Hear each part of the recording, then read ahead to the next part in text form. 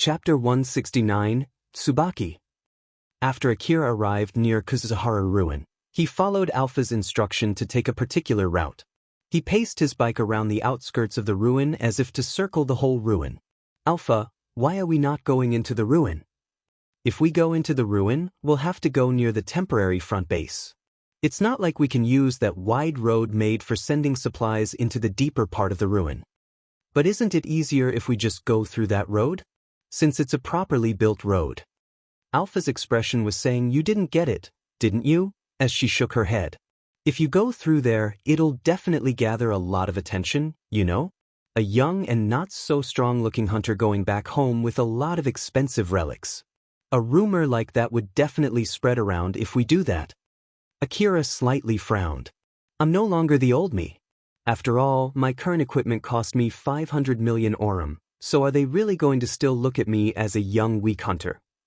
Indeed, the current you have way better equipment compared to the past you, but judging from the relative danger of the places that you're frequenting, you still look like a young boy coming into dangerous places that don't suit your current skill. Of course, if you say that you can fight those big monsters guarding old world facilities without my help, that would change my mind. Alpha said so with a challenging smile. Akira lightly frowned. That would be a no. Akira looked a bit depressed. Alpha smiled at him as if to cheer him up while also approving of his reply. He smiled bitterly in reaction to that as he paced his bike faster. Not too long after that, once he had put enough distance between him and the temporary front base, Akira went into the ruin. The ruin was filled with half-destroyed buildings, of course. Most of the roads there were not maintained. It was not rare to find some of them semi-blocked or even fully closed by rubbles. There were only limited roads that hunters could pass through, and that was if they were bringing vehicles designed for the harsh condition of the wasteland. Akira was able to navigate through those difficult roads relatively fast thanks to the expensive bike that he bought and Alpha's advanced calculation ability. Though its wheels bounced a few times against the hard rubble, its body was mostly undamaged. Akira saw a huge pile of rubble blocking his way to the direction that Alpha was instructing him to go, so he was going to take a detour around it. But Alpha controlled Akira's augmented suit and prevented him from doing that. Alpha? The way forward is blocked, you know? It's fine. It's fine? Alpha took control of the bike and accelerated right into that pile of rubble. Akira was slightly thrown off balance by the sudden acceleration, but he flusteredly returned to his posture. It would take too much time evading all the blocking rubbles. Since you got yourself an expensive bike, let's make the best use of it. Wait for a sec? There's no way we can just charge through that pile of rubble. The pile blocking Akira's way forward was at least 8 meters high. Its slope was sharp enough to make it unscalable. As Akira was still flustered, his bike did not stop accelerating. At this rate, if he kept going forward, he would collide right into the rubble, and with that speed, not only his bike, it might as well danger his life too. But Alpha ignored him and kept on accelerating the bike. Akira, who felt that his life was in danger, unconsciously used time compression. The scene in front of him slid past him at a slower pace, then suddenly, the direction of the sliding scenery in front of him changed. Alpha changed the direction of the bike. At the same time, she used small rubble on the ground to propel the bike to the sky and to the big building to its right. Akira was so surprised as he was lifted off the ground together with his bike. Alpha forcefully readjusted the bike's posture in the middle of the air. It then landed on the side of the big building without losing balance at all. Thanks to the bike's exceptional shock absorption device, its tires were able to land on the building's wall just fine. Alpha was still in control of the bike as she paced the bike across the building's wall. Akira was so surprised that he was barely able to do anything there. It went up until it was higher than the rubble blocking the way before it once again changed direction, went straight across the building wall while maintaining its height, and past the rubble blocking his way before heading down to the ground. As Akira frowned seeing the ground coming closer and closer to his face, the bike bounced again and left the wall. It then readjusted its posture in midair again and landed its 2 wheels safely on the ground. Once again, thanks to its exceptional shock absorption system, it was able to land on the ground barely sending any shock to Akira's body. The bike then just went straight without slowing down. It took some time before Akira returned back to reality and looked at Alpha's confident smile. Aren't you glad that you got yourself a bike instead of a vehicle? After all, it would be hard to get past that rubble with a vehicle. Don't you have a point there? Akira smiled bitterly. All the complaints that he had in his mind were erased. After all, he did not have to take a detour around that pile of rubble and was already used to doing reckless things like that. And more than anything, he actually pretty much enjoyed that. Want to try doing that yourself on our way back? Thanks for the offer, but no. If I do that myself, I feel like I would crash into the wall instead. Well, that's kind of true. But it would be really convenient once you can do it yourself, you know? Should I train you to do that? If it's really something that I need to learn in order to finish that request of yours, then sure. Or is that there are places that I can't go to unless I learn that trick? That's a secret for now. I see. Akira felt a bit scared that Alpha did not say no. But since she offered to train him to do that, it meant that it was possible for him to learn that maneuver. And when he imagined himself doing that trick on his own, he could not help but get a bit excited. After that, Akira kept going deeper into the ruin following Alpha's instruction. He was able to go through small roads that would have been hard to go through with a vehicle thanks to his high-performance bike. Because he was able to force his way through rubbles that he would have usually gone around, he was able to arrive at the inner part of the ruin relatively quicker. Once Akira arrived in the inner part of the ruin, he stopped his bike and looked at the scenery. Once he scanned the area around him, he then made a serious face and said, Alpha, this place. This is the inner part of Kuzusuhara ruin. Although it's not the deepest part yet, at least we're no longer in the outer part of the ruin. Akira could see the place where he had given up the first time he came to that ruin. The ground was properly paved, there was no crack at all. He could not find any crumbling buildings either. It was a completely different scenery compared to the outer side of the ruin where it was filled with half-destroyed buildings. He felt a bit intimidated by the scene in front of him. The area was completely silent as if it was shrouded in a thick colorless mist, but his vision was not blurry at all. He could see clearly the scenery in front of him, which should have been blurred if there was a colorless mist. Akira looked over the city in front of him and felt something was weird about it, as if it was devoid of any sign of people. Compared to the outer part of the ruin where there was still some leftover of human civilization, the inner part of the ruin felt so unnaturally empty. Alpha, is it really okay for us to just go straight deeper into the ruin like this? This is one of those, right? The areas that are still properly maintained by the old world drones, right? Yep, that's exactly why it's very clean. So, in short, those security drones are also roaming around this place, right? It's not like I would get shot the moment I enter the city, right? Well, regarding that, it would be fine if you just follow my instructions. That's why, make sure not to ignore my instruction like before, okay? Alpha had a rather deep sarcastic smile when she said that. Akira remembered the time when he got attacked by a huge monster when he ignored Alpha's instruction and smiled bitterly. Roger that, let's go then. Akira once again paced his bike forward and went straight into the city that gave off an unsettling feeling. An old-world city that still maintained its condition. Normally, anyone would get killed the moment they stepped into that city. But that did not happen. The thing besides Akira was preventing that from happening. Alpha had the ability to prevent that from happening. As he thought that it must be because Alpha was doing something there, it helped him from being overly cautious. It was true that it was thanks to Alpha. But in reality, it was completely different from what he guessed. Akira looked around with full interest. The area around him was properly maintained. It was as if he was brought back to the old world era. But with no human presence anywhere, it was unsettlingly calm and silent. The road was wide and nothing was blocking the road, though there were also no other vehicles or bikes other than Akira's bike. But even so, he followed Alpha's instruction not to pace his bike too fast. Compared to when he was outside the city, he was going rather slowly. Alpha, why do we have to go this slowly? We're making sure not to go past the speed limit of this road, you see. Speed limit? Does that kind of thing exist in the old world ruin? Yup, so we have to properly obey it. Alpha was speaking as if to calm down a small boy. Akira seemed to be not fully convinced by that. That there's no one else other than me here though, do I still need to obey the speed limit? That's just how law and rule work, you see. Is that so? I see then. Akira hummed. Seeing that, Alpha smiled bitterly at him and said, if you can't accept it no matter what, just simply keep in mind that the security drones will swarm you if you break the rule. And if you force your way through them, they'll call even bigger and stronger security robots to stop you. And even if you can deal with them too, you'll have to fight those big humanoid soldiers that the Kagamayama Defense Squad fought in Mihazono Ruin the other day. You don't want to do that, do you?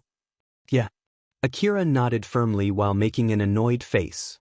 Although it was able to fully convince him, another question came up in his mind. I just thought of something though. Those mechanical monsters guarding the old world facilities usually have that camouflaging device, right? So it's not like they are actually hiding somewhere nearby, right? After all, it's impossible to see through old world camouflaging with naked eyes, right?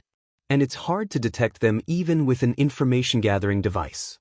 So are we really going to be alright? Alpha smiled at the worried Akira as if to calm him down.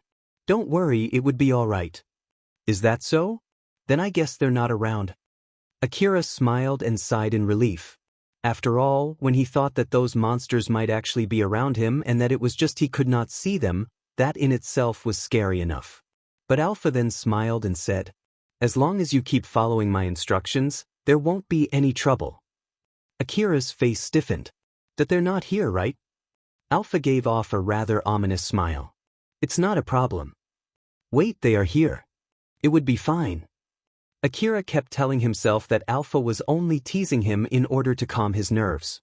The area that Akira was in looked like a downtown district in broad daylight except for the missing human presence. It was completely silent and filled with an abnormal atmosphere as if all the humans there suddenly vanished in one snap.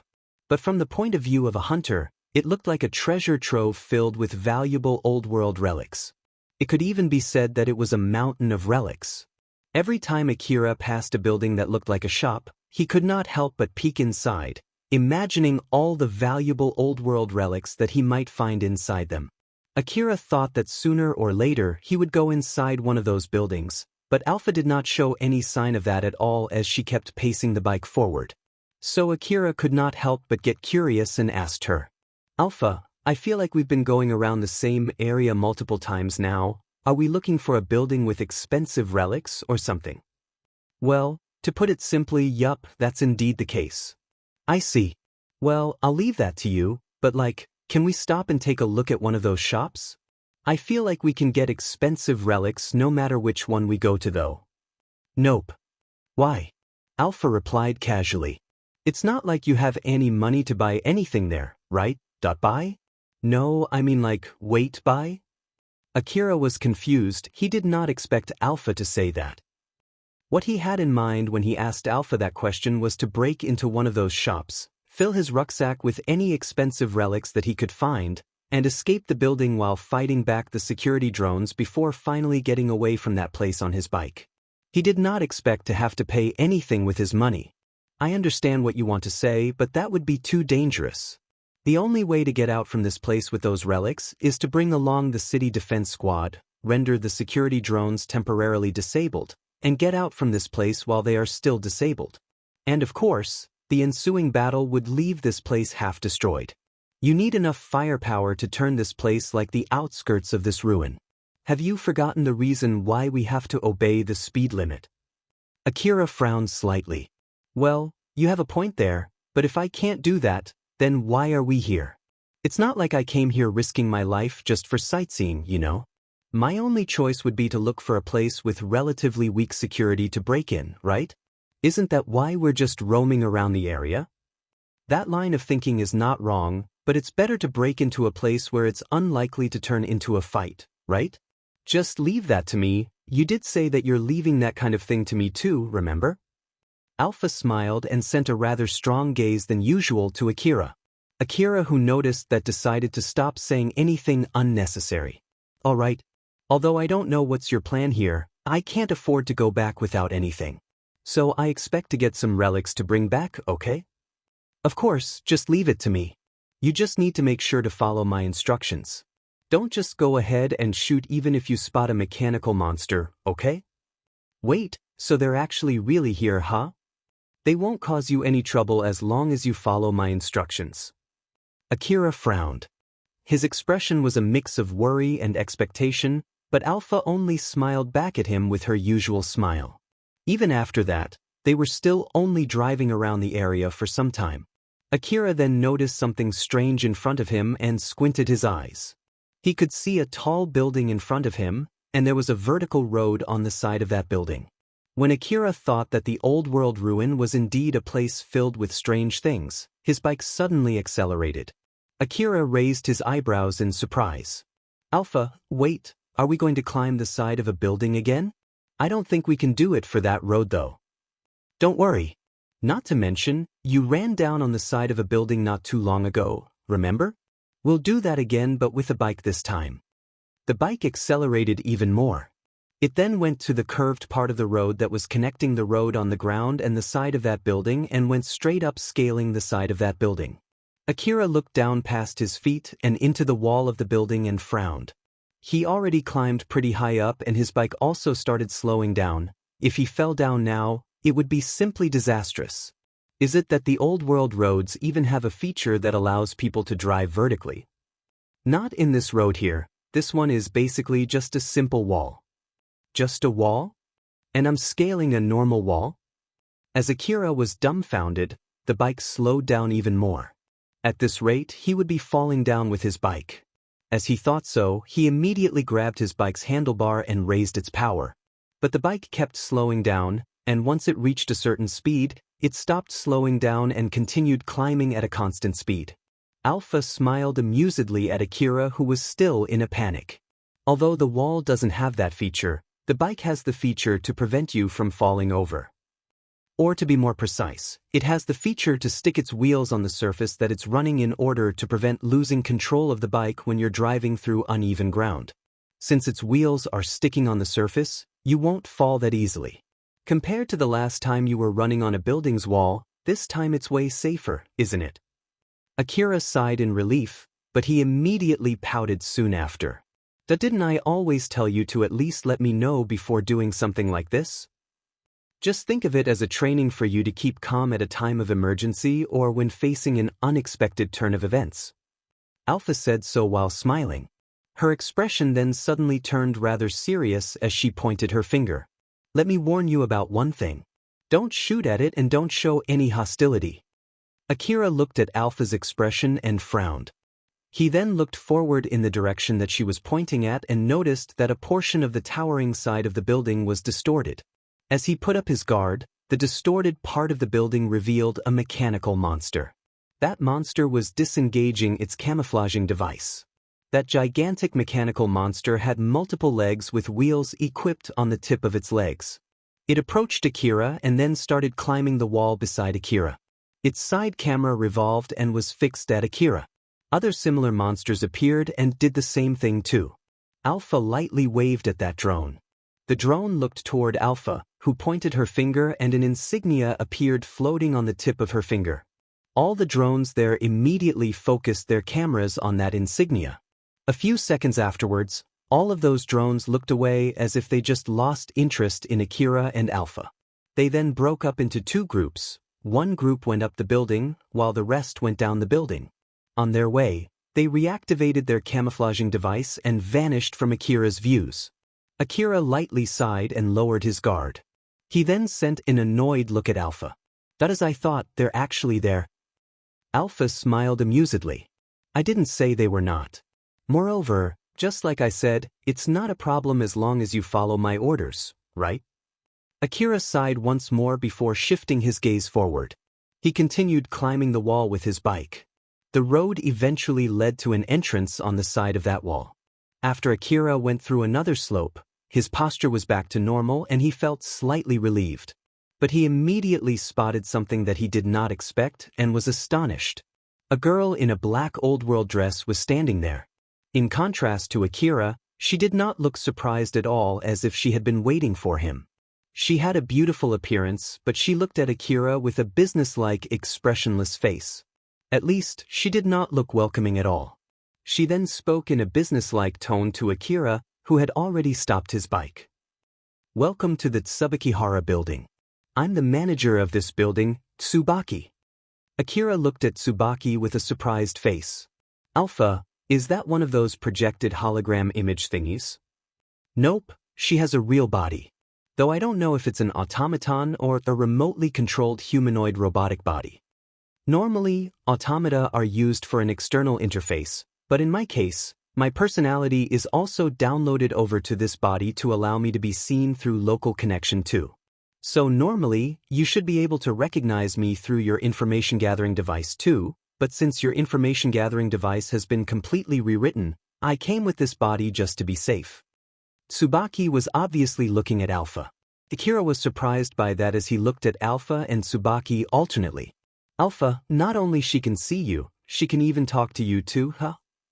But she can't hear telepathic communication between you and me, though that doesn't seem to be the case for the telepathic communication from me to you. She can see me through the network, but locally, she can only see you. But still, to think that she would come all the way here to welcome us, I wonder if she doesn't have anything else better to do. Alpha somehow looked rather displeased. But Tsubaki did not seem to be bothered by that at all. It's a precaution so that I won't get even busier later. I'll guide you in. Over here, please. Tsubaki turned around and went into the building. Akira was still a bit surprised as he just stood there. Akira, let's go. Alright. Akira returned back to himself after Alpha reminded him. He then slowly drove through a tunnel that went straight into the building with his bike. Although Akira was not wearing anything on his head and the sunlight was far away from his reach, he was clearly able to see the interior of the building as if it was under broad daylight. There were multiple multi-legged security drones from before roaming on the walls and the ceilings of that building.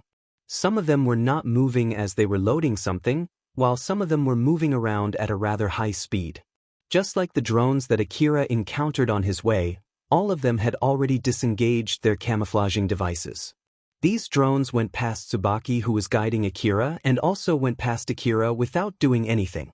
But even so, Akira could not help but feel nervous. These drones did not slow down at all as they passed next to him while carrying heavy materials. It was understandable for him to get scared there. Not too long afterwards, Tsubaki stopped, turned around, and pointed at the wall on her right. There was a ginormous, imposing-looking door.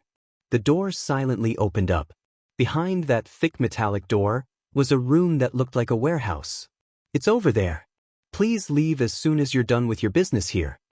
Akira carefully looked left and right so as not to get crushed under the passing transport drones as he went into that room on his bike.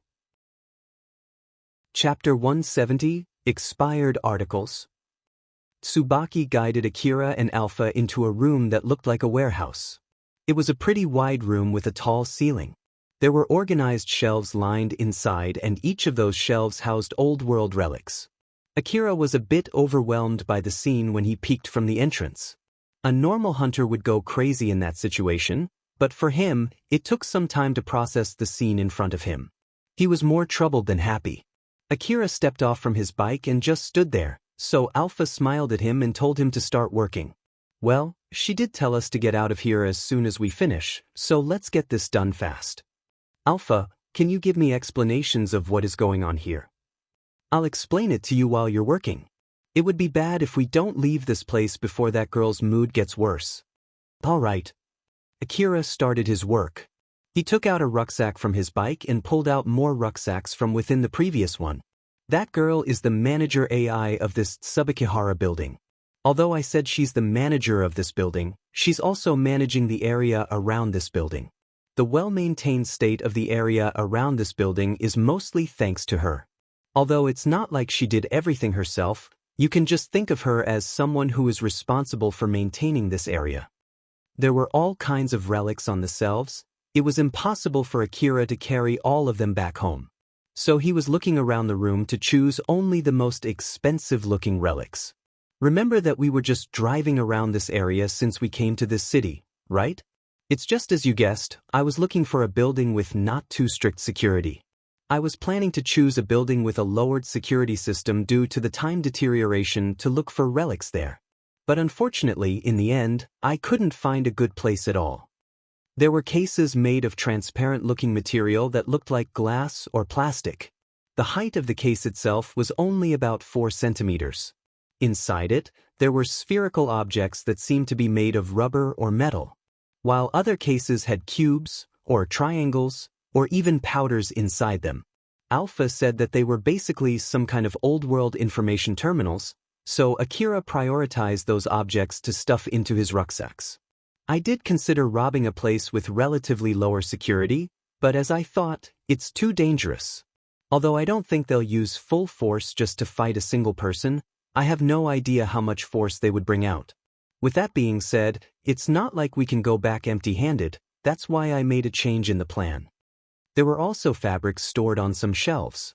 Some of them looked like working attires or some kind of uniforms, and of course, all of them had an old-world design.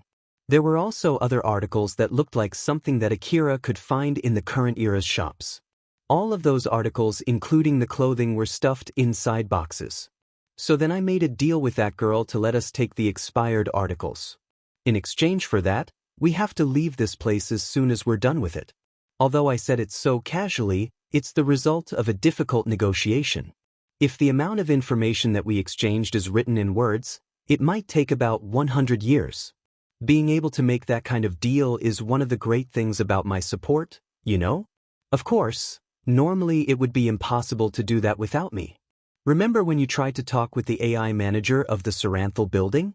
That time, she did not even respond to you, right? That's what normally would happen without my support. There was also some lady underwear among the clothing articles. Although he hesitated, since they fetched a relatively high price for the amount of fabric that they had, Akira told himself that it would be the perfect relics to bring back in that situation where he only had a limited amount of space to spare and decided to take them too. She came by herself to pick us up because I was able to get us that deal. She said that she would only let us in if we can reach this place by ourselves, but it was no problem at all thanks to your bike. Aren't you glad to have bought that bike? Akira also found some underwear for men. Since he thought that he could use them later, he decided to take the whole box with him. After all, he kept changing between them quickly since they got soaked with blood in no time. Some of the underwear that he found were even made of strong enough fabric to even be used as armor. But personally speaking, as long as he could wash them and reuse them again instead of just throwing them away, it was more than enough for him. By the way, it seems that this warehouse is actually for obsolete articles. So all of the items here are basically trash. Akira's hand stopped the moment he heard that, and he inadvertently looked at Alpha. Trash. Yup. Akira once again took a good look around. There were many shelves around him. All of them were filled with relics that were still in good condition. So all of these relics, they're all expired articles? All of them? And since they're trash, they'll be just thrown away, right? Yup, that's exactly why she allowed us to take them for free. So let's take as much as we can. Although Akira was surprised, he also looked slightly conflicted. If one of these relics was found in the slum city, it would definitely cause a fight where people would get killed. And here, all of them were basically trash to be thrown away later. He could not help but find it really shocking. What a huge waste. All of these relics are basically in very good condition, and I feel like they'll fetch me way more money than those relics that I got in Yanazuka Station Ruin. To me, they don't look like trash at all, you know? Although they're expired articles, it's not like they're broken or anything. Some of them have simply expired because of the change of season. Or they are just articles that simply get replaced after a fixed amount of time. These articles are basically registered as expired articles in the system, although they're not broken or faulty. Since no one would buy them and no one would use them, they were built and then showcased for sale, and later collected for disposal. This cycle has been going on forever. Alpha said so in such a casual manner. But Akira felt an indescribable feeling, a mix of suspicion and something close to loneliness. He then said with a serious expression, "Why are they doing that?" Well, even if you ask me so, there are actually various reasons why they're doing that. The core system which manages this place doesn't question that at all, although it might look meaningless to normal people. That's why they never stop doing it. That's also the case for most of the manager AIs too. That's why they don't try to stop that system. Even if there are some AIs with better intelligence that question the system, unless they have the right to change the system, they would not be able to stop that cycle either. Is that so? Yep, well, but of course, there are exceptions. If some AIs prioritize individual opinion above rules, they might decide to ignore the rule and apply some changes. For example, some of them might adapt to be able to trade with the people of the current era. These AIs might be the reason why some of the big companies can trade with them using Chrome. It's even possible for some of these AIs to adapt to trade with the people of the current era using the money for the current era too, you know. Some of them might as well already be secretly mixed among the rank of the corporate government. Akira listened with full interest. What can I say? It's really something. Alpha smiled amusedly. Well, if we're talking about possibilities, that's just how it is. And also, don't stop there, keep moving your hands. She did tell us to leave as soon as possible, so we need to hurry up. Akira flusteredly returned to gathering relics again. Once he was done, Akira looked at his bike with relics piled on top of it and murmured. The rucksacks that he used were those that could slightly expand their volumes, and Akira had filled all of those rucksacks with relics before putting them on his bike. He also stuffed the backside of his coat with the smaller relics.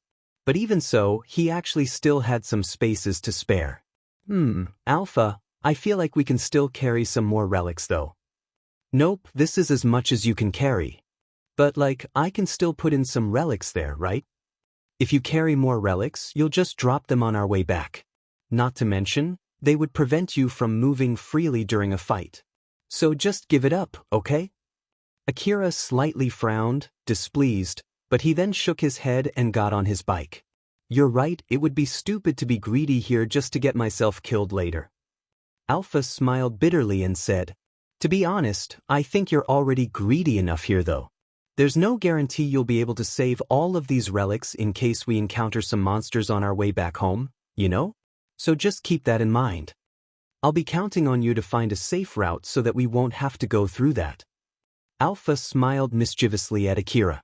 Of course, I'll do that without you asking me. But it will still depend on your luck, you see. Let's just hope that you don't run out of luck after we got here safely and collected all of these relics without any trouble. Akira smiled bitterly and slowly accelerated his bike. When Akira exited the warehouse, Tsubaki was standing close by, waiting for him. There was no smile on her face, she just looked at Akira with a businesslike and flat expression. Akira felt awkward.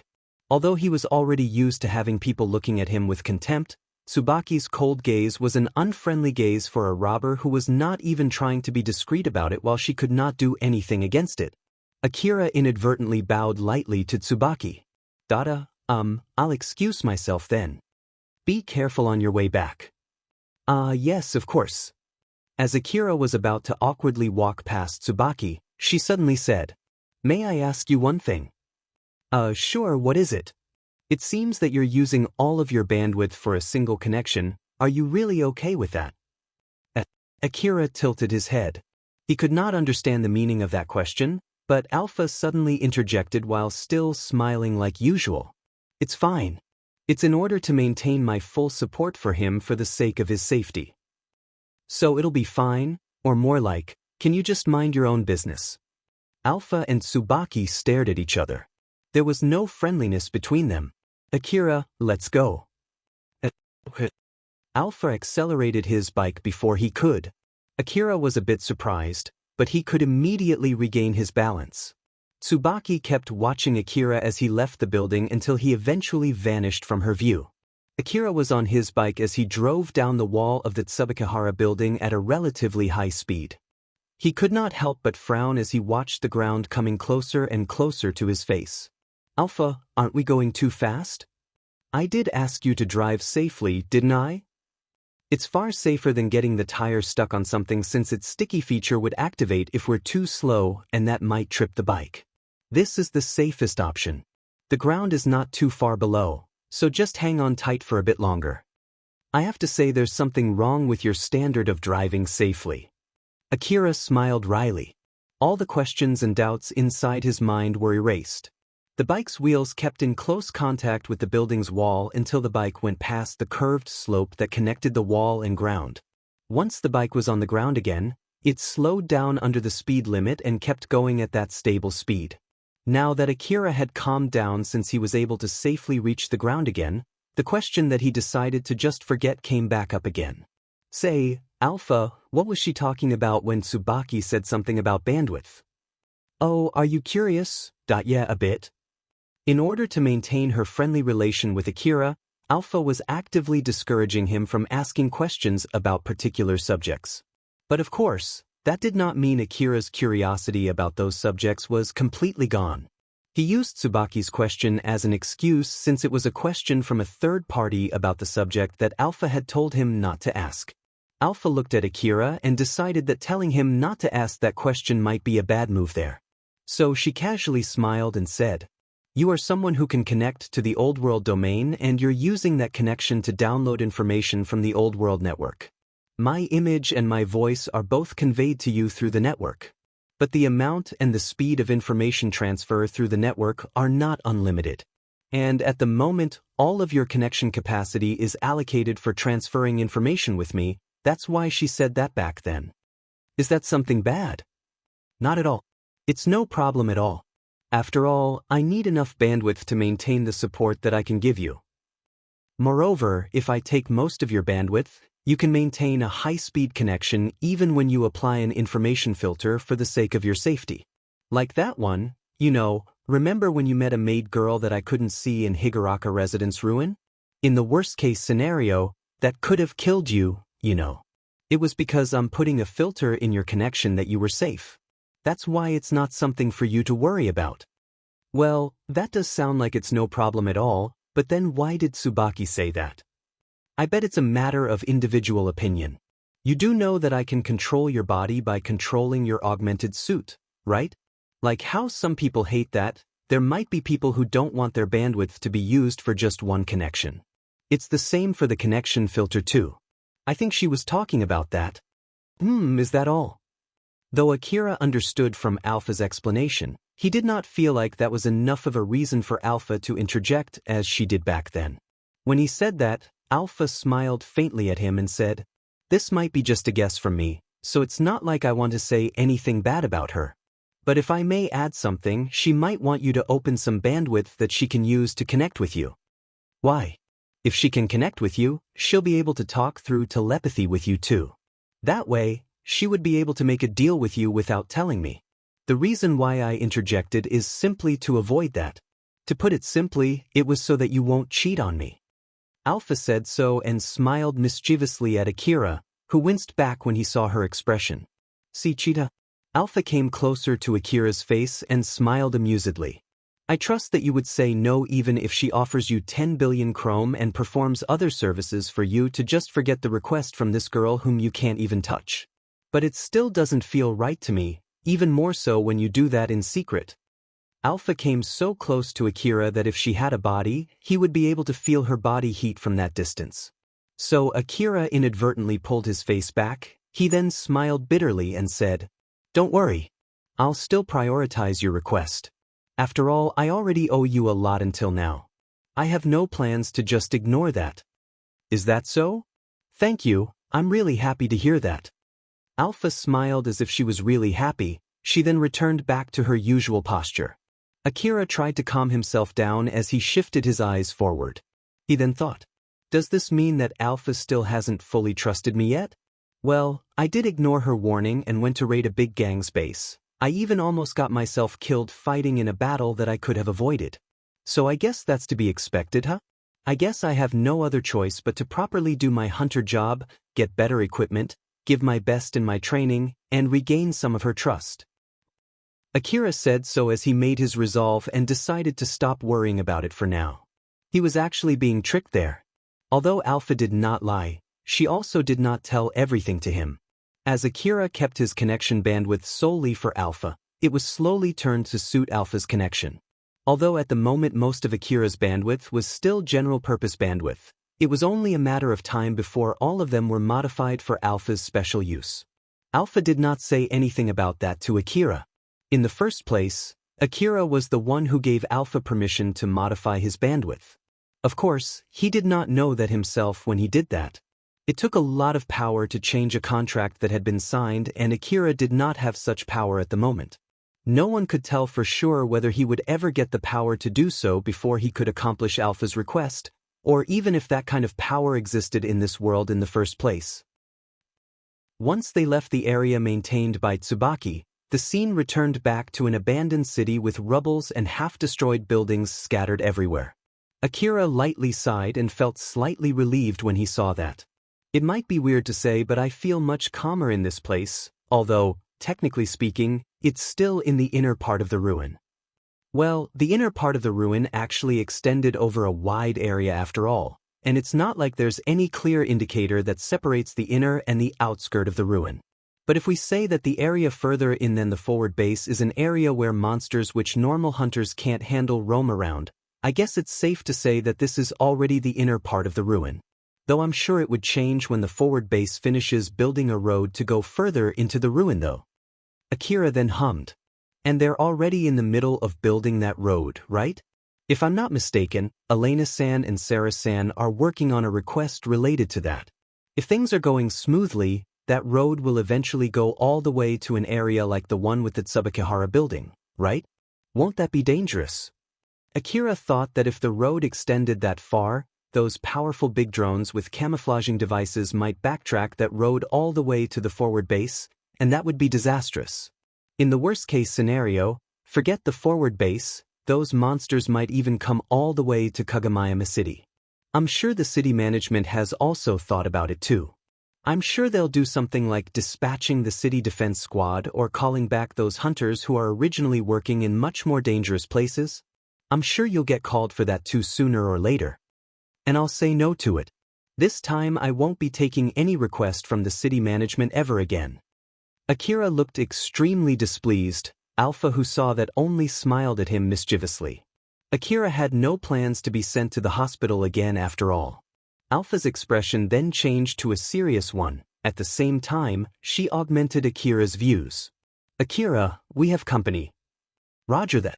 Well, in the first place, I didn't expect to get back home without encountering any monsters after all.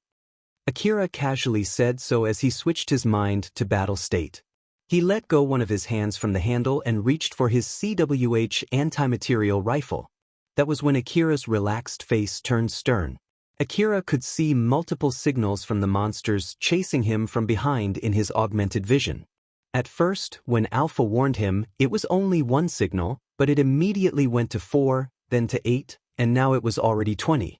Aren't there too many of them? They're a swarm of weapon dogs. But I don't know if it's a huge swarm or if it's an amalgamation of multiple swarms. Akira remembered his past experience the moment he heard the word weapon dog. They were monsters that he could not fight against back then when he went into Kuzuhara Ruin with nothing but a pistol. Even the one that he was barely able to defeat was the one that was faulty. But he was no longer the same from back then. He had more firepower now, a better augmented suit, and more support from Alpha. The current him should be able to take care of that swarm just fine. He thought that it was a good chance to confirm how much he had grown since then as he looked at the first weapon dog. But he frowned when he saw that weapon dog. Isn't that weapon dog bigger than usual? They originate from the area near the inner part of the ruin, after all. They're basically different to their smaller siblings that you can find roaming around the outskirt of the ruin. Akira thought that those weapon dogs would only be equipped with some big guns that normally won't be used to fight people. But the weapon dogs in front of him had cannons, mortars, rocket launchers, heavy machine guns, and big bodies powerful enough to support all of those guns. Akira, we'll be running away as fast as we can. I'll take full control of the bike, so you just try to shoot their heads. And also, make sure to hold on, it might get a little rocky. Roger that. Akira aimed his rifle behind. At the same time, the bike's arms also started to move too. The A4WM automatic grenade launcher and DVTS minigun fixed on the ends of those arms were properly aimed at the incoming weapon dogs. Akira focused his aim on one of the weapon dogs and pulled the trigger. The CWH anti-material rifle had enough power to even destroy a tank, while the grenades from the A4WM automatic grenade launcher had enough destructive power to destroy the rebels. As for the DVTS minigun, It could turn normal monsters into minced meat in no time. Those 3 guns started shooting at the same time. Sounds of explosions mixed in between the weapon dogs' howls. The cannons that could destroy a tank, the missiles that could destroy buildings, and heavy machine guns that could easily pierce a thick metal, all of those rifles on their backs started shooting at Akira. The lonely wasteland was swallowed with sounds of explosions and fire in a snap. Akira's bike blazed through the ruin. Alpha used her advanced computation skill to predict where those rain of warheads and incoming bullets would land and nimbly controlled the bike to slip through the openings between them. The explosions from Akira's A4WM automatic grenade launcher were slowing the monsters down while his DVTS minigun was shooting down the incoming missiles. The missiles that got shot veered from their original aims and hit the buildings, destroying them. Alpha nimbly maneuvered left and right through the falling rubbles. When the road forward was blocked, she ran the bike on the walls of the building to get past those rubbles. The weapon dogs ignored the rubbles blocking their way forward as they used their powerful body to break through those rubbles. Akira did try to make some turns and used buildings to get away from the incoming bullets, but it did not seem like he was able to get away from the weapon dogs that were chasing him with a speed unsuitable for their sizes. Akira was aiming from a situation that was far from ideal. His aim swayed left and right following the bike's movement. Not to mention, sometimes it ran on the side of a building's wall too. In that chaotic situation, he only gathered his focus to its utmost level when he was about to take a shot. As he compressed his time perception to its limit, he carefully aimed his rifle inside a world that was almost completely frozen in time before pulling the trigger. Although the special bullet's firepower was reduced the further the distance it traveled, it was able to deal a deadly injury to the head of the weapon dog that it hit since those weapon dogs were weaker than a tank. The weapon dogs that had lost their command centers went limp and just dropped dead on the ground. Akira let out a long breath before he moved to his next target. But he was taken aback by what he saw. The weapon dogs that he had shot down slowly started to move again. They slowly stood back on their feet and aimed their weapons at him. Alpha, those monsters are still alive even after I shoot their heads? Akira, calm down. It's just because something else outside that swarm is controlling them remotely. It still doesn't change their weak point, which is their heads. So that kind of enemy is here too, huh? If you only destroy their control device and leave their bodies mostly undamaged, they can still be used for fighting if something else takes control of their bodies. It might be some kind of system to make sure that they can still fight even after losing their control device. Akira, reload. The bike's arm extended its DVTS minigun next to Akira. The arm did not have an automatic reloading system. Although it was using an extended magazine, it did not take much time for it to run out of ammo when used for continuous shooting. Akira hurriedly reloaded a new magazine. Once he did that, the DVTS minigun returned its aim at the incoming swarm and started shooting again. It did not take that long before his A4WM automatic grenade launcher also needed a reload. Akira kept alternating between reloading new magazines and shooting the swarm. Alpha's shooting was more focused to suppress the enemies, while the killing shots were executed by Akira with his CWH anti-material rifle. The special ammo for the CWH anti-material rifle was not cheap. Every time Akira loaded a new magazine and threw away the empty magazine, he felt like he was throwing away a bundle of money. So he could not help but complain there. There are so many of them and they're too strong. What's going on here? We didn't encounter any of them on our way here, right? So why are there suddenly so many of them on our way back? And here I thought my bad luck was finally gone when we didn't meet any monsters on our way in and were able to collect all of these relics without much trouble. It must be because you're carrying relics now. They must have reacted when their sensor detected someone carrying a lot of stolen goods with him. Akira did not stop shooting as he replied. Stolen goods? But these are expired articles and we had the permission to collect them, right? Though I can understand the system looking at hunters as robbers, that's not the case this time, right? That might be true for the mechanical monsters under the management system of the city, but that might not be the case for the monsters roaming the wasteland, you know? I'm sure that there are a lot of other faults in their programs too. But with that being said, it's indeed suspicious to see someone carrying this much luggage through the ruin. So that's why they started shooting at me, huh? What a huge pain in the neck. If you understand it now, it would be great if you can stop complaining and focus more on the fight. You're right. I feel better now to know that it's not because of my bad luck. Akira smiled bitterly and said so as he returned back to shooting the incoming weapon dogs. Chapter 171, Tsubaki's Decision. Akira was still fighting the weapons dogs which chased him in the middle of the Kuzuhara ruin filled with half-destroyed buildings. The weapon dogs' firepower was overwhelmingly above Akira. They kept spewing bullets, missiles, and warheads that easily blew the buildings around them to smithereens. Alpha used the full mobility of Akira's bike to evade the incoming warheads and bullets. Akira could feel explosive winds scraping off his skin. He sometimes had to dive into the smoke while shooting down the weapon dogs that seemed to be endless. The numerous weapon dogs had more firepower, more stamina than him. Both Akira and Alpha were desperately holding on against that fierce onslaught. Akira slipped past the raining bullets, warheads, and missiles with the help of Alpha's advanced computational ability and by using the environment around them.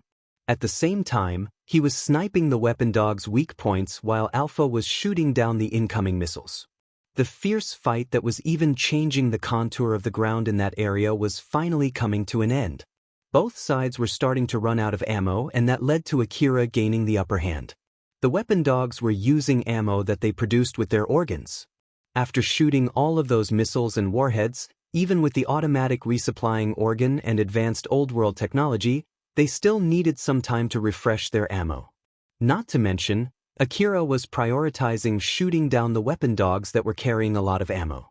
Even if those weapon dogs that had exhausted their ammo ran as fast as they could to chomp at Akira, they could not catch him on his bike. And with the fewer weapon dogs shooting at him, Akira did not need to do too much evading. Alpha utilized the full power of the bike to accelerate forward in a straight line to widen the gap between them. Now that it had come to this, it was impossible for them to catch up. Akira did not slow down as he left the weapon dogs as well as Kuzuhara ruin behind him. Once Akira left the outskirts of the ruin and stepped into the wide wasteland again, he stopped his bike, turned around, and looked at the ruin behind him while still sitting on his bike. "Did we get away?" Alpha smiled to reassure him. "Yup, we completely got away from that swarm. They originated from the inner part of the ruin. After all, even if they widen their activity range, they won't go outside the ruin's outskirts. So I'm sure they won't chase you outside the ruin. And even if they do, the city management would definitely dispatch the defense squad to clean them up." Akira leaned on his bike as he was pretty tired after what he had gone through. He then sighed in relief and said, "That was tiring. But we were able to somehow get away from them. Well, that was really something. Good work there, or so I want to say, but we can't exactly relax yet before we get back to the city, okay? I know, but still, at least let me take a short break here." "Geez, just a short break, alright?" Akira lightly nodded and sighed as if to expel all the tiredness from his body. He was leaning on his bike, using the bike to fully support his body, and looked around. That was when his gaze wandered at all the relics on his bike. Those were the relics that he was able to bring back from that magnificent city. Although they were expired articles, Alpha told him that there was no problem with those relics. If that was true, they should be able to fetch him quite a lot of money. As he thought so, he inadvertently raised his expectation and could not help but smile. But then his bike suddenly accelerated. Its wheels, which could spin individually from each other, spun as fast as they could. The wheels gripped the ground strongly and immediately accelerated the bike to the side. At the same time, Akira's augmented suit moved on its own to grab on his bike so as not to get thrown off. His augmented suit helped him against the assault on his body from the high-G maneuver as he quickly accelerated away from that place. Akira activated his time compression by pure reflex and asked Alpha in panic, "Alpha, what's going on?" "The break is over. We have an incoming enemy." Something exploded behind him. The shockwave from that explosion spread around and swallowed Akira, who was trying to run away from that explosion. Akira jumped out from the smoke of that explosion. Thanks to his force field armor coat, he was able to get away just fine. His bike was also undamaged. But unfortunately, one of his rucksacks was blown away due to the shockwave and was thrown into the air. Akira could not help but glance at the flying rucksack. It eventually landed on the ground and was badly bent. My loot? Although I've worked so hard to carry them all the way here? You can save that for later. Alpha yelled and pointed her finger at the wasteland. Akira glanced in the direction that Alpha was pointing with a stern face.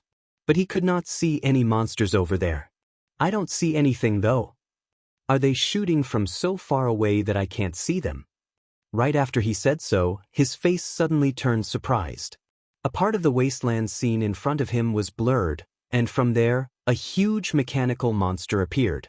Although it looked like a weapon dog, its dog-shaped body had no visible organic parts. It was fully mechanical and a big cannon was perching on its back. Optical camouflaging, huh? Wait for a sec, why is that thing here? We're already outside the ruin, you know. That's a pretty powerful optical camouflaging.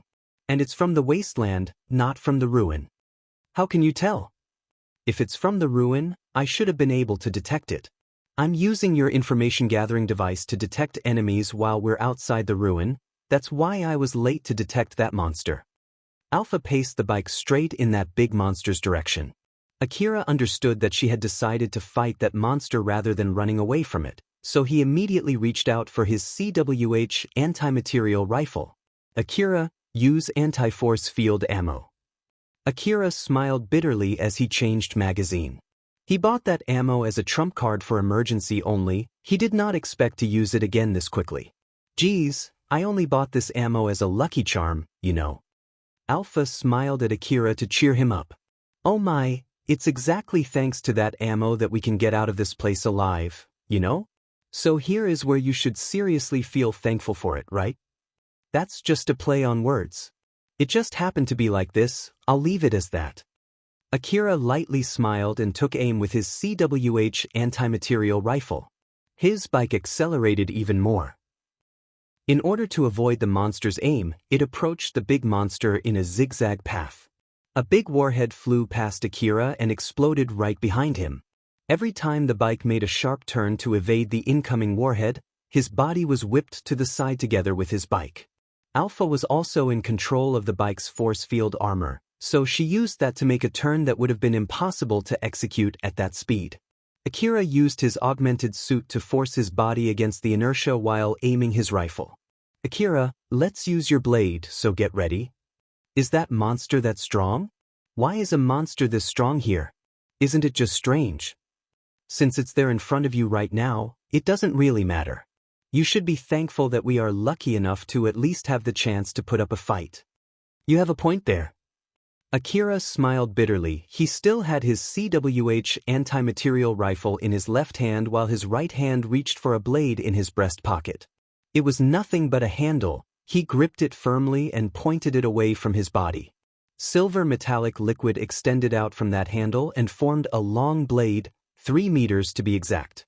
It was not something that people would use against other people. Once it reached its full length, it started to glow with a faint blue light. Akira still had his blade extended on his side as he slipped under the incoming warhead. He then gathered all of his focus and aimed his CWH anti-material rifle. Now! The anti-force field ammo flew out the CWH anti-material rifle's muzzle. It hit the monster's head and released a flash of blinding light. The monster quickly calculated the trajectory of the incoming bullet and focused its force field armor to protect its head. Thanks to that, it was able to withstand that shot which would have been able to easily destroy a tank. Although the backlash threw its huge body off balance, it sustained no damage. But of course, it lost its force field armor protection temporarily after receiving that shot. While that monster lost its footing, Akira quickly closed the distance between them. He went past besides that big monster as he swung his blade at it. The blade buried its sharp edge into the monster's metallic body and the bike immediately accelerated to push the blade through the monster's body. Fire sparks burst around the cutting edge of the blade together with a sharp stinging sound of metals being sliced. The bike drove past the mechanical monster. It then made a U-turn and stopped. The blade in Akira's hand turned into dust and was carried away by the wind. Did that do it? Akira looked at that metallic monster with a stern face. The monster that had lost its control center slowly fell to the ground. Alpha smiled victoriously and said, "Yep, that should do it. Once again you did well." Akira let out a big sigh. He looked at the blade, of which only its handle remained, and smiled bitterly before throwing it away. One expensive anti-force field ammo and one old-world blade. I even had to use 2 of my trump cards and was only barely able to defeat that thing.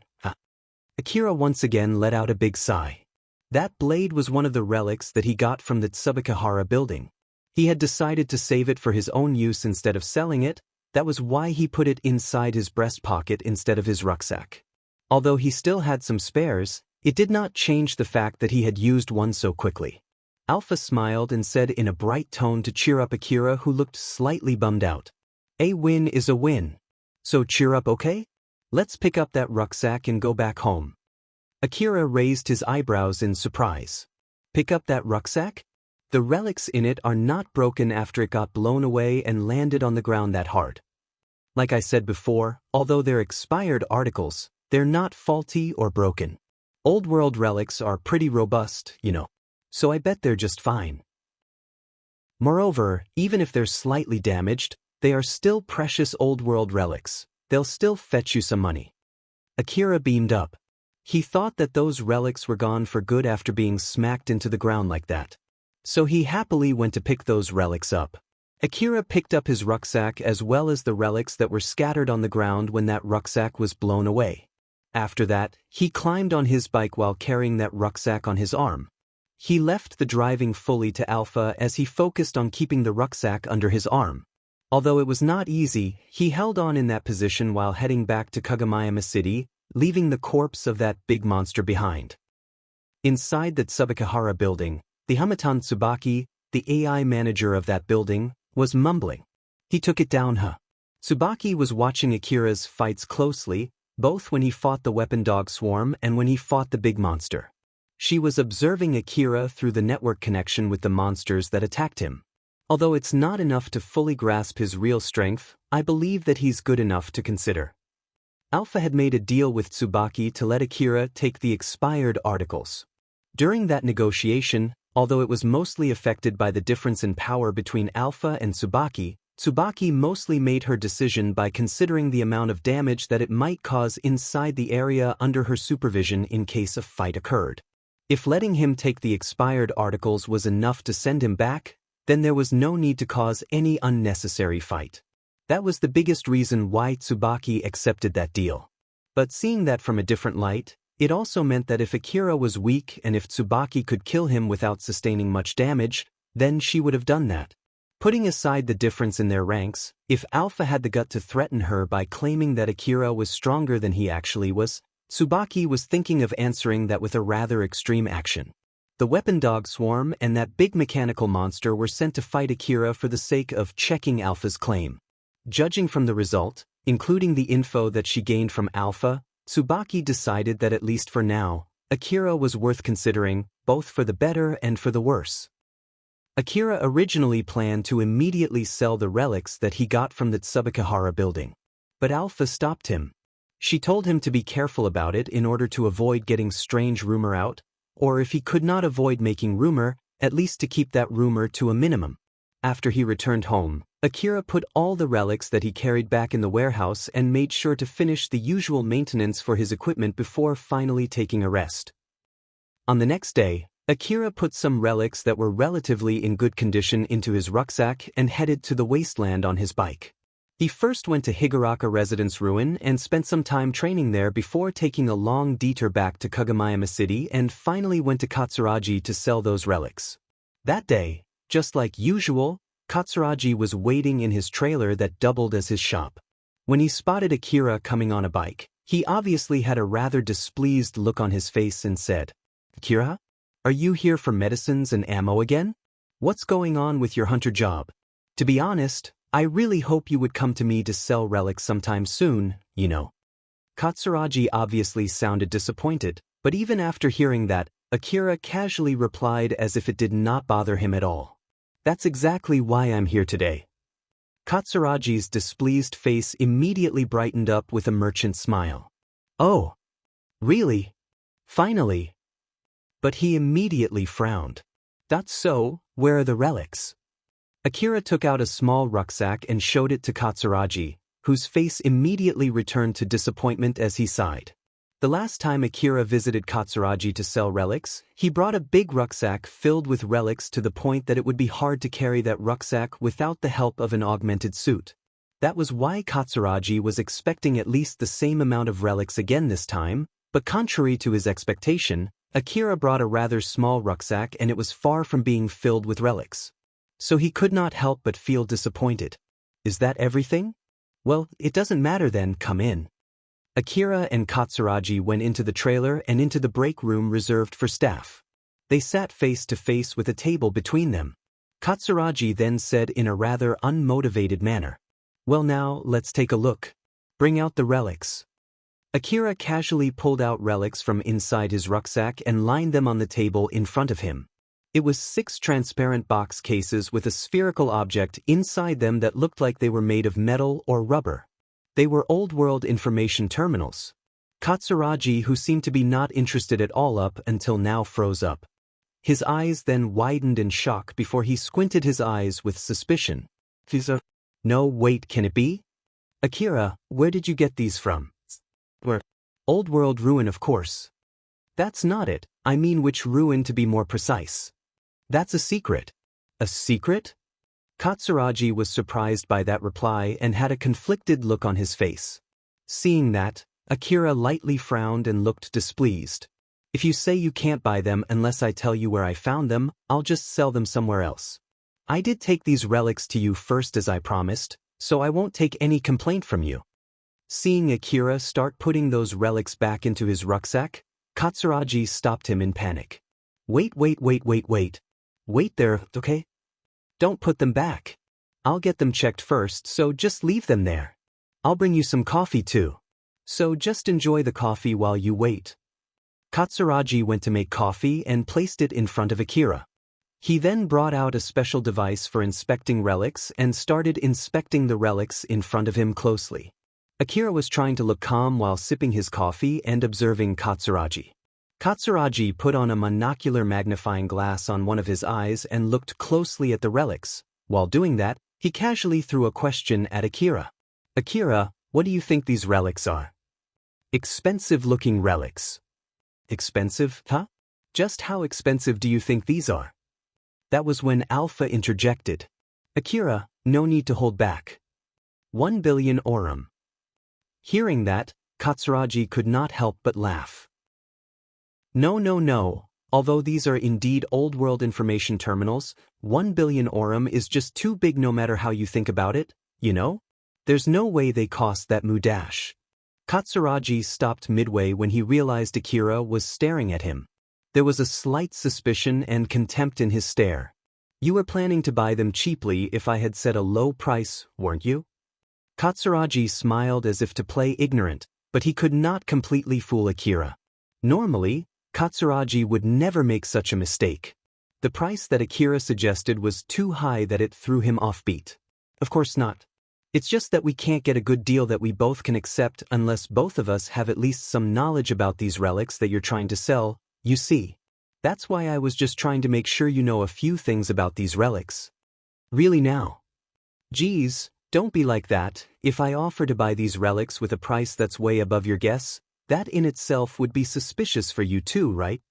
To be honest, I have no complaint if you're going to buy them at a higher price than I expected though. So then, are you done inspecting them yet? Be patient. These might be worth more than I expected, you see. My main job is not inspecting relics, so I can't really say for sure how much they are worth without inspecting them closely. To be honest, it would be great if you would leave them here for a few days. Is that okay with you?" "No, that's not okay." Katsuragi slightly frowned. He then said as if to calm Akira down. "Just a few days should be fine, you know? It's not like we're strangers after all, right? I can assure you that it's better if you get these relics properly inspected. I can even use my connections with a relics inspector acquaintance to have him write an inspection certificate for these relics, you know? As I said before, inspecting relics is not my main job, so it's definitely better to have a real pro check them, don't you think so too? But Akira shook his head. Still no. Sorry to say this, but I don't trust you that far yet. I want to avoid the problem in case you replace them with cheaper relics after I leave them with you just to get you to tell me later that they are actually cheap relics. Geez, what a worrywart, it will be fine, I tell you. It's your own fault for frequently doing or saying something untrustworthy, like what you did just now. Katsuragi lightly laughed and looked away. Seeing that, Akira lightly sighed. Well, personally speaking, I don't think you would do something like that though. But with that being said, I can't really tell where these relics would go once I leave them to someone else. It's just that I simply can't really trust a friend of a friend of a friend, you see. But of course, if you can promise me to take responsibility and pay me 1 billion orum in case if anything bad were to happen, I won't mind leaving them with you. Katsuragi smiled wryly. As a merchant who often traded with hunters, he could understand where Akira's attitude came from. As expected, I can't go that far, but still. Katsuragi hummed. It was true that his main job was a merchant, not a relic inspector.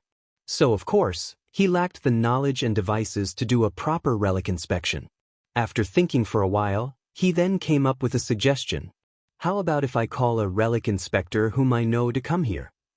If you're going to inspect these relics in front of me, you can do whatever you want.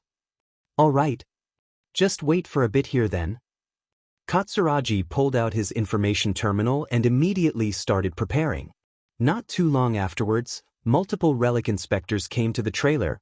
All of them were the relic inspectors that Katsuragi called. They then used their inspection devices, which looked exaggeratedly huge with a huge link to each device as they immediately started their inspection.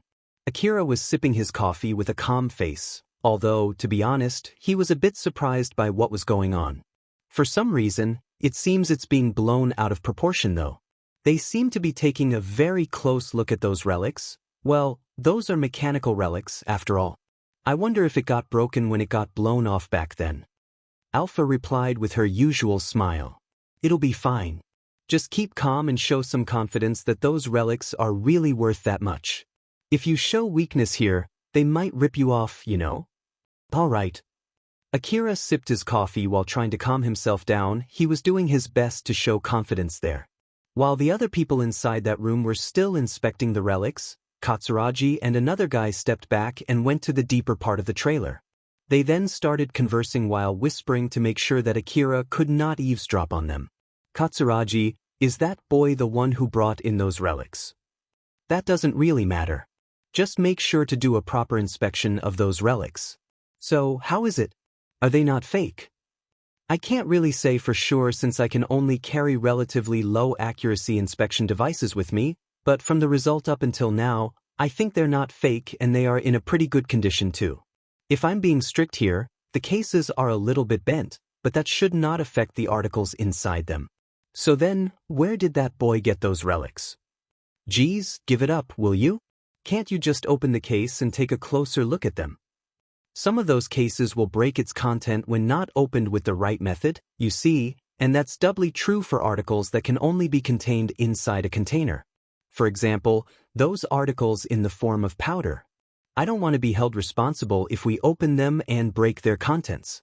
That aside, why won't that boy tell you where he got them from? Is it because he's just a carrier from another shop or something and those relics were actually found by another hunter? Do you have any good guess where he might have got those relics? Just drop it already. I only asked you to inspect the relics that one of my customers brought in. Isn't that enough already?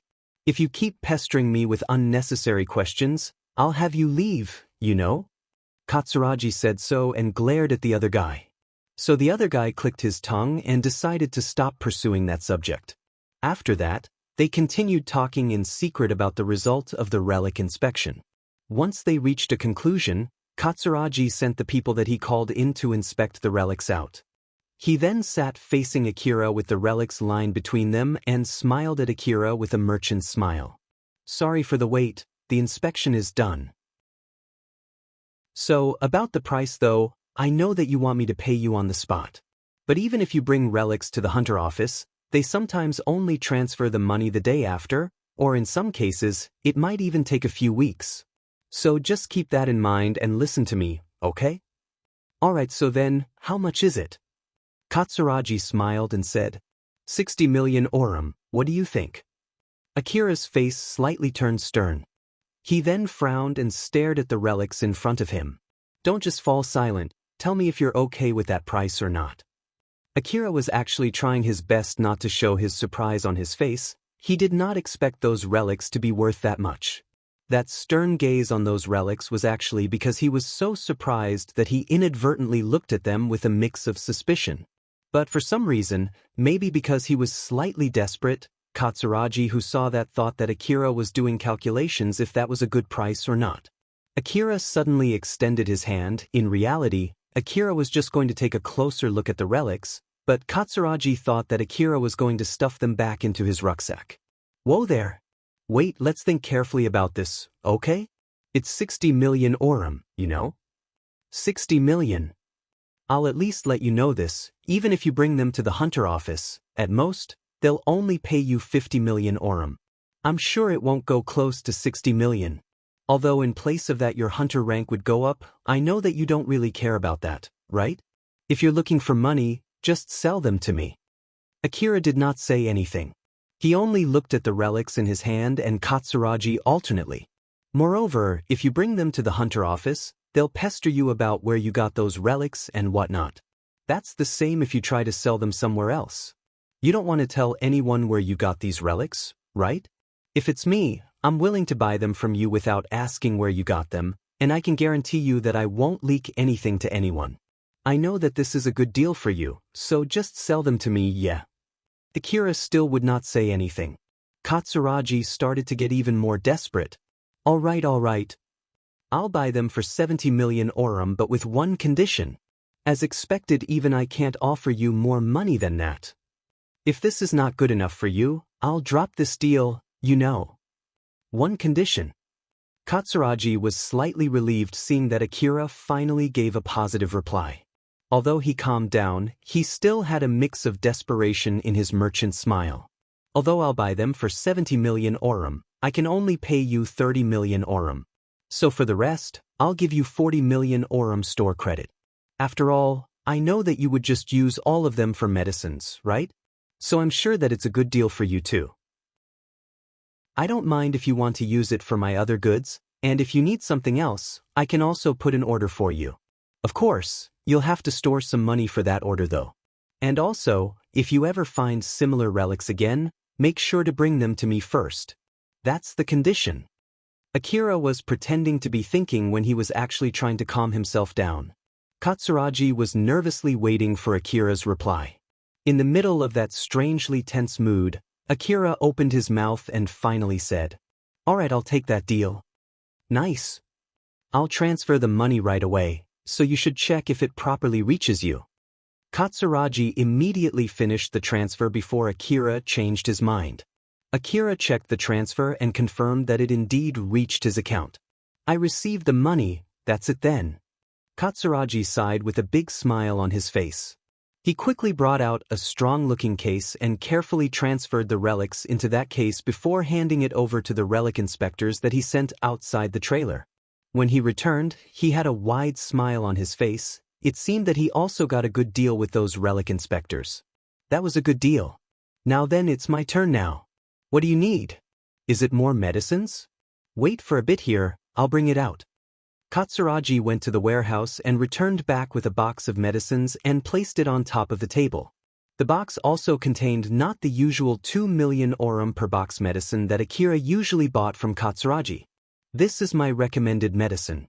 I ordered these expensive medicines especially for you. It's 5 million orum per box." 5 million, huh? Isn't that a little too expensive? Akira frowned, but Katsuragi smiled as if it did not bother him at all. Well, it's originally for hunters who usually work further to the east after all. So that price is pretty normal out there. But I can guarantee it, it's a high-quality medicine. Like I said, I ordered them especially for you. To be honest, as someone who's selling medicines to you, I'm a bit worried about how you spent your money only on medicines, you know? I'm sure you can understand that, right? Well, can't really say I don't. Akira occasionally used a lot of medicines to the point that some people thought he was trying to be a superhuman. Although he also had started taking drugs to clean up the nanomachine residue in his body, he still had not done that yet. He was planning to take one after his next ruin expedition. Katsuragi nodded to affirm Akira's guess. Thought so. So that's where this medicine comes in. These are specially made for hunters, and its producer put extra effort into keeping the nanomachine residue to a minimum. So even if you consume a lot of them in a short span of time, it should only leave a small amount of nanomachines in your body. Not to mention that it's highly effective. So you don't have to consume too much of it in one go, and the nanomachine from this medicine can stay active for a relatively long time. It's the perfect medicine for you. This time I only ordered 2 boxes, but you should buy them. You have 40 million store credit, so there's no need for you to be overly frugal about this kind of thing that might save your life. Alright, I'll take them. Certainly. I knew that you would buy them. By the way, what were you going to do with them if I did not buy them? It's not like anyone would buy that 5 million aurum per box medicine around this place, right? But of course, there's you know? Well, what can I say? My merchant instinct is telling me that you'll definitely grow powerful enough to be able to buy this kind of medicine just fine. I wonder about that. Katsuragi said so smugly, and Akira just sent a gaze at him with suspicion. Katsuragi was not lying. But it was not like he had no plans at all. He had already prepared Plan B to send those medicines to another city through his connection in case Akira would not buy them. This was one of the results of his talent as a merchant. In the end, Akira bought 2 boxes of 5 million per box medicine and 5 boxes of 2 million per box medicine. On top of that, he also placed an order for 2 boxes of that 5 million per box medicine.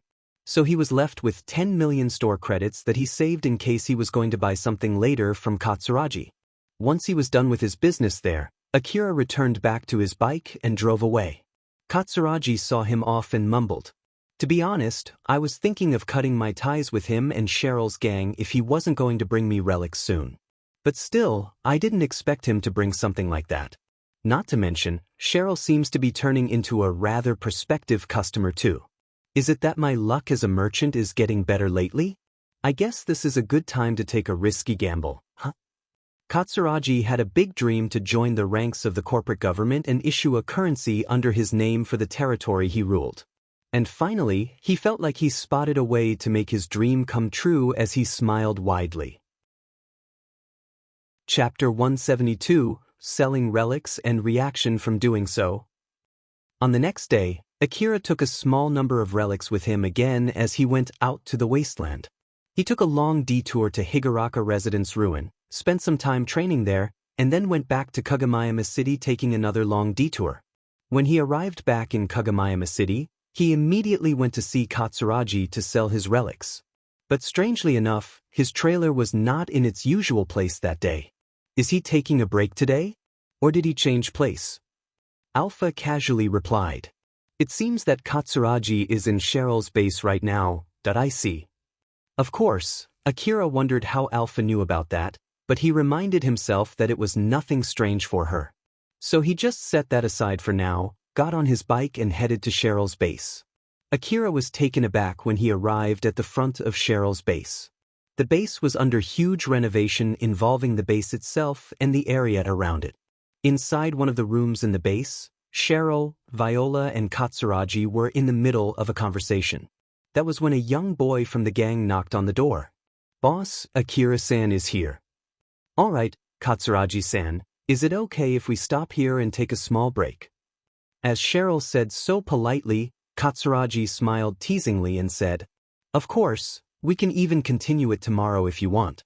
I'll just leave so you can take your time getting closer to Akira, both for your sake and for my business sake, yes." Cheryl gave a dry smile. "Thank you for your concern." As Katsuragi saw that, he once again thought that Cheryl had really changed into someone hard to deal with. His merchant instinct was telling him that the current Cheryl was not someone he could underestimate. The young boy then awkwardly said, It seems that Akira-san is actually here for Katsuragi-san." Katsuragi raised his eyebrows. "Me?" When Akira came to the base, Cheryl always thought that it was for meeting her.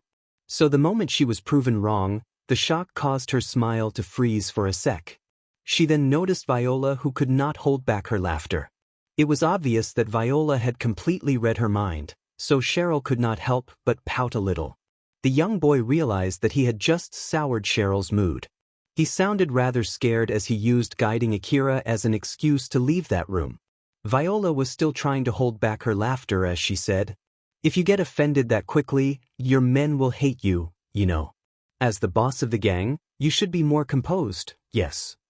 Cheryl regained her calm and smiled back at Viola. Their stares at each other, clearly showing the difference in their ranks. Katsuragi looked away from Cheryl, excusing himself, thinking that it was a matter between people in Cheryl's gang and he had nothing to do with it. Akira entered the room and sat across Katsuragi. Cheryl sat next to Akira, while Viola sat next to Katsuragi. Seeing how Cheryl was sitting happily next to Akira, Katsuragi was amused at how fast Cheryl's mood changed, but he did not show it on his face. He put that aside for now and said, "So then, Akira, I heard that you wanted to meet me. So, what is it?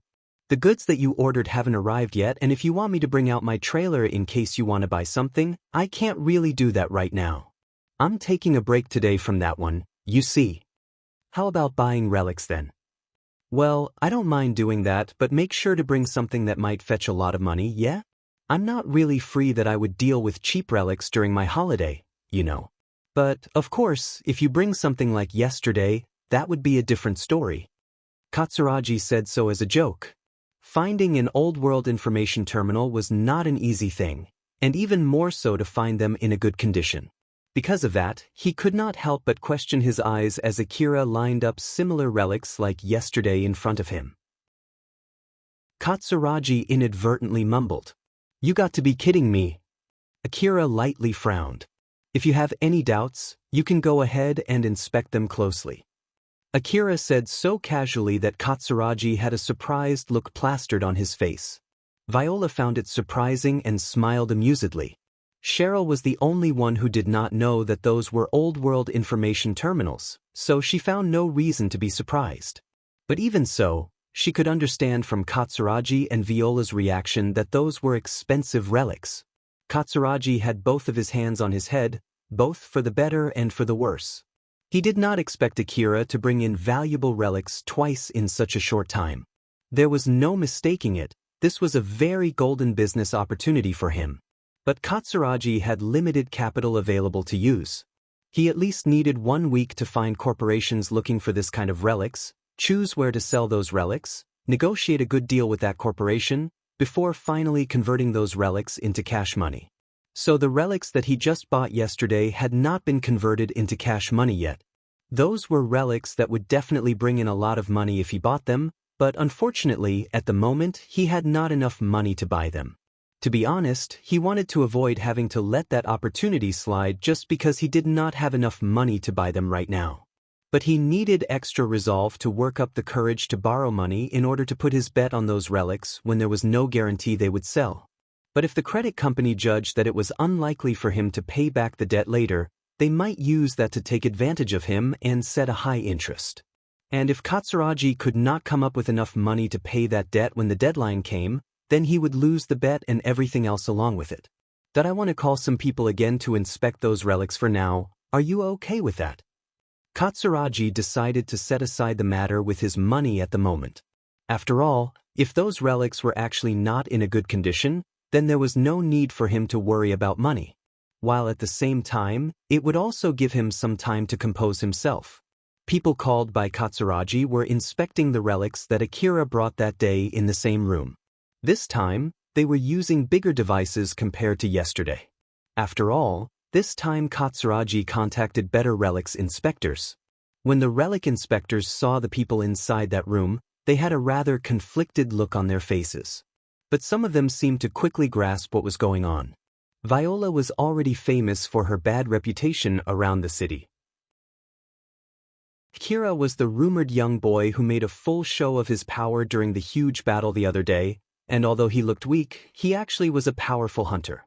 Then to top it off, Cheryl, who was already rumored for having those two dangerously volatile people under her control. With all of those 3 people in one room, all the relic inspectors present thought that there was no surprise for them to find a way to procure those valuable old-world information terminals. Although they only saw Akira as just a young boy the other day, seeing how he was together with Viola inside that room reminded them of a certain piece of information and decided to treat Akira differently from now on.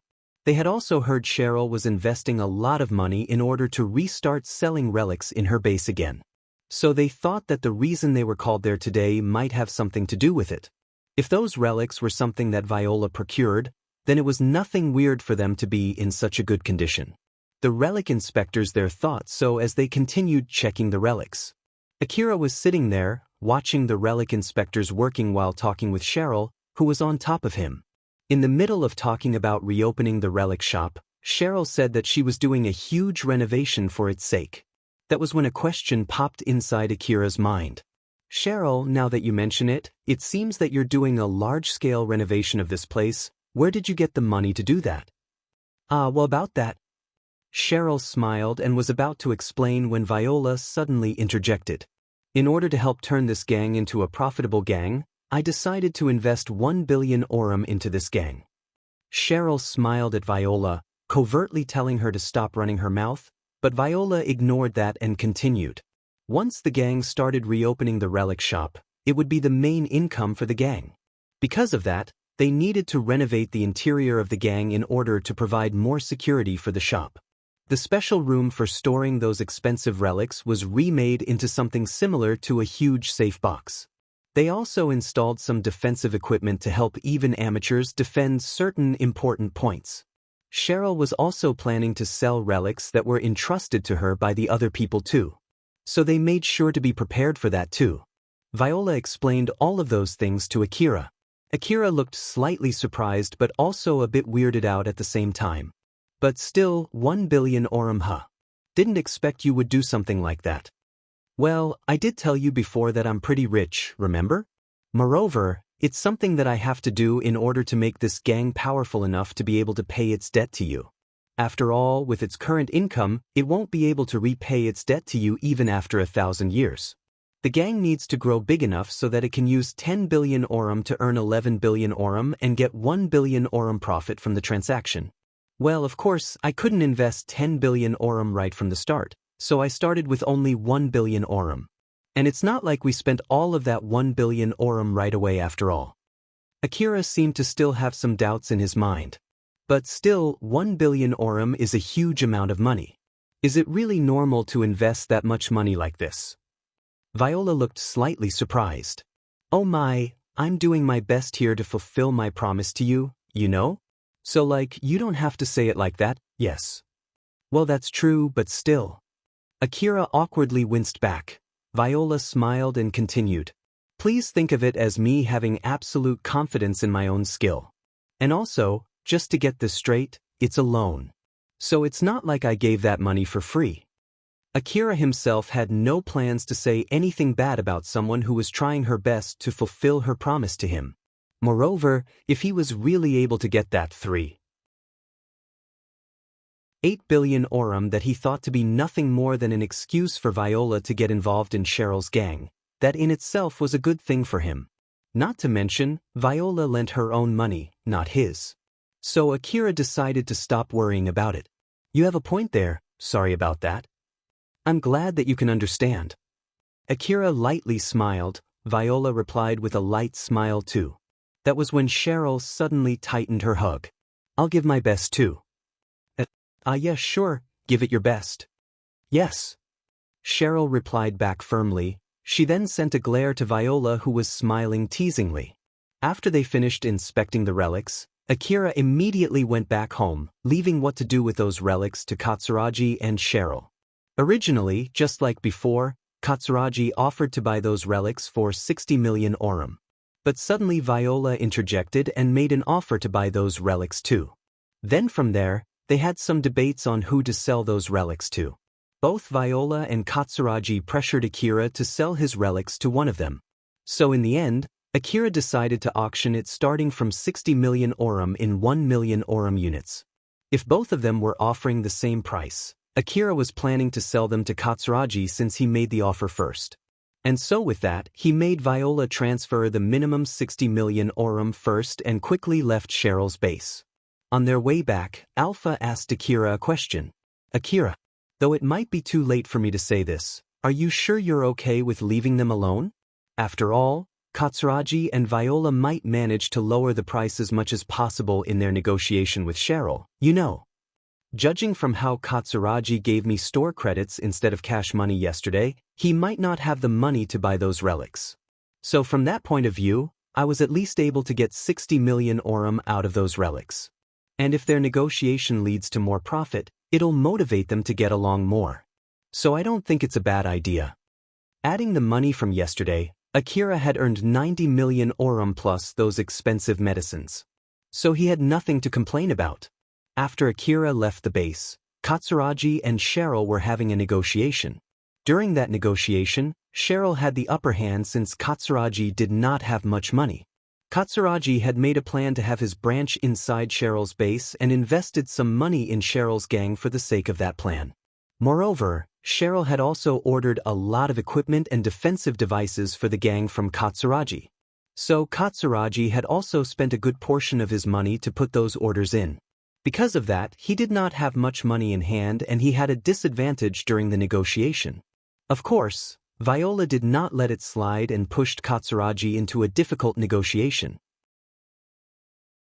Don't tell me that Akira sold those relics to me yesterday for the sake of probing my current financial situation? No, it can't be, right?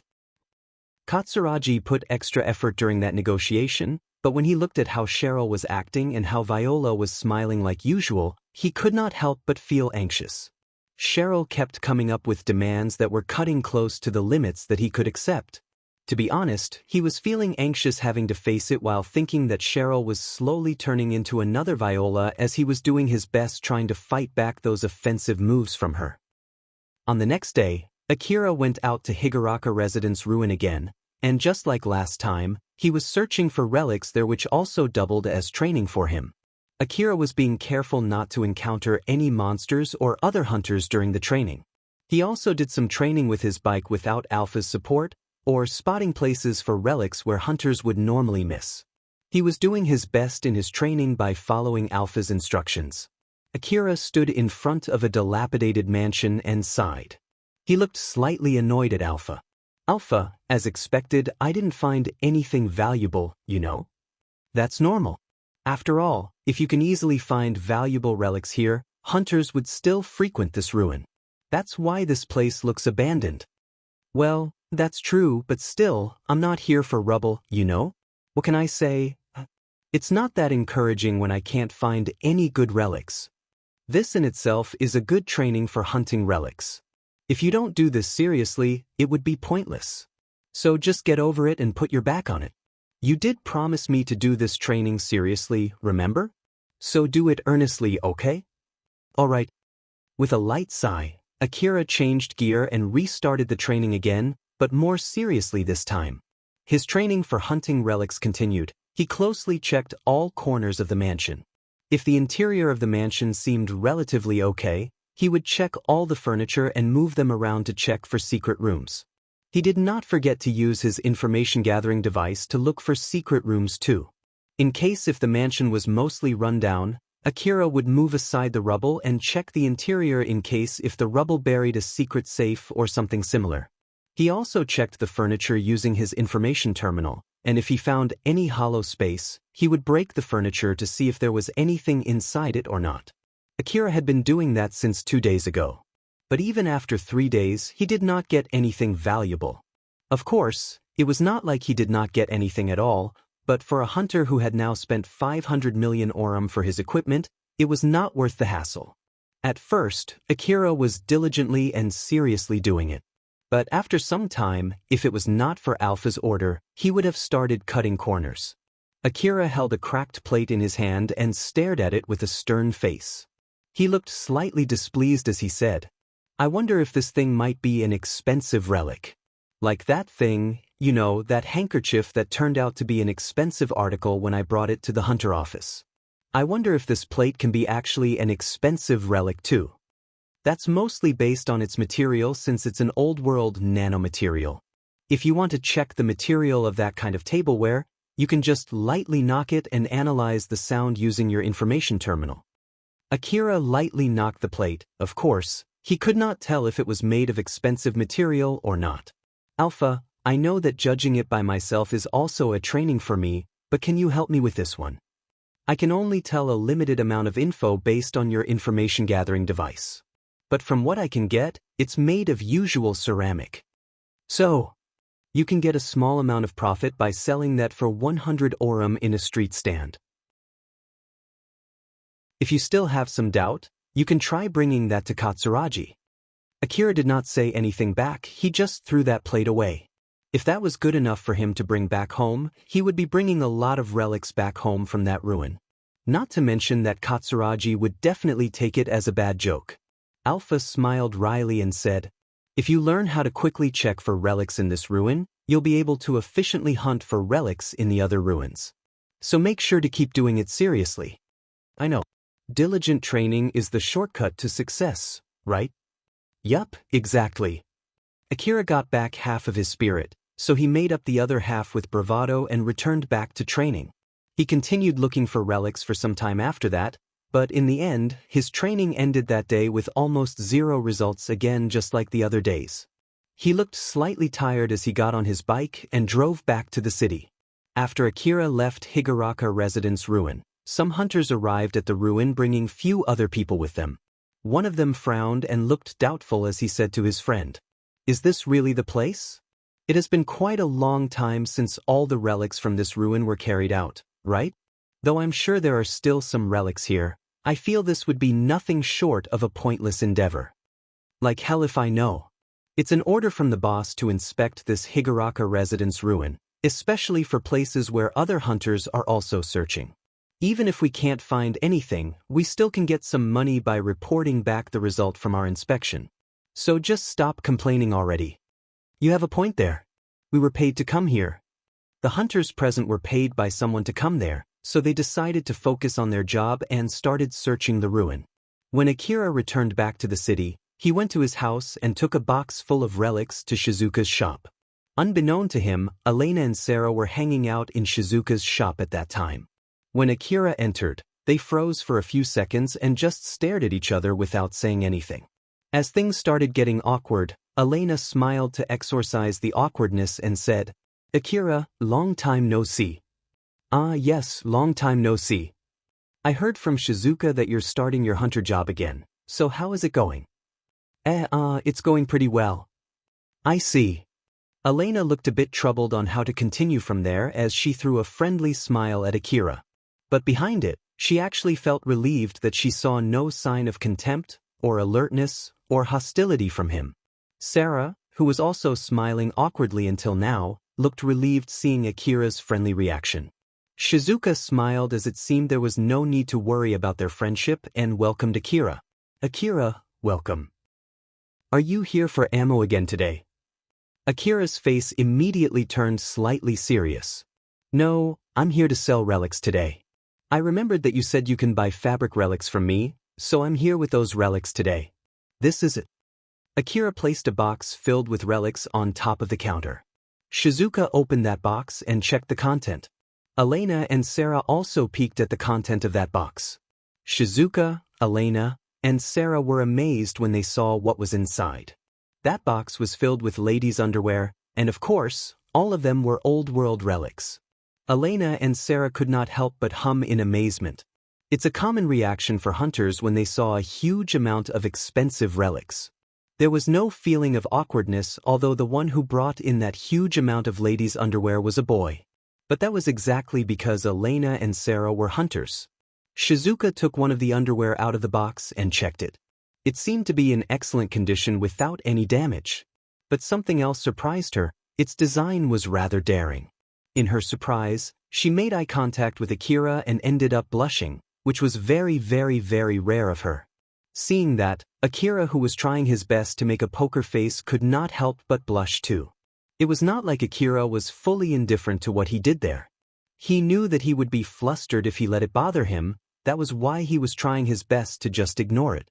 He was there solely to sell relics, so he was sure that Shizuka would react accordingly and there was no need to be overly concerned about it. He kept telling himself that in order to keep his calm. But since Shizuka gave a reaction that he did not expect, Akira could not hide his surprise and started feeling embarrassed too. I think I promised to bring this kind of relic here if I find them. So yeah, here I am. I see. Well, I too remember that we did have that kind of conversation before, yup. Akira and Shizuka smiled at each other, trying to avoid the subject. Looking at that, Elena and Sarah seemed slightly surprised. Shizuka put the underwear in her hand back into the box and closed it. She then intentionally tried to change the mood by saying, Akira, it's rather difficult to inspect this kind of relic, you see. Though I did say that I would buy them from you, it's not like I'm an expert in this. So if you're okay with it, can you leave them here? I'll have them inspected and get a good deal to sell them. But that would mean you'll receive the payment later when everything is done. Yes, I don't mind. All right then, I'll take care of the rest. Shizuka said so as she moved the box behind the counter, out of everyone's view. The only thing left was the lingering awkwardness from what just happened. Chapter 173, Choosing Rifles. Even after Shizuka stored the relic box out of sight, there was still some awkwardness left in the air. So Akira tried to change the mood by getting into the real reason why he came there that day. Shizuka-san, I actually want to consult about buying a new rifle. Is this a good time? Sure. Akira slightly hesitated. That I actually want to look for a particular type of rifle, you see. But this might sound crazy, so if it does, please just forget about it. Shizuka frowned but immediately broke into a smile. I won't be able to tell unless you let me know first. So you can just go ahead, no need to hold back. It's also one of my jobs to cope with any requests that my customers ask me. Though I don't know whether I can find something that would satisfy you or not, I'll at least give my best effort to not betray your expectation. Akira looked relieved as he nodded. He then started to explain his wish. After listening to Akira's wish, Shizuka hummed. It was indeed an unreasonable request. A rifle that could rival the power of the CWH anti-material rifle with its special ammo, with the ability to shoot in rapid succession like a DVTS minigun, and could shoot grenades just like the A4WM automatic grenade launcher. Then to top it off, Akira also wanted that rifle to be able to do long-range precision sniping too, and all of those features to be packed in a small-sized rifle. Although he was okay as long as he could use it with his current augmented suit, he wanted it to be as light as possible too. As I thought, there's no rifle that good. Akira himself understood that he was saying unreasonable things. When he saw Shizuka hum while looking slightly troubled, he decided to take back what he said. That was when Shizuka said with still a slightly troubled face. If you ask me whether such a rifle exists or not, the answer would be yes. It does? Yes. There are actually many people who are looking for such a versatile rifle. So some companies actually manufactured such rifles and are selling them in the market, although I'm sure they only do that because there's demand for that sort of rifle. But personally speaking, I don't recommend you to get such a rifle. Is that so? I'm sure it would be really helpful to have such a rifle though. Akira looked rather confused. Seeing that, Shizuka's expression turned slightly cloudy, which was very rare for her. She then explained as if to emphasize the disadvantage of such a rifle. Because all those features are packed into one, such a rifle is usually exorbitantly expensive. Moreover, although it can do all of those things, its overall firepower is less when compared to a normal rifle of the same price tag. Of course, there are those with enough firepower to rival normal rifles. But with the better firepower, their prices also increase exponentially. How big is this price gap? In your case, for a rifle that's basically an amalgamation of CWH anti-material rifle, DVTS minigun, A4WM automatic grenade launcher, and DSS sniper rifle, it will cost about the sum of all of those rifles with some zeros trailing. I see, it's really that expensive, huh? Yup, with that kind of awful price-to-performance ratio, I can't really recommend that kind of rifle. Shizuka started by pointing out the price disadvantage of such a rifle. Seeing that it was enough to make Akira rethink it, She then continued adding more reasons in order to discourage him from buying such a rifle. Not to mention that you'll need a special set of skills to be able to effectively use that kind of rifle compared to when you use individual rifles. So, you'll take more time mastering a single multi-type rifle compared to mastering multiple single-type rifles. Akira frowned even more. Shizuka then added one last detail as the last push. And even if you learn how to master it in a relatively short time, you'll have less freedom and firepower compared to if you're using 4 different rifles. Like I said before, compared to 4 people having 1 rifle each, using one multi-type rifle definitely offers less firepower. Akira nodded. Although on the surface, Shizuka's expression was saying that she felt guilty for not being able to comply with her customer's request, deep inside, she was hoping that with this, Akira would change his mind. Sarah then suddenly interjected casually. Say, Akira, if you want a rifle for sniping, you can just buy a sniper rifle, right? No, I'm already carrying around CWH anti-material rifle, DVTS minigun, and A4WM automatic grenade launcher. So I thought that it would be hard for me to move if I carry another rifle, you see. Now that you mention it, you did bring a lot of rifles with you back in the Saranthal building. Even I limit the number of rifles that I carry to 2 at most. Sarah smiled wryly. Akira replied back with a bashful bitter smile. Well, to be honest, if it's possible, I want to use all the rifles I buy.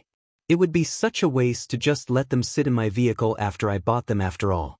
What's more, there's nothing bad with having more firepower. All of my rifles have their different uses and it's not like I can use any of them in place of another. But it's not like I can carry one more rifle, so I just thought that it would be great if there's a gun with all functions from the other guns packed into one. That's kinda true, but still, normally you won't carry each and every type of rifle just because each of them has a different use. If you're planning to go to a ruin where you would need that kind of firepower, you can just invite us to come, you know? After all, we did ask you to come with us back in Mihazono Ruin. Although it's not like we can always come with you anytime you invite us since we have things to do too.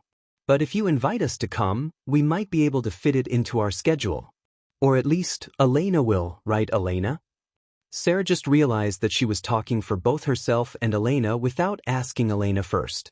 So Sarah sent a glance to Elena, remembering that she was a little bit finicky about changing her schedule. So, it might really annoy her if Sarah suddenly changed their schedule without her consent first. Elena smiled. It seemed that what Sarah said did not bother her at all. It's all right. We did ask you to accompany us when we went to the Saranthal building in Mihazono Ruin after all. I don't mind shifting the schedule a bit if you invite us. Sarah sighed in relief. Elena saw that and smiled bitterly at her, and then turned to Akira and smiled at him too. So there you have it. If you need more help, you can ask us anytime. Thank you very much, I'll ask for your help when I need it. Akira lightly smiled and bowed at Sarah and Elena. Shizuka then smiled and made a suggestion to Akira. So then Akira, what's your plan? If you're going with Elena and Sarah, as I thought, you won't need that rifle. You can just choose to bring rifles to complement Elena and Sarah's equipment. So instead of buying a multi-type rifle, you can just buy a sniper rifle, you know? Thank you, but as I thought, I still want to get a multi-type rifle. I feel like I would cause Elena-san and Sarah-san trouble if I suddenly impose on their schedule, after all. But what can I say? I often decide things pretty randomly, forget deciding what to do depending on my mood of that day. I sometimes even make decisions based on my mood at a given moment. I also often get involved in incidents that I didn't expect at all, so it would be great if I have a multi-type rifle that can do anything in that situation. So, as I thought, it's better for me to still get a multi-type rifle. Can you help me with that? Although it might be weird for me to say this since I'm the one who asked for help, I'm not sure that I even have enough money to buy one. That I see, I'll keep my eyes for any good deals then.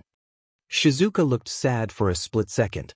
But before Akira could notice it, she immediately replaced it with a smile. And since it was a request from her customer, it's not like she could just ignore it. So then, Akira, how much is your budget for this rifle? 1 billion aurum is my upper limit. Akira said it without much thinking. But when he noticed that Shizuka raised her eyebrows and looked at him with widened eyes, He flustredly shook his head and said, "No, it's not like I have that much money with me right now. It's just that I haven't really decided on a precise amount as the budget for that rifle. I just thought it would help me if I know the price and the quality of the rifle that I can get with such a price beforehand, even if I'm planning to only buy that rifle after saving some money." "I see. In that case, is it okay if I ask you why you come up with that number?" "Back then when I went to Mihazono Ruin with Elena-san and Sarah-san, I got 500 million orum from that request. So I thought that I would just double that amount for now." When Akira thought that he was able to get 500 million orum from last time, it made him think that 1 billion orum would not be out of his reach. Judging from the way he reacted, Shizuka figured that he put 1 billion orum as the upper limit to understand how good an equipment he could get with that amount of money. He did not think that he would be able to get and then use that much money anytime soon. Shizuka was slightly relieved when she understood that. "Ah, I see, so that's what you meant, ta. That did surprise me for a bit, you know.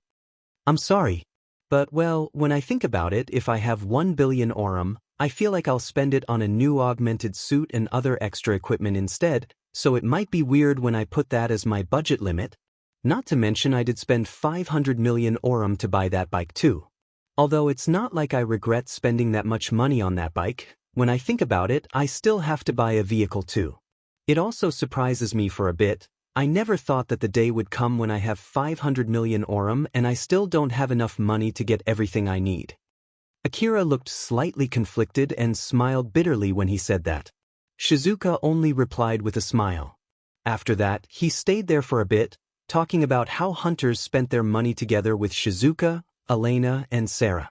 As their conversation continued, the subject then changed to hunters' equipment.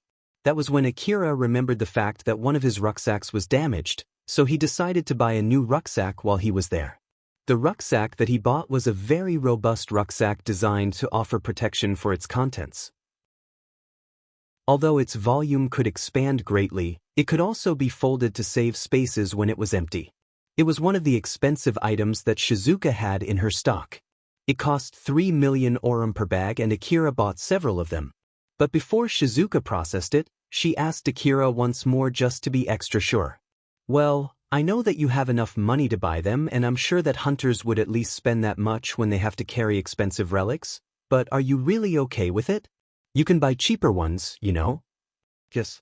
There was one time when I lost all my relics inside my backpack and something also happened recently that really made me worry about the relics inside my rucksack.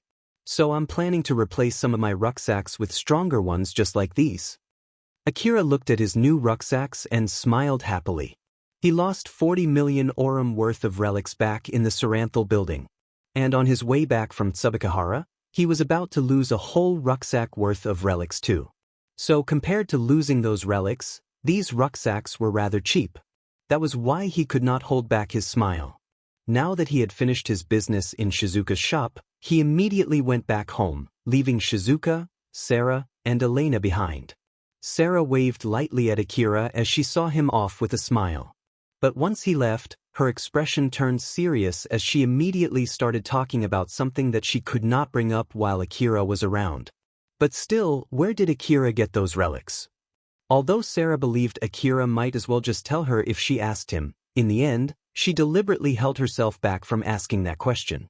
A source where a hunter could find expensive relics was extremely important for hunters. If she wanted to ask that question, she needed to be pretty close to Akira first. To be honest, Sarah was sure Akira was not that much of a stranger to her that it would anger him had she asked that question. But given what happened between them recently, Sarah decided to be more careful for the time being. Sarah actually also wanted to apologize to Akira for the other day, but Shizuka stopped her. Apologizing to Akira now might backfire and remind him of what happened back then. So if she wanted to apologize, Shizuka advised her that it might be a good idea to wait for some time until he was not bothered anymore by that matter. Elena recalled what Akira had bought and made a guess. A few high-quality rucksacks and 2 anti-force field bullets, Akira did not hesitate at all when he bought those. So, basically, he knows for sure they would be useful to him. Though it's only my guess, maybe he has found another undiscovered ruin. Elena then frowned. If that 1 billion orum is not based on the money that he got from Mihazono ruin but from his guess of how much money he can get from that undiscovered ruin. Then if he bought those anti-force field armor bullets because he knows that he's going to use them to fight such powerful monsters there. Although he did say that he would ask us for help if he needs it, judging from his reaction, I'm not sure that he would really ask for our help.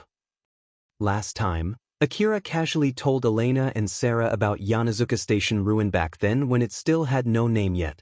But this time, it did not seem that Akira would do the same thing again if he really had found a new undiscovered ruin.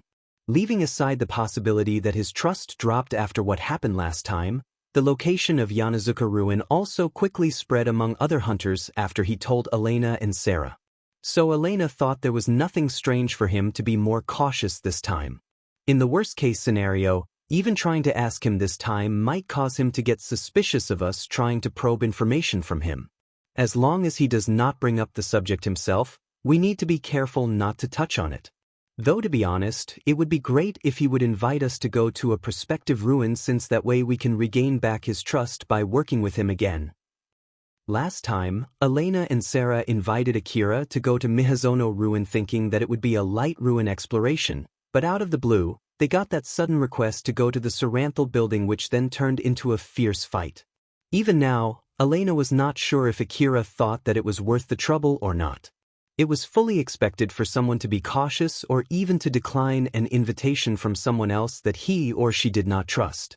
And it was doubly true when it came to hunter work where they put their lives at stake too. As someone who was used to handling negotiations, Elena tried to objectively evaluate herself from Akira's point of view. But with her feelings and wishes getting in her way, she could not help but make a stern face. Shizuka looked at Elena and Sarah. Both of them could not be said to be in a good mood, though she could guess why both of them looked rather troubled. Elena, Sarah, about the relics that Akira brought here today. If both of you have the time, can you girls help me out? Of course. I'll also look for potential buyers, but can you help me out if you know someone who might buy them? If they sell well, it'll be easier for me to recommend expensive equipment to Akira. Sarah lightly smiled. Of course, I might even buy some from you. After all, I always wanted to get some extra spares. Just so you know, there's no discount. I know. Don't worry, I'll buy it at a higher price than the market price.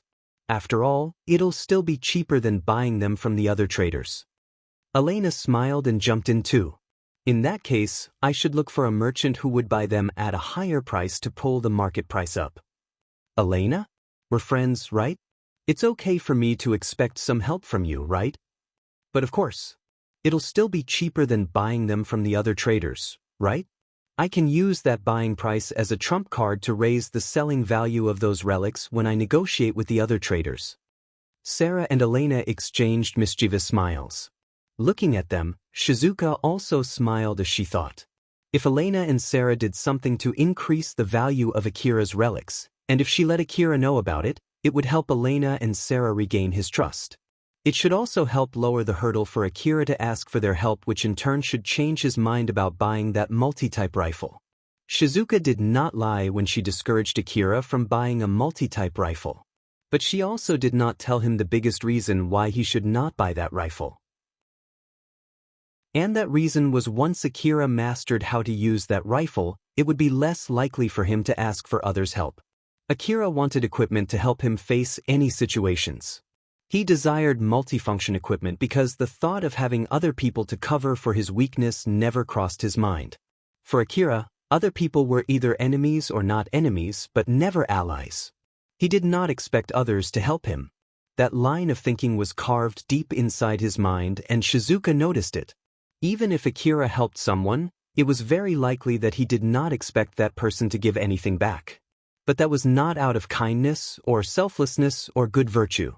It was simply because the concept of one hand washes the other had no place in his mind. So Shizuka predicted that he would be quick to abandon other people. The concept of relationship to him was completely one-sided, something that he only entertained out of his selfishness. Shizuka hoped that one day Akira would find someone who would mutually help one another. It could be herself or anyone else. She honestly did not care who it might be. On another day, Just like usual, Akira went to Higuraku Residence Ruin again.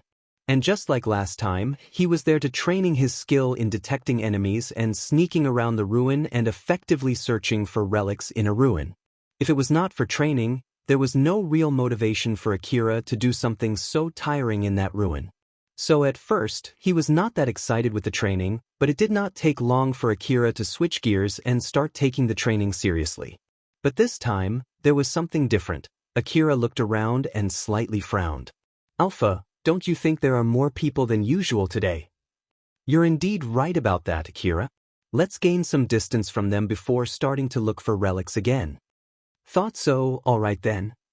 In the middle of the training, Akira regularly checked his information terminal to look for enemies and other hunters while avoiding them. He was also being careful so they would not be able to detect him. Although he had been doing that all this time, today, there were many occasions where he was passing close to other hunters or monsters. Because of that, today's relic hunting proceeded slower than usual. The relics in this ruin are already mostly depleted, right? So why are they coming to this ruin? I bet they are here because of some kind of rumor saying that a hunter found some expensive relics in an unlikely ruin. But that's me, isn't it? Yup. Akira made a stern face and did not say anything for a few seconds. He then went back to his bike that he parked not too far from him and hopped on it. Alpha, let's head back for today. There's something I want to check. Sure. Akira then left that ruin. After he was gone from that place, other hunters who were scanning his position appeared. They then started searching carefully at the places that he had searched. When Akira arrived back at Kagomayama City, he immediately headed to Katsuragi's trailer. Katsuragi, who was waiting in his trailer just like usual, noticed Akira parking his bike not too far from him. Akira, right, the medicines that you ordered just arrived. Are you here for those medicines today? Wait, don't tell me that you're here with more old world terminals. I'll take the medicines, and also, there's something else that I want to ask you. Oh, what is it? Akira then told Katsuragi what happened that day in Higuraku Residence Ruin. About the hunters who were flooding a ruin that should have no more valuable relics anymore, how it was obvious that those hunters were watching and following him, and how he was suspecting that it was because of Katsuragi's doing. But Katsura casually replied, "Yeah, no surprise at all." No surprise? Akira was surprised. He did not expect Katsuragi to say something that sounded as if he just admitted his involvement. But seeing Akira's expression, Katsuragi exasperatedly explained. Just so you know, I never told anyone else that you brought those old-world information terminals to me. Just think about it, if I do something like that, other hunters would definitely steal those relics from you and it would end up bringing less profit for me. After all, that would mean you would bring fewer relics to my shop, you know. Well, you have a point there, but... Akira did not look fully convinced, so Katsuragi sighed and continued. Thought it might be weird for me to be the one saying this, but it seems that you underestimated the effect of bringing those relics to me twice. Effect? But I'm just normally selling relics though. Katsuragi sighed again. There was a mix of exasperation on his face. Good grief. Although you're already stronger than those common hunters, you're still a beginner in terms of hunter knowledge and experience, huh? Well, sorry about that. Akira looked slightly offended, to which Katsuragi gave a big smile. Very well then, it would be a huge pain in the neck to have one of my main customers doubt me. So I'll give you a long detailed explanation here.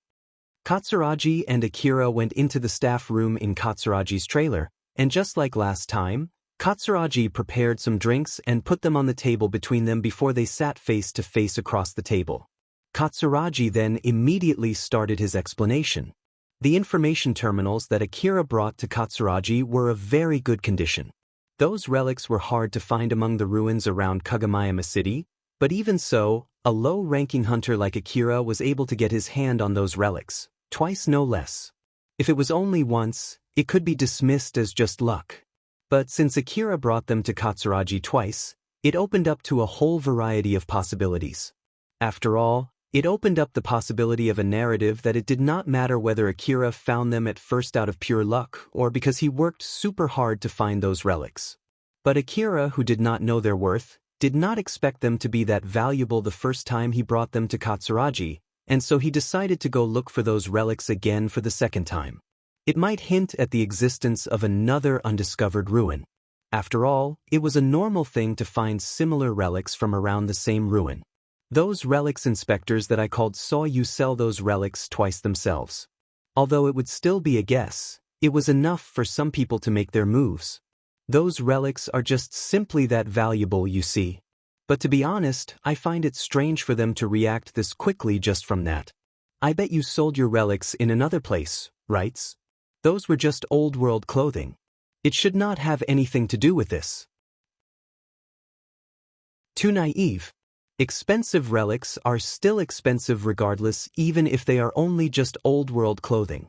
Though I'm sure they're nowhere as expensive as old-world terminals, it does not change the fact that you brought expensive relics 3 times in a row, but it's still strange for them to follow me just because of that.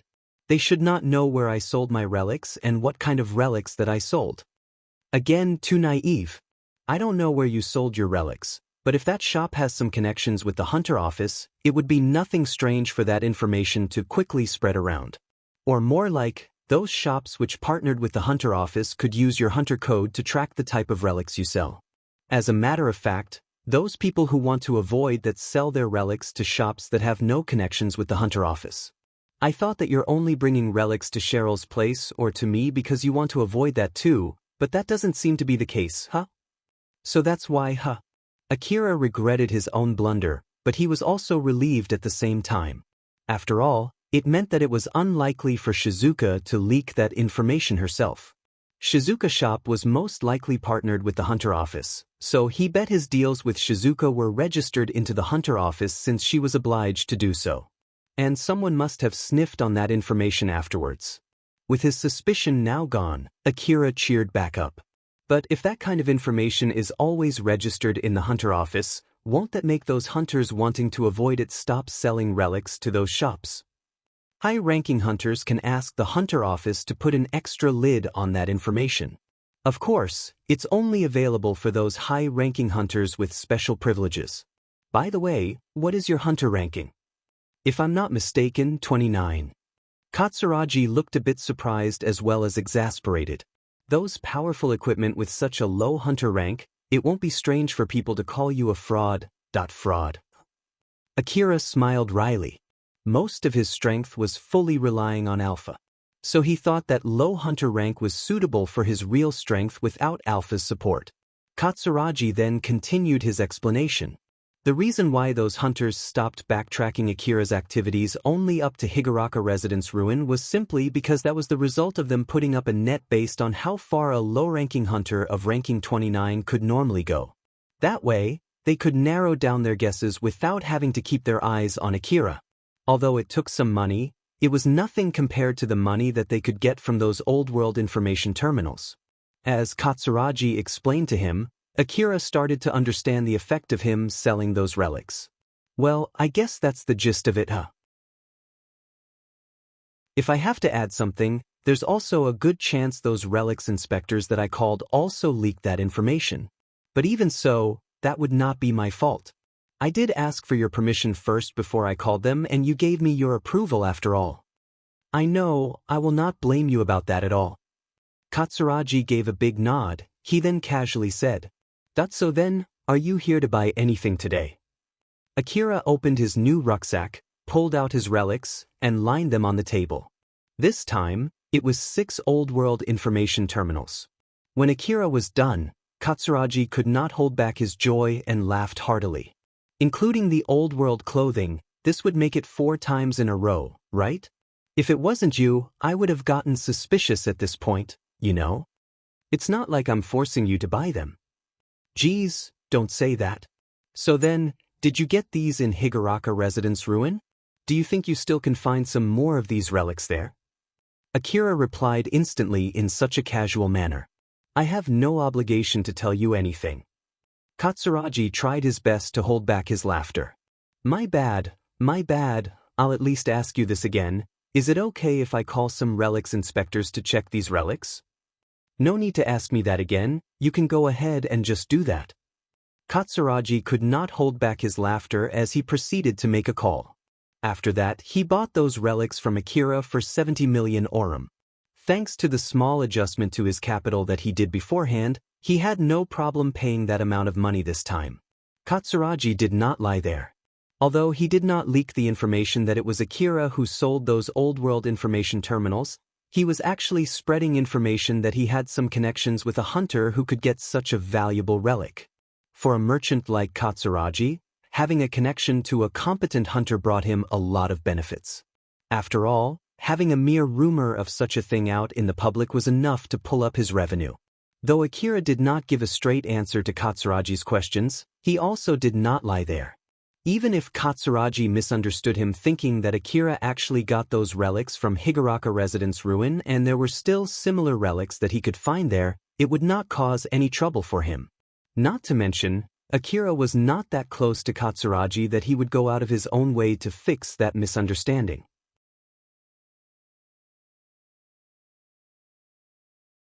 Chapter 174, The Gang's Children and Their Side Job. The next day, Akira went to Higuraka Residence Ruins yet again. He was sitting on top of his bike as he looked over the surprising current situation of the ruin. To be more precise, he did expect that to happen, but he did not expect it to be this big. Yup, there are so many of them today. Alpha had her usual smile plastered on her face. It was unclear whether she fully expected that to happen or if she simply did not care. That's true. There are quite a lot of them today. That day, many hunters gathered in that ruin. Some of them brought their vehicles and even huge trucks too. There was even some heavy machinery on site. I bet they're here because of that rumor. But still, didn't expect them to be this many. Of course, at that point, Akira understood why Alpha made him train in that ruin for these past few days. It was to make sure that those hunters would think those relics that Akira gathered from the inner part of Kuzushara Ruins' Tsubakihara building were originally from Higuraka Residence Ruin.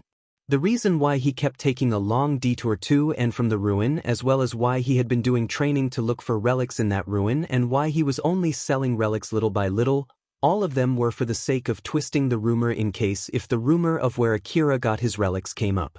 I guess these guys will be looking for relics that don't even exist in this place until they decide to give up, huh? Akira thought about those guys that kept looking around the place meaninglessly and felt a bit sorry for them.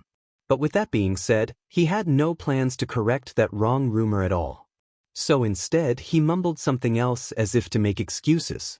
Getting correct information is really important.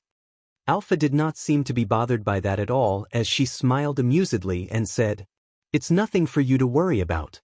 The ability to gain the correct information is a very important skill for a hunter and they don't have that, that's all there is to it. Moreover, with this many people looking around, maybe one or two of them will really find some valuable relics." Is that so? But this ruin is already exhausted of any valuable relics, right? So is that even possible? There might be places that no one has checked yet. When they say that this place is already depleted, it does not mean that there are no longer any valuable relics in this place. It only means that looking for relics in this place isn't worth the trouble.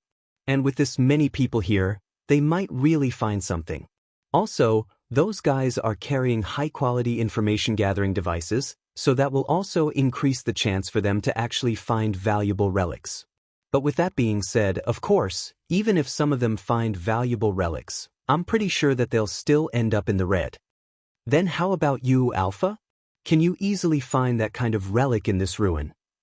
I'm sure I've said this before, my detection ability is greatly reduced when I'm outside Kuzushara Ruin. If you still want to give it a try, you should buy a very expensive information-gathering device first. Though I'm sure you still can't expect too much even if you do so. You're right. I'll think about getting a better information-gathering device. After he said so, Akira started thinking about something else. Now that I think about it, I met Alpha back in Kuzushara Ruin, and back then she said that I was able to gather those relics from the Tsubakihara building because she made a deal with the AI manager of that building. As I thought, there must be some kind of connection between Alpha and Kuzushara Ruin. Now that he realized it, he also noticed that it should have been obvious from the get-go. But he knew nothing more than that and he felt like Alpha would scold him if he tried to ask her. So Akira decided to push that curiosity to the back of his mind and just shook it off from his mind for now as not to drag him down. So then, are we still going to do relic hunting training for today? Looking at this situation, I don't think this is a good time to train here though. You're right, let's just head back home for today. Akira made a U-turn with his bike and headed back to the city. Although some of the hunters there saw that, it did not stop them from searching the ruin. As a matter of fact, some of them even started looking more diligently since they thought that the rumored person decided to head back home because he could not afford to get close to the location where he found those expensive relics with this many hunters around. As the rumors spread further, more and more hunters came to that ruin and it did not seem that it would slow down anytime soon. When Akira arrived back at Kagomayama City, he went straight to Cheryl's base. He received a text message from Colbert on his way back saying that Colbert was looking to meet him in case he was free and was around. Though judging from that message, it did not seem that Colbert was expecting Akira to really come. Though he could just ignore it, since he decided to cancel his training in Higuraka Residence Ruin, Akira had some free time now and by coincidence, he was also somewhere close to Cheryl's base. So Akira decided to visit the base. In his mind, he had no reason to go to meet Cheryl unless she had business with him and he would not go as far as to readjust his schedule just to go to meet her. He went to Cheryl's base only when he had some free time. For Akira, Cheryl only mattered that much. But lately, that line of thinking had been slightly affected by Cheryl pleading with him. Though he had not realized it yet, there was no mistaking that he would be shocked if he noticed this change. Akira was guided to a room inside Cheryl's base. Colbert, Ravin, Ario, and some of the other children from the gang were already inside that room. Colbert was so surprised when he saw Akira enter the room. Akira, didn't expect you to actually come, you know? Akira looked slightly offended. What are you even talking about? You're the one who asked me to come, didn't you? I did. But you didn't even reply at all, so I thought that you wouldn't come, you know. Well, just calm down for now. It's my loss, you see. Your loss. Colbert smiled wryly there as he pushed the money on top of the table to Ario's side. Those were the money that Colbert and Ravin bet, and since Akira actually came, Ario and the other children won the bet. To be honest, Ario also wanted to put his bet on Akira not coming. But when Ravin brought up Akira's relation with Cheryl, people would get suspicious of him and it would damage his position if he also put his bet on Akira not coming. So he ended up putting his bet that Akira would come. Ravin seemed really frustrated.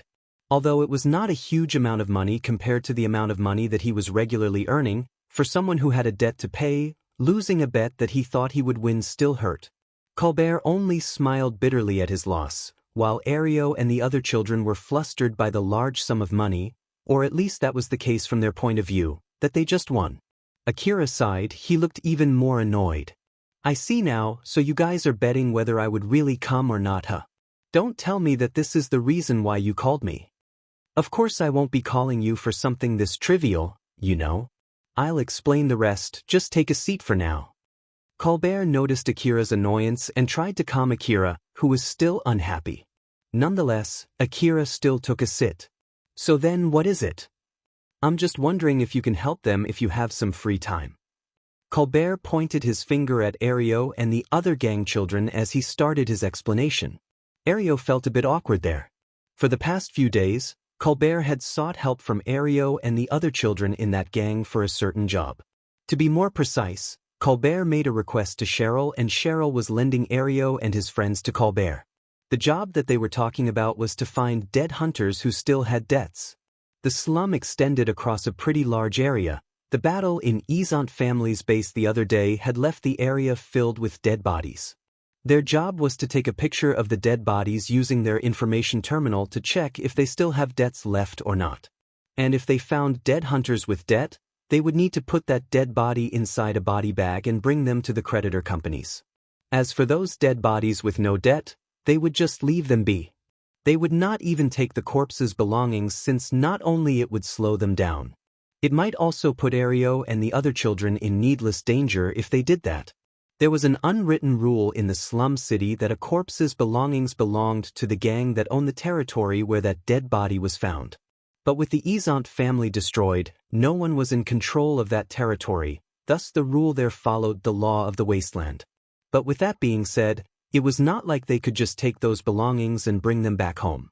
It could be seen as Cheryl's gang trying to take over that territory with no owners after the last gang that owned it was destroyed. Of course, the equipment left behind could be turned into quite a lot of money when gathered, and if they followed the first come first served principle, various gangs would try to be the first to gather those equipment, which would then lead to fighting and robbing each other. So in order to prevent that from happening, the gangs were in the middle of a discussion. Anyone who tried to steal a start there would face all the other gangs that were interested in the matter. Ario and his friends had accepted that job from Colbert to look for dead debtors while trying to keep themselves from harm by not touching the dead body's belongings. After Akira listened to Colbert's explanation up until that point, he suddenly asked Colbert a question. "So you want me to help them do that, huh? It sounds like too much work, and it's not like you need me for that job, right? I'm sure Ario and the other children are enough to do that job, no?" Colbert shook his head. That's true for those dead bodies outside Isant family's base, but that's not the case for inside the base. For those dead bodies outside the base, we don't have any trouble as long as we don't get into a fight with the other gangs or the people who live around the area.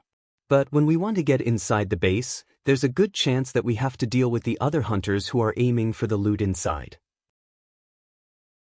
After all, the quality and the amount of loots left inside that base is on a different level compared to outside the base. Isant family was a huge gang. So of course, they left a lot of valuable items in their warehouses.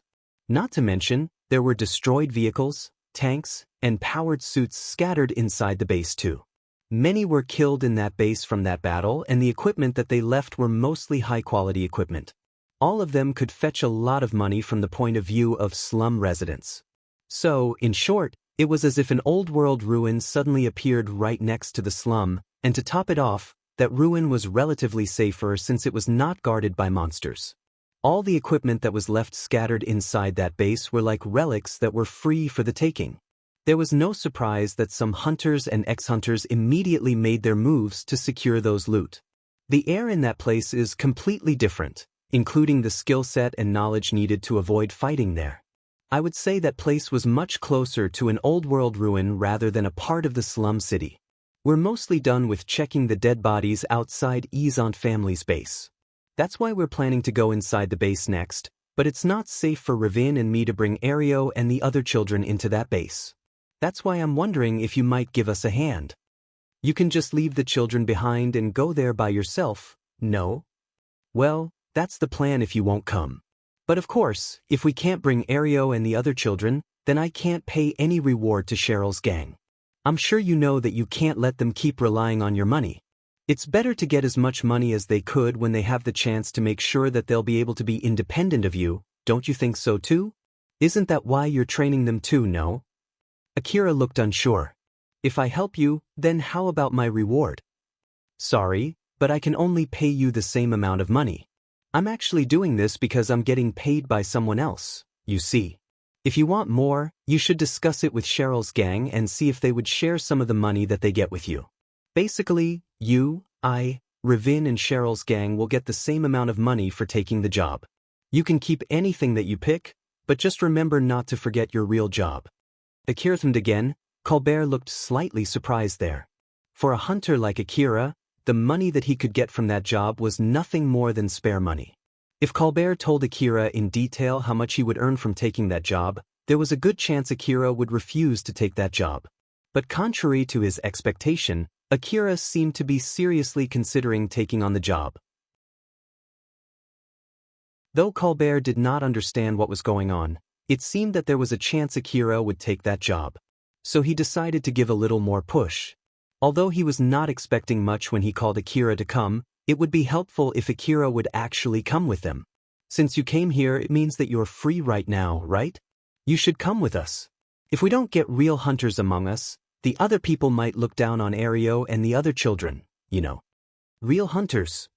Akira looked confused. It seemed that he did not understand what Colbert was talking about. Seeing that, Colbert pointed at Ario. Akira also looked at Ario, but he still could not understand. Alpha then jumped in to explain. Akira looked closely at them. Although they don't look exactly like you, don't you think they look similar? Ario and the other children were wearing black attire along with a black coat. Now that you mention, that's kinda true. So what about it? Akira still did not get it. Alpha smiled bitterly as she exasperatedly said, "That's so. In short, they're trying to disguise themselves as you so that other people won't mess with them." Ario and the other children were disguising themselves to be Akira since Akira could not come often ever since he restarted his hunter job. Fortunately, not many people knew Akira's face, so from afar, people could easily mistake those children as Akira, and that was enough to keep them safe. Akira finally understood what Colbert was talking about. But even so, he still found it weird. So he then made a serious look as he said, "Ario, I don't mind going with you, but I won't be protecting you. I'll do my job properly, but I won't do anything more than that. Since I have nothing else to do, if you're okay with that, then I don't mind going." "That's more than enough, thank you very much." Although from their conversations it seemed like they asked Akira to come without asking for Cheryl's permission first, it did not seem that Akira was angry about it. So Ario sighed in relief. Back in Yatsubayashi Clinic, Yatsubayashi was making a troubled face in his clinic room. Another failure. Wait, not really, it's not a complete failure. The display device in front of him showed the video of Tyal escaping his experiment room. Tyal ate his restraints to free himself, walked slowly towards the door, and tried pushing the wall with his left hand. After that, suddenly, something exploded, leaving a big hole in that wall. Though his left arm was blown off too, Tyal did not seem to be bothered at all as he left the room through that hole. Yatsubayashi watched that video multiple times, zooming and replaying some parts of the video to check it closely. If my guess is correct, it seems that his gunpowder-producing organ is working fine. Did he produce the gunpowder from the restraint that he ate? I used robust restraints that is used to restrain people with enhanced body. It's not the same as eating a fork, so how exactly did he do that? Yatsubayashi took some time making various guesses while looking at that video. After he gathered his thoughts, he finally stopped the video and changed into a map of the lower district. There were red dots displayed on that map. The trackers are working as they should. But the bomb that I planted in his head would not explode. Did the nanomachine that reached his brain also dismantle the bomb? Or is it that he dismantled the trigger? I have no idea at all. I do want to check it, but it doesn't seem that he'll return back anytime soon. He even tried to escape. I'm not sure if he still has any shred of reasoning left, but it did not seem like he's going back to Cheryl's base either. It seems that he's just roaming around the same place. Yatsubayashi mumbled. Tyal-kun, what are you exactly doing there? Tyal's tracking device was showing that he was roaming around the same area that was not too far from the slums since yesterday.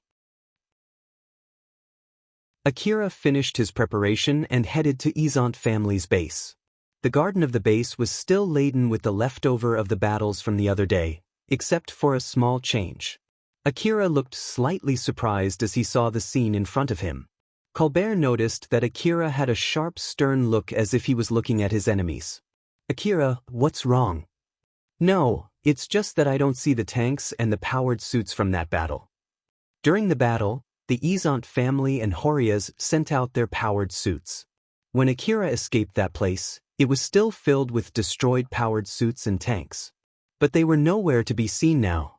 Colbert sighed in relief. Don't scare me like that. Of course, people took them away first since they can be exchanged for money. People who? Maybe one of those hunters. I bet they took them away even if they had to rent some heavy machinery. I heard that they even fought against each other over the loot, you know. Well, it only took a few days for them to carry everything away, so I'm sure things have calmed down by now. That's also the reason why I can bring myself here. After all, I would hate to get involved fighting over the loot. Akira nodded. He was amazed at how people actually did carry all of those big and heavy wreckages out from that place. Colbert looked at the nervous Ario and the other children and warned them. We'll be searching this place now, but let me remind you this. Don't shoot without our permission and refrain from even grabbing your rifles. It might cause a fight. Got it? Why, yes. All right then, let's go. They then entered the base and started checking the dead bodies. They continued their work. Akira, Colbert, and Rivin searched for the dead bodies using their information-gathering device. Ario and the other children then checked those dead bodies. If any of them had any outstanding debts, they were put in a body bag and carried outside to the people from the credit companies who were waiting not too far outside the base. Ario and the other children were already used to seeing dead bodies, but couldn't hold well when they looked at the badly dismembered corpses. Every time they saw a mutilated corpse, they could not help but wince. Say, Ario. Akira-san was here, right? Yeah, I heard that he came here to rescue boss. Though I don't know the details, I heard that he fought pretty fiercely. So, in short, some of these corpses might be the ones that Akira-san killed, right? Probably. What's wrong with that? No, it's just that we're borrowing these rifles from that Akira-san right now, right? When I think that these rifles are powerful enough to create these dead bodies, it's just that, carrying them around like this is pretty scary. Akira lent his CWH anti-material rifle, DVTS minigun, and A4WM automatic grenade launcher to Ario and the other children. If Akira was carrying all of those alone, it would definitely make him stick out from the rest and render the other children who were disguising as him useless. Although those rifles were pretty heavy, Ario and the other children at least figured how to carry them thanks to the exoskeletons that they were wearing. Naturally, they wore those because they thought that it would be hard for them to carry the cyborg corpses. So they had decided to get some exoskeletons from Katsuragi beforehand. Hunters regarded exoskeletons as something inferior to augmented suits. After all, it was not designed for high-speed maneuver during combat. At most, it was only used for carrying heavy goods. Because of that, they were sold at a relatively cheap price and Cheryl's gang was able to buy multiple of them. Ario made a face saying that he could understand the other boys' feelings. Those are anti-monster rifles for hunters. I guess this is what would happen when they're used against normal humans. To be honest, I always thought that we could explore the old world ruins one day if we keep taking that training from Akira-san. But it's filled with monsters that we can't defeat unless we have these kinds of rifles, right? So I can't be so sure anymore now. The young boy sighed and looked discouraged. Ario tried to cheer him up with a light smile. Shouldn't it be fine if we just go to the ruins with less danger? You might be right, but where exactly? Like Higuraka Residence Ruin, for example. It's already pretty deserted and there are not that many monsters there. Ario suddenly stopped there. The young boy frowned and found it weird. Ario remembered the last time they accompanied Akira to Higuraka Residence Ruin, they were attacked by a swarm of monsters. Ario then said as if to convince himself, No, that was a special case. Normally, something like that would not happen. Not to mention, there are those general-purpose requests for new hunters too. It should be alright if we start from those relatively easy hunter jobs, and then we can gather better equipment from there. That Ravin guy did say that it's much easier to explore dangerous ruins when we have new and better equipment after all. Wait, isn't that guy in big trouble from the debt that he's racking from his equipment and ammo? But Akira-san and Colbert-san are not having trouble with debt, right? If I'm not mistaken, Colbert-san had both of his hands eaten by monsters and Akira-san once got sent to the hospital after almost getting killed though. Something like he had to pay 60 million orum for the treatment. They went silent. Although they had big dreams of becoming hunters, when they thought about the hunters around them, it reminded them of things that they did not want to go through as they sighed almost simultaneously. Although the other children looked discouraged, Ario then said in a good mood as if it did not affect him at all. I won't give up though. I'll get stronger, earn a lot of money, rent a house, and live with Alicia. The other boys smiled wryly and looked at him with a slight mockery. So this is the power of a guy with a girlfriend, huh? I want one too. Ario and the other children tried to shoo the dark mood there with silly talks as they continued their job. Chapter 175, The Mansion's Monster. Akira and his companion finished checking the corpses outside the mansion, so they moved to check the corpses inside. Since no one took care of the corpses, the mansion was filled with them from the last battle. The floor, as well as the walls and the ceilings, was still dyed red with blood. Akira and the other hunters felt nothing at all when they were welcomed with such a scene as they stepped into the mansion. But that was not the case for Ario and the other non-hunters. They looked obviously distraught. A short check was enough for them to find a room filled with dead bodies inside that mansion. The people who came beforehand had no interest except for the loot, so they just piled the corpses in one place to clear the way for them. Colbert decided to start working in that room. As one of the many people who were responsible for that, Akira did expect to find something like this. But he also noticed something that he did not understand when he saw all the corpses there. Alpha noticed it. Akira, what's wrong? If you regret fighting in that battle, it would be great if you can hold yourself back from doing something like that next time. No, that's not the problem. I just thought with all of these corpses and blood, this place doesn't smell like blood at all. Oh, about that. There are reasons for that, you see. The cyborg, for example, doesn't rot even after they die. While the medicines that they use sometimes also contained an anti-rot drug. It is also said that the colorless mist of the Eastern District prevents the smell from spreading. Well, it's basically the same reason as to why the corpses out there in the wasteland don't smell. So that's the reason. Although most of them are in a bad shape, they're basically the leftover after that battle. Fortunately, most of them still retain their original shape. It should at least help Ario and the other children to identify those corpses. Now that you mention it, that is kind of true. Akira nodded as he understood what Alpha was saying. After that, he immediately lost interest in that subject. Although there were other things that were out of place, he did not notice any of those. While Ario and the other children were checking the corpses, Ravin was checking the equipment those dead corpses left behind. It did not matter if it was a powerful rifle, or if it was mostly destroyed, it was nothing more than wreckage. Of course, Ravin could fix them, but its worth would still be greatly lowered. As for the augmented suits, although they were expensive, most of them were readjusted for personal use. So it would be worthless to resell them. Not to mention that he would need a good connection for selling them too, otherwise he would not be able to sell them at a good price. And to top it off, taking them off from the corpses were too much of a hassle. That was why Ravin was separating the augmented suits from the rifles that were easier to check if they were badly damaged or not.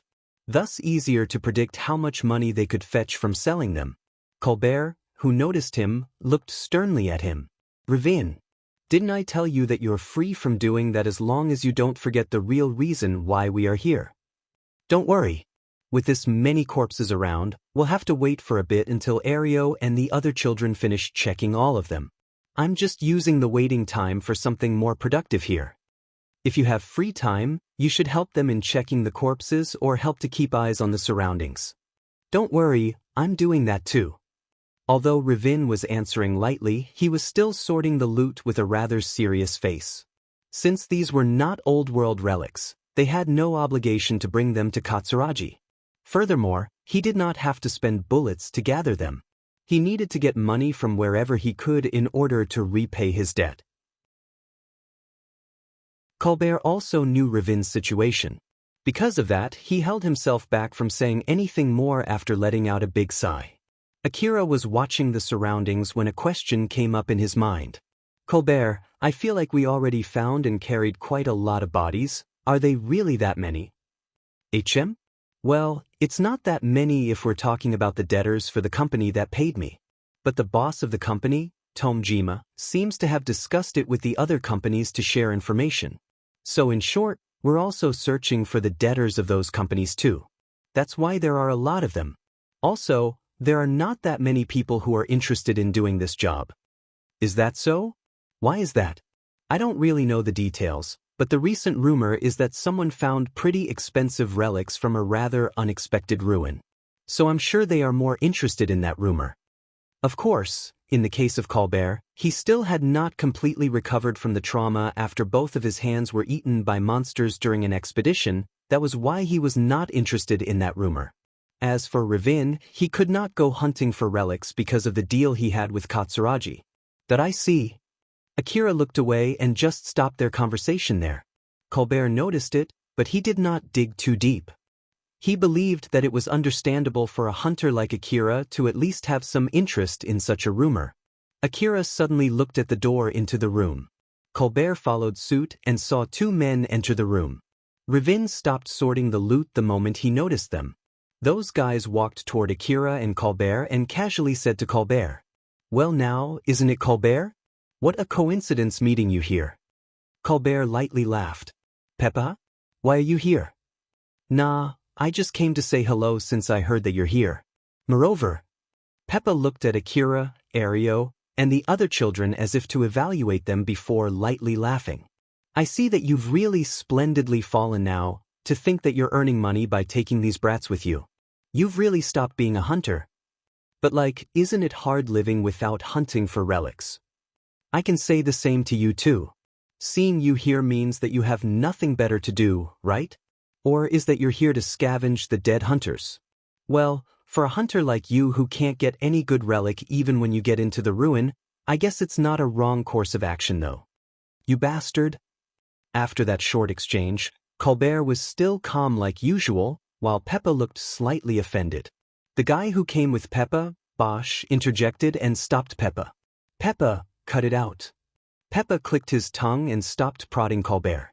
Colbert snorted and looked exasperatedly at Bosch. "Bosch, you should keep him properly under your leash, isn't that your job?" Bosch lightly smiled. It was an honest smile for his old friend. "Don't say that. It was your job in the first place, wasn't it? I'm already giving it my best, you know." "Humph, though that might be true, that is your job now. So I have nothing to do with that. I know that we're acquaintances, but you should stop him from picking a fight like that. It's dangerous." Colbert and Bosch had a friendly air around them. "So then, Colbert, what are you doing here? Don't tell me that you're here to pick up the loot from these corpses." Bosch caught Ravin, who was sorting the loot as if there was nothing to worry about. Peppa looked mockingly at Ravin. "I'm here to search for dead debtors. These other guys are here to help me out. And also, just leave that guy alone. He's in big trouble from debts, you see. As someone who is also here to keep my eyes on him, I can't really bring myself to tell him to stop, you know." After Colbert said that, Bosch could not help but frown. "You're still doing work for those creditor companies, huh? Well, I have my reasons too. I know it's not my place to say this, but if you get yourself too comfortable working inside the city, you might not be able to return back to doing hunter job, you know? You already have both of your arms healed. Honestly speaking, I think it's a good idea if you go hunting for relics once in a while as a rehabilitation." "I know." Colbert was a little bummed from that rather harsh but indeed true advice from his friend. Tayol was munching the corpses inside a room. He ate the cyborg bodies whole together with their mechanical parts. He easily lifted the mechanical body up with his left hand and put them inside his mouth. His left hand was no longer of a human hand. To be more precise, a huge gun grew out from his left shoulder. As he ate more and more cyborgs, the gun on his shoulder grew longer and bigger.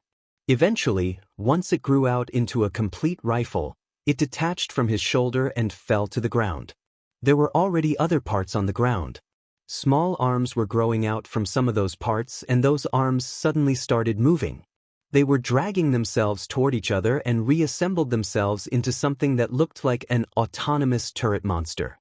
The newly made turret walked away and lined up beside the other autonomous turrets that were made before it. There were already a few dozen autonomous turrets lined up inside that room. Tayol, who was eating metals without saying anything, suddenly stopped and looked away. Although he was looking in the direction of a pile of dead cyborgs, he was actually able to see past that pile and through the wall behind it too. He then turned at the small mechanical monsters in front of him as if he was giving them a command. After that, all of the small mechanical monsters immediately sprung into action. They removed the wreckages blocking the entrance to that room and left the room. Tayol only silently watched the small mechanical monsters leave the room. Once all of them were out, he started eating the hunter corpses and their equipment again. Akira was keeping his eyes on his surroundings, which doubled as training for him while talking with Alpha.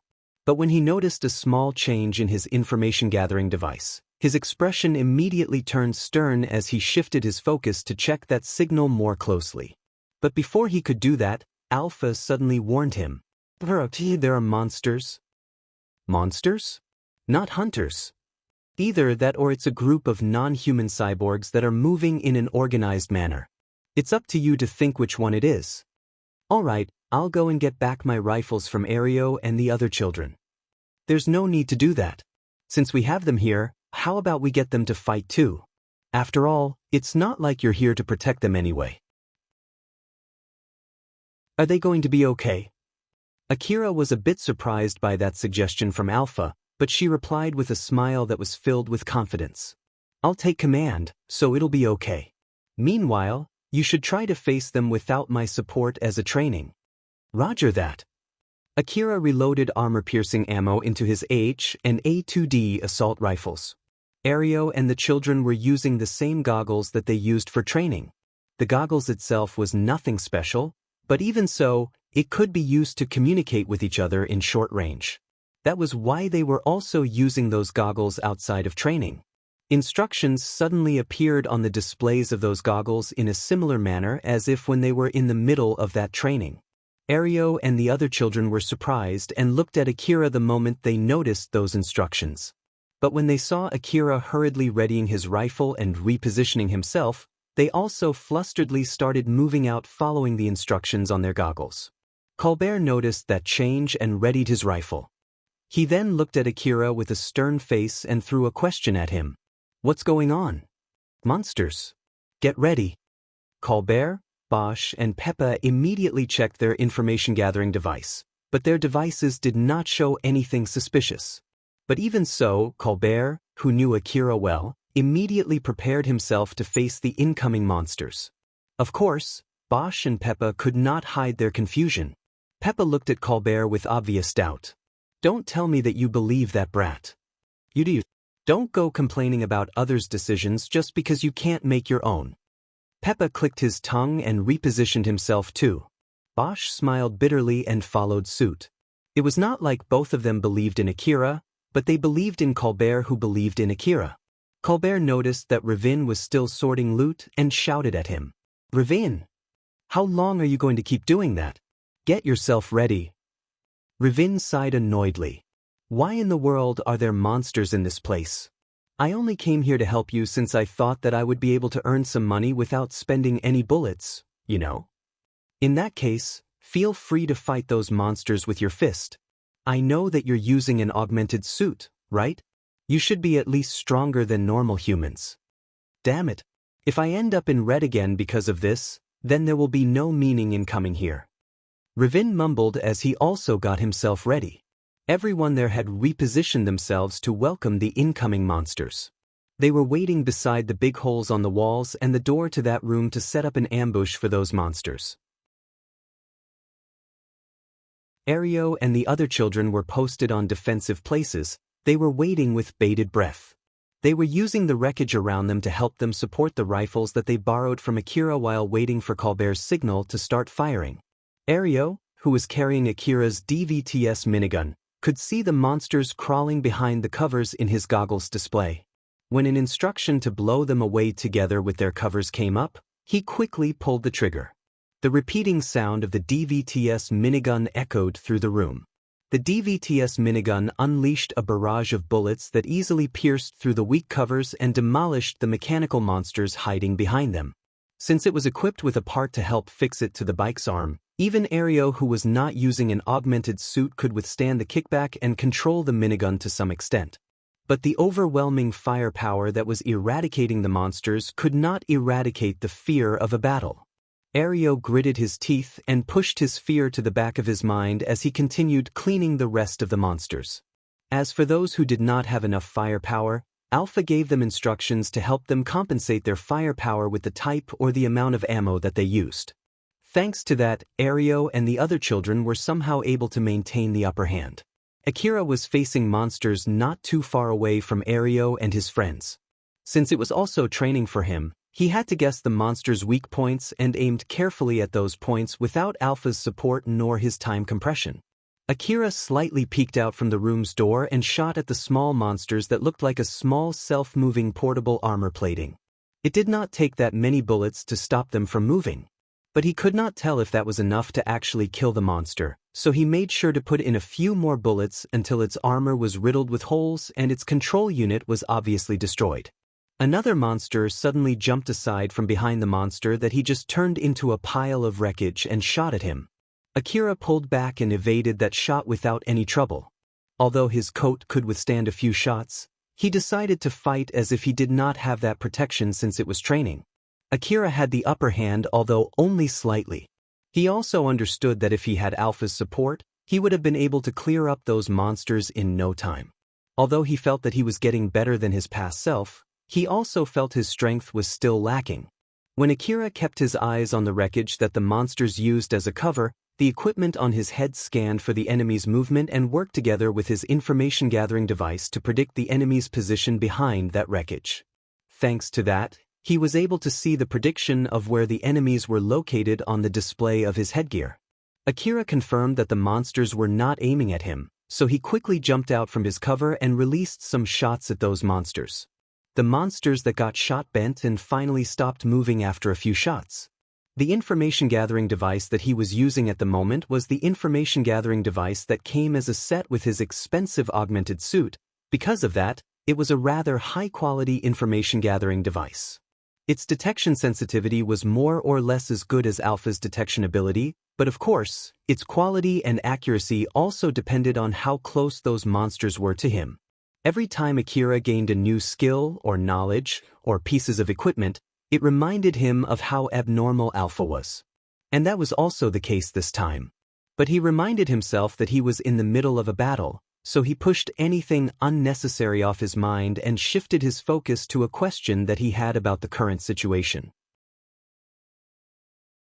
Alpha, where are those monsters coming from? These monsters are not the usual monsters that one can find around the city, right? You're right. And it's unlikely for these monsters to have come from the wasteland too. If I have to make a guess, maybe one of these monsters that has a self-building feature got inside the mansion and used the wreckages scattered around this place to replicate itself. Akira frowned. Alpha, this is included in your support, though it might not be a question that I should ask during training. At least tell me how many of them are there. I have no plans to keep fighting these monsters like this if they're still replicating themselves somewhere. Don't worry, there are not that many of them out there and I don't detect any reinforcement either. In the first place, if the situation here gets dangerous, I'll have you escape from this place. I see. Glad to hear that. Akira looked relieved, so he shifted his focus back to fighting. Colbert and the other hunters were fighting the monsters in another place. Although the monsters there were strong enough to pose danger to new hunters, Colbert and his friends were no new hunters. Not to mention, one of them even took debt to get better equipment, so they had no trouble fighting those monsters. Peppa glanced at Akira and the other children during that fight and was flabbergasted. He thought that those children were only useful for carrying the corpses, but they were performing pretty well during the battle. Colbert, what the heck is with those brats? They're from a gang that I have some connections with. Gang? A hunter gang? I know that Drankum is putting more incentive for young hunters, but I haven't heard of any other gang doing the same though. Nope, it's just a gang from the slum. Peppa took another look at Akira and the other children there. Ario and his friends were fighting following Alpha's instruction, so they were moving around pretty well. As for Akira, he was putting some restrictions on himself since he was taking that battle as training, so he was moving relatively worse than usual. Because of that, Akira seemed to be performing as well as Ario and the other children. At most, Akira only seemed to be slightly stronger than the other children. Or at least, it was hard to believe that he raided Isant family's base all alone just the other day. Don't tell me that you're training these children to make sure that your skill won't rust even if you don't go to the old world ruin. Save that for later, we're in the middle of a fight right now. You're taking this too lightly, you know. Don't tell me that you've been only going to safe ruin since I left and now you're back to your old sloppy way of thinking. Heh, look at you running your mouth like that. Peppa laughed at Colbert's light jab as he started fighting harder to show off his skill to Colbert. He shot down and turned multiple monsters into scrap metals in a short time. Seeing that, Colbert just smiled while providing Peppa with support fire. They maintained the upper hand during that fight and it did not take long for them to defeat all the incoming monsters. Ario and the other children saw a notice saying that the battle was over on their goggles. After that, all the other extra information on their displays immediately vanished. They looked so relieved after they were finally released from the gripping nervousness during that battle. Some of them sighed in relief, some of them lightly laughed, some of them cheered, while some of them sat on the ground, tired. Ario also sighed in relief while also feeling happy that it had ended. As he was basking in the happiness at the fact that he had survived and the sense of self-confidence since he was able to perform well during that fight, his eyes wandered to Colbert and Akira. Akira was perfectly calm. Colbert and his friends were also calm. They looked as if they just finished taking care of something trivial. Ravin even had already returned to sorting the loot.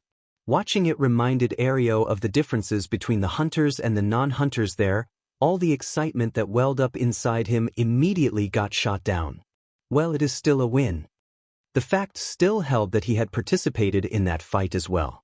Ario told himself so as he nodded. Colbert checked the destroyed monsters.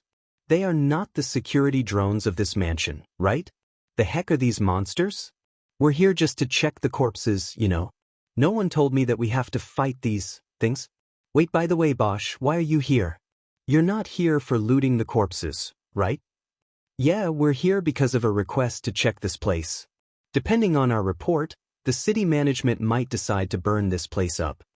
A big mansion might be turned into a nest for monsters, not to mention that the bodies inside it provide food for those monsters, thus the city management could not just leave that mansion be.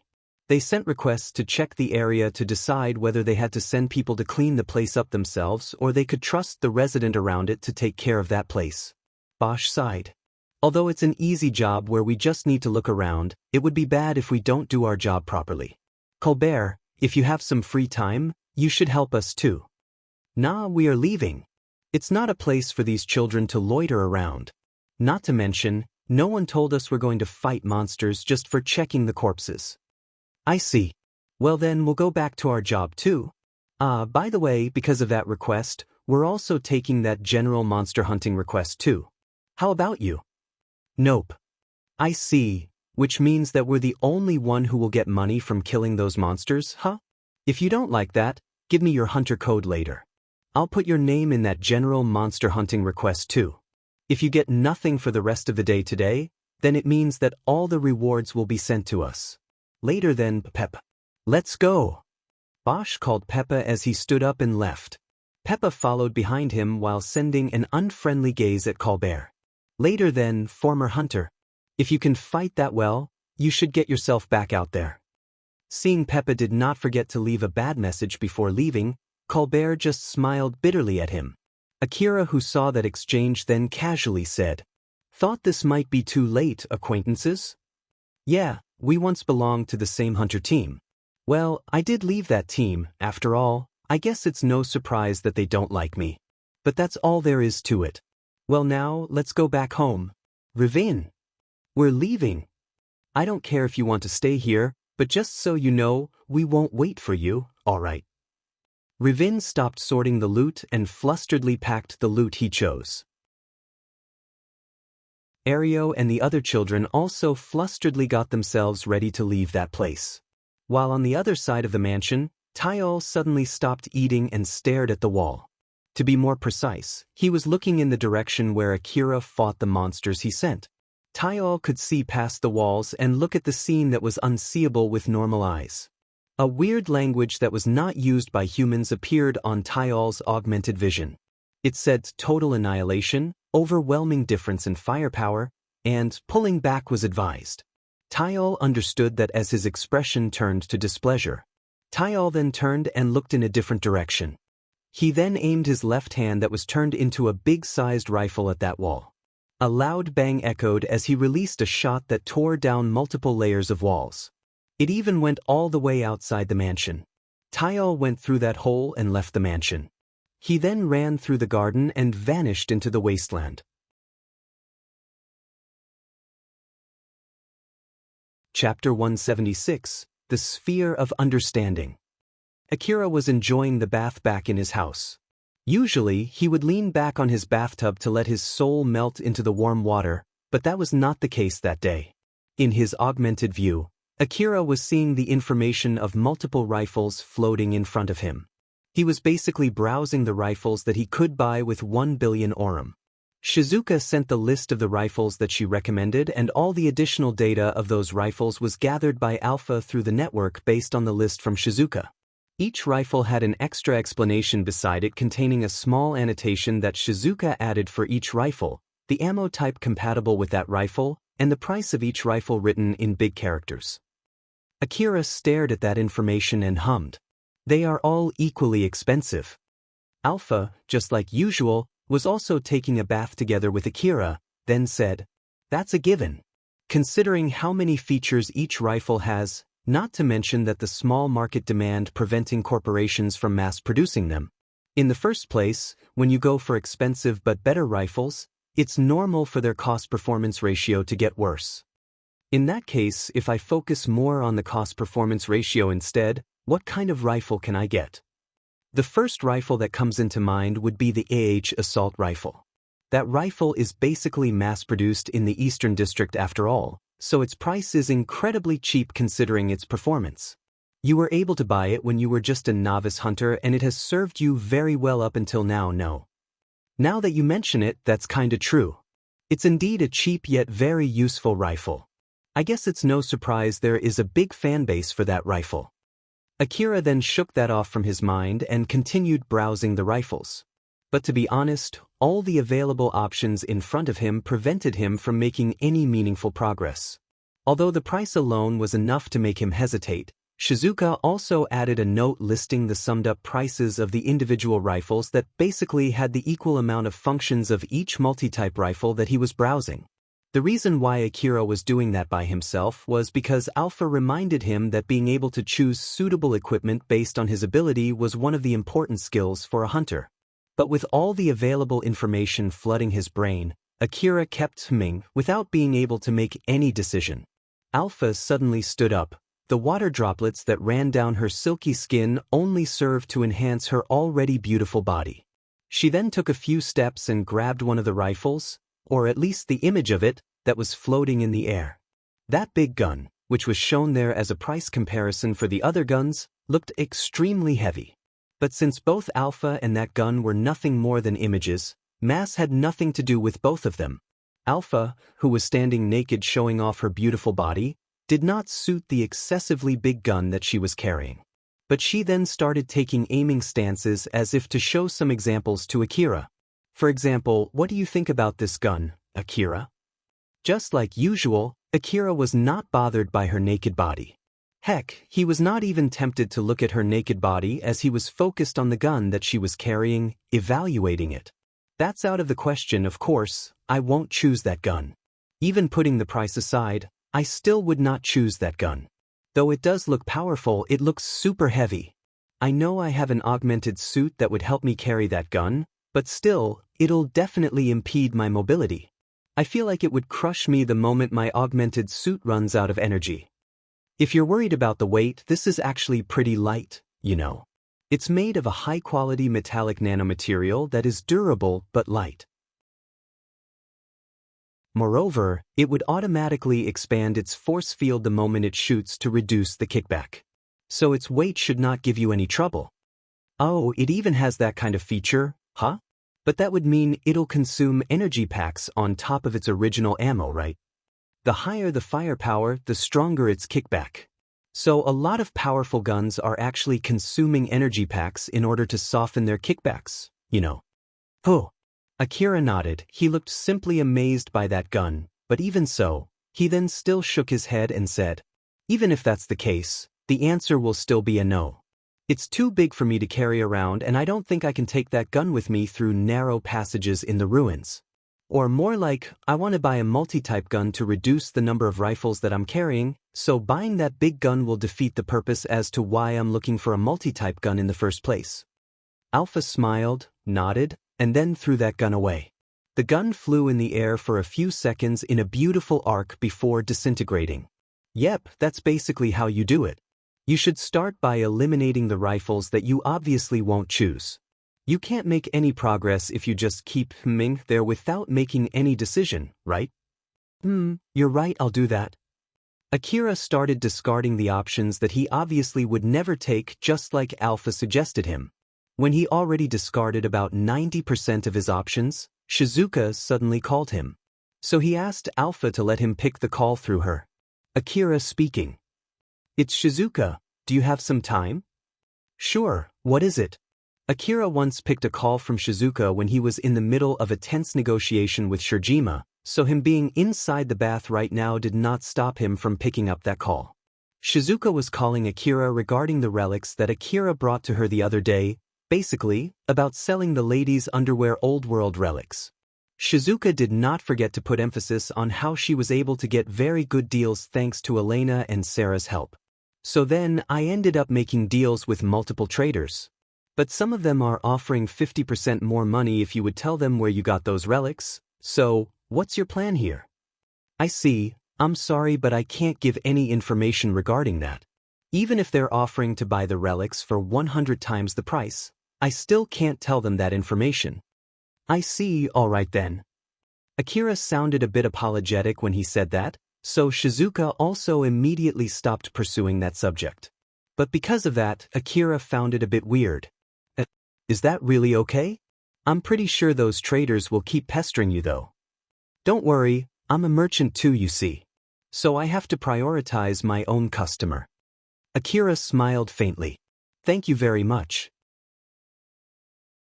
But still, I didn't expect them to offer an extra 50% just for telling them where I got those relics. Is it normal for this kind of information to be expensive?" Akira thought that it was for the case where there were other hunters who were looking for information where those relics come from, so those traders are offering an extra 50% in place of the information fee for buying that information. But Shizuka replied with something that he did not expect. It might be to allow them to sell those relics at a higher price, something like a brand fee. Brand fee. Brand fee. Basically they can reel up the price of a high-quality article by putting a brand on that article. After all, depending on the brand, even the same kind of article can have a completely different prices range. If they know where those relics come from, they can investigate which old world company produced them or which old world company sold them. And if it's from a popular company, more people would want to buy it with a higher price tag. Akira was listening closely to Shizuka's explanation with full of interest. It was a different aspect of selling relics compared to the explanation that he heard from Katsuragi. And to top it off, there are people who sell imitations of this kind of relic, you see. There are many ways hunters can do that. One of them is to make an imitation using the current era's technology, put it in the ruin, get hunters to find them as an old world relic in that ruin, and then get a normal trading company connected to the perpetrator to buy it and resell it as an old world relic. Akira then thought, no one would be crazy enough to go all the way to the Tsubakahara building to place fake relics, but it would not be strange for someone to do that in Higuraka Residence Ruin. And right now, Higuraka Residence Ruin was flooded with hunters. Although Akira and Alpha were the triggers of the rumor that caused it, there was also a good chance someone actually intentionally spread that rumor even more. But it should not take that long for those fake relics to be found out, right? After all, the reason why old world relics are valuable is because they're created using some amazing technology that we can't replicate yet even now know. That depends on the type of the relic. Of course, it would be difficult to fake high-tech mechanical relics, but that's not exactly the case for fabrics. Not to mention, if the hunters demand to make the deal on site, merchants can only make a relatively cheap offer based on a short inspection, so a fake relic with a good appearance should be enough to trick those merchants. In the first place, it's not an easy thing to decide the value of relics, even for those specialists. So if they know where those relics come from, they can easily decide whether those relics are fake or not without the need of inspecting those relics first. After all, relic inspections are not free, you know.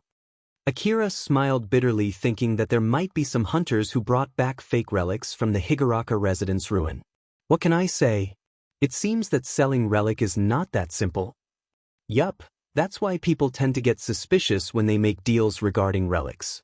I'm sure there would be people who will get suspicious of you too. So when that happens, just keep calm and handle it calmly, okay? Okay, I'll be careful. Well, we ended up talking longer than I planned, so yep, later then. Akira dipped back to his bathtub and lightly sighed. There are a lot of things that I still don't know out there. Alpha, to be honest, did I ever bring back fake relics? Not really, although it depends on how you define fake relics. Define. For example, let's say that someone from the Old World era made a fake article. Will it make that article a fake relic according to this era or not? Or is it solely decided based on whether it's made during the Old World era? Which in that case the fake article from the Old World era would be a not fake relic in this era. So yep, it's not that simple.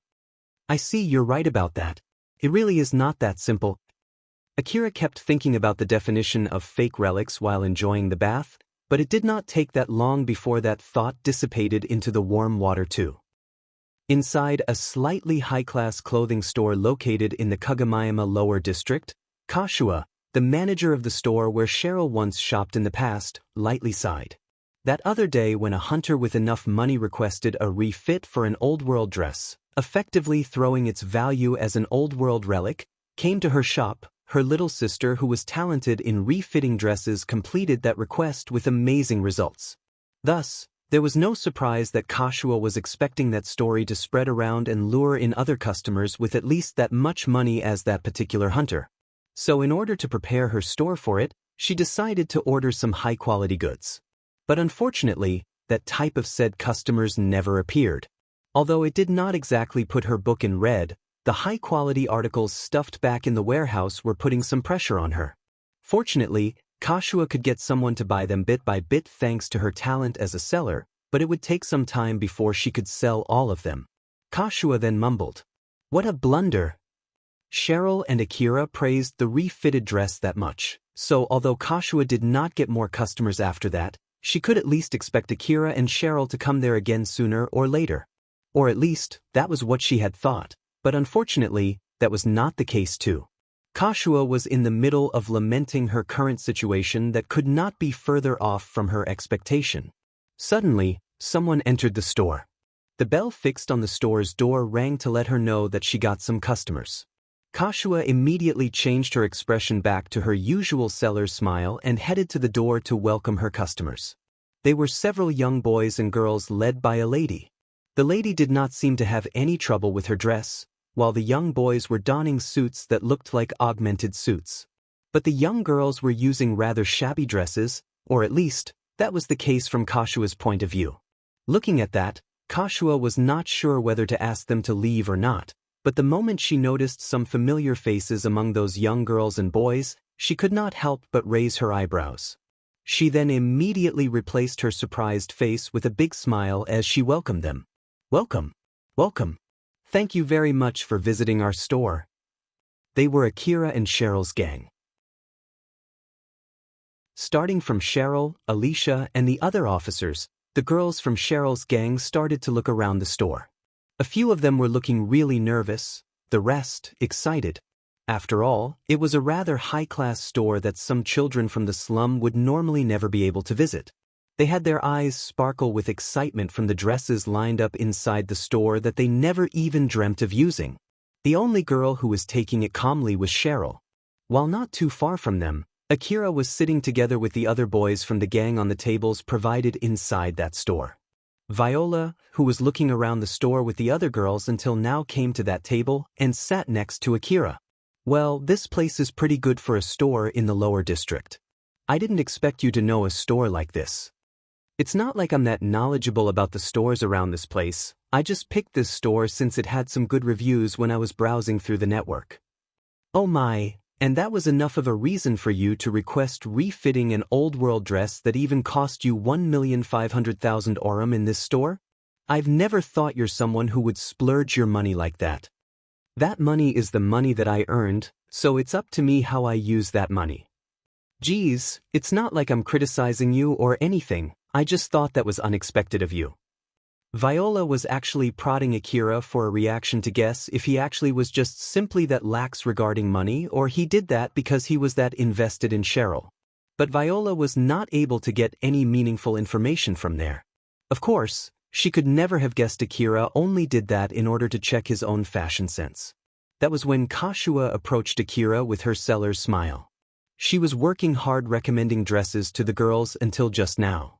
But she decided to go to Akira since those girls, who did not have enough money to buy any of those dresses, always came up with excuses to refuse her offer.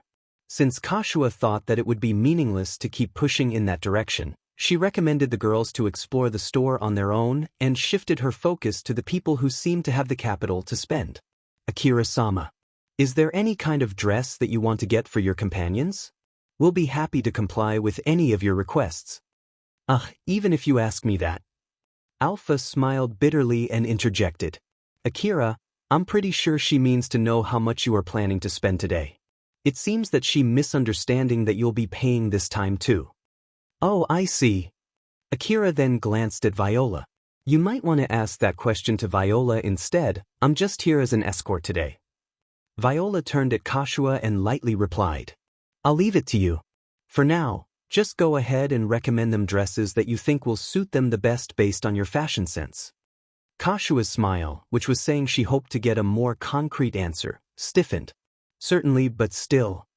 Don't worry, though it might be rather rude for me to say this, I don't think you have any goods that might make me worry about my budget, you see. Kashua's smile twitched in reaction to Viola's rather rude remark. But Viola's next sentence completely overrode it. If you're still worried unless I give you a number, well, just come to me again if the total cost seems to be going above 100 million orum. 100 million orum. Kashua was barely able to hold back her shock. Akira then exasperatedly said, You would even spend that much money only for clothes, huh? Kashua did not even have the leeway to feel offended by that rude remark from Akira. After all, from the way he said it, it sounded as if Viola actually had enough money to pay that much amount of money. Oh my, I didn't expect that to come from someone who spent 350 million orum on his suit. This one is an augmented suit. It's not like one of those common clothing, you know. You spent that money for something that you want, similar to me this time, so it's the same. Just like how you use that to help you earn money from the old world ruin, we'll use these dresses to earn money through making business deals. And just like how it's difficult to explore a ruin without the suitable equipment, it's hard to get a good business deal without the proper dress. Akira frowned and smiled wryly. Though he understood that argument, he actually did not want to admit it, and that was shown on his face. When you put it like that, that's true, but still. Moreover, it's not like it's a one-use thing, and I don't think that it will go anywhere near 100 million orum either. Not to mention, if I buy the dresses plus the accessories in a bulk, I can get a cheaper deal for every piece of dress and accessory compared to when I buy them individually. And personally speaking, I don't think it's weird to spend that much money on appearance. Is that so? Akira only said so and stopped pursuing that subject further. To be more precise, he just dropped that subject there. Although it might be cheaper than buying the dresses and the accessories one by one, it did not change the fact that the total price was still huge and that Viola would be spending another big bulk of her money on Cheryl's gang. After all, Akira knew very well Viola was not someone who would spend her money meaninglessly. Kashua was even more shocked hearing that exchange where Viola and Akira were casually talking about using hundreds of millions of orum. Viola, who noticed that, threw a rather provoking smile at Kashua. So there you have it, you don't have to worry about our budget. But of course, if you can make me worry about the budget, then you're more than welcome to do that. Well, to be honest, when I heard that you did a really good job refitting a certain dress, I had my expectation up. That's why I prepared that much budget beforehand, you see. To put it another way, Viola was basically saying that she had lost that expectation from Kashua's store. Hearing that, Kashua tried her best to prevent her face from twitching and gave Viola a hearty smile. Although I don't know if the goods in this store might satisfy you or not, I'll give my best to answer your expectation. And if you're interested in the dress that we refitted, please, by all means, consider refitting one of your dresses in our store. We have an employee whom I can recommend and I'm sure that she'll be able to answer your expectations. So please wait here for a bit. Kashua lightly bowed and left Akira and Viola. She then went to the back room and finally removed her seller's smile. Celine. Time to work. Get yourself ready quickly. A lazy voice replied from inside the room. Wani-chan, it's too soon for a shift change, isn't it? Just change to something that you can present in front of customers. We have some refitting jobs for you to do. If it's about refitting the clothes that you bought last time, just get the measurement data for the clients and I'll do the refitting later. You can handle that much, right, Wani-chan? Or is it that the client is asking for a rushed request? Celine sighed as she stepped out from inside the room. But the moment she saw how her sister looked very lively there, Celine could not help but to get weirded out by that. Did something happen? Damn right. Like hell I would let her look down on my store. Celine, get out there and take the refitting orders. The client said that there's no need to worry about the budget. She even said that she has a 100 million orum budget. This is a good time for you to show your skill that you always refuse to sell cheaply. So get out there and show them what you are made of.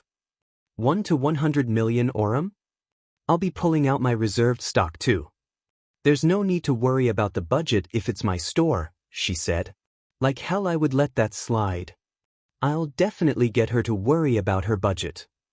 Celine was a little overwhelmed by her sister who just could not calm down. But since it was a chance for her to put out all her skill without worrying about money, she immediately started to prepare herself to get out on the floor. Kashua, who reacted very well to that light provocation from Viola, started to get to work. And as Viola schemed, Kashua was giving her best service that normally a first-time customer would never get. Kashua introduced Celine to Viola before taking a refitting order for Cheryl and Alicia.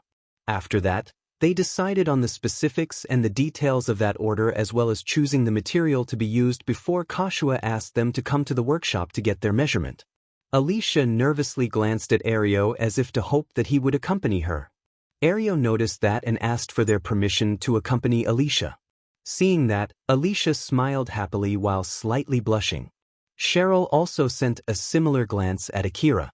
But Akira only glanced back at her, looking a bit confused, and barely made any reactions at all. So in his place, Viola showed a reaction by holding back her laughter. Before Cheryl left with Celine while looking slightly disappointed, she did not forget to send a glare at Viola. Viola lightly laughed and turned to Akira. I know Carol said this once before, but Akira, you really need to learn how to treat a girl right. If I'm not mistaken, you're in the middle of learning that, no? Oh, shut up. Viola smiled at that thorny reply from Akira, but in the back of her mind, she was thinking about a lot of things regarding his reply. Viola realized that it might be interesting to see how Akira would react if she brought up Shizuka or Elena or Sarah, but before she could say anything, she kept the lid closed on that curiosity. Back then when she messed with Cheryl, she ended up with a hole in her chest. So if she actually mentioned Shizuka, Sarah, or Elena here, this time she might not even leave as much as a piece of herself behind. Viola at least understood that much.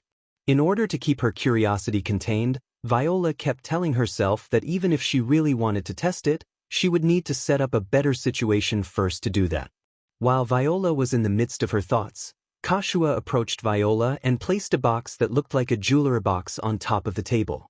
She then said with full confidence to Viola, although this is something that we would only offer to loyal customers, since you have given us the chance to offer you our best service, I've come with this special piece of goods that might suit your fancy. So please by all means have a look. Kashua opened the box and showed female undergarments inside it. Viola, who saw that, looked slightly surprised and hummed in amazement, which Kashua found very satisfying. So, how about this piece of clothing article? Not bad at all. Thank you very much. Besides Viola and Kashua, who were smiling at each other, Akira curiously glanced at that underwear and Kashua noticed that. Oh, is there anything wrong? It's nothing, I just thought that it looks really expensive. It's indeed an expensive piece of clothing, but I can guarantee its quality. It's an old-world relic that would normally be sold only inside the wall. It's very rare to find this kind of article outside the inner wall. Our store was able to procure it only by using our special route. I see. It's a very valuable piece of relic, huh? But of course, after all, it's valuable enough for the people inside the wall to compete for it. Kashua felt a bit offended since it sounded as if Akira was questioning the quality of her product.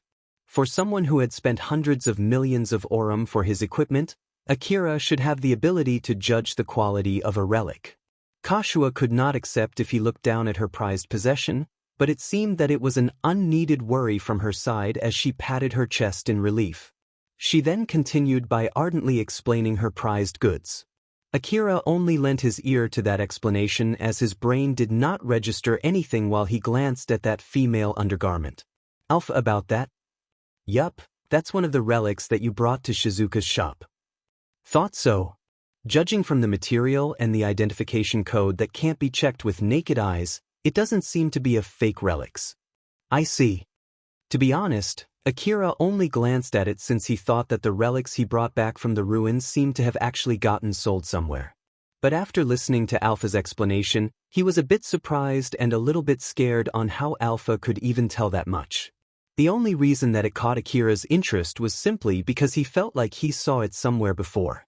But then Alpha seemed to be able to inspect that piece of relic down to the things that could not be seen with naked eyes. Although Akira himself did not understand why there was any need to know that far.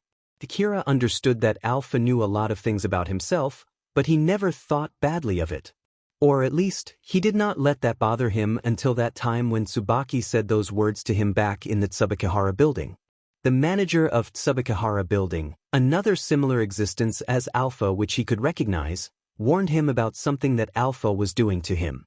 But well, I guess it's too late to worry about that right now. Akira said so to himself and just forgot about it. After all, everything that he had received from Alpha up until now, including the support and all the help from her, was enough to outweigh that worry. Viola noticed that slight change from Akira and tried to probe him. Akira, what's wrong? Though I think it's normal for you to get interested in this kind of thing, you should be careful or you would look suspicious, you know. But Akira replied casually. Well, I'm a hunter after all.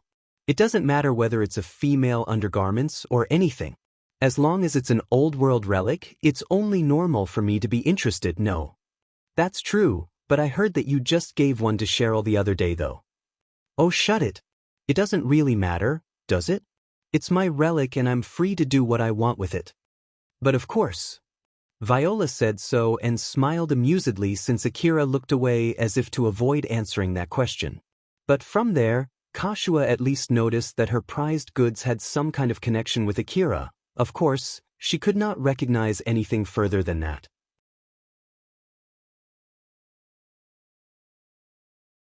Chapter 177, A Request to Readjust Hunter Rank. Akira made a promise to Kobayashi to meet up with him in front of the Kagama building. The first time Akira saw that tall and huge building that was stuck into the inner wall, he was utterly amazed by its majesty. But after all this time, he already got used to it, which also signified his growth. Akira was happily waiting for Kobayashi. At first, Kobayashi only said that he had something he needed to talk about with him, but then Akira said to at least treat him to a meal or something, and now they promised to meet up in front of the Kagama building. Akira could not help but get a bit excited. Kobayashi appeared right on time. They then went into the Kagama building and into a restaurant on the first floor before picking a seat randomly. You can go ahead and order anything you want. I'll put it on tab anyway and it's not like I'm paying for it either. So feel free to choose from the most expensive ones first. Sure. Unlike Kobayashi who was in a very good mood, Akira seemed rather disappointed. Kobayashi smiled amusedly at that. What's wrong? Were you expecting to go to a high-class restaurant or something? That's out of the question, you know. Although the city management would pay for it, it's not like I have an unlimited budget. Unless it's for a negotiation with a high-ranking hunter, they won't let me spend that much money, you see. But if you tell me that you would treat me, I don't mind going somewhere else, you know. Akira silently browsed the menu as he started looking for the most expensive dishes that he could order there as if he had some grudge against Kobayashi. Kobayashi who saw that could not help but find it amusing. After they finished placing their orders, Akira immediately cut to the chase. So then what is it you want to talk about? Actually, there are a lot, but I guess I'll start with the investigation first. Investigation? You do know that there was a huge fight in the slum not too long ago, right? So why exactly were you involved in that battle? In the first place, why does it sound like it's already a given that I was involved in that battle? Akira tried to play ignorant, which might be because he was a bit annoyed after his expectation of getting a good meal was completely missed. But in reality, Akira himself did not deny that he had killed many people and fought fiercely in that battle.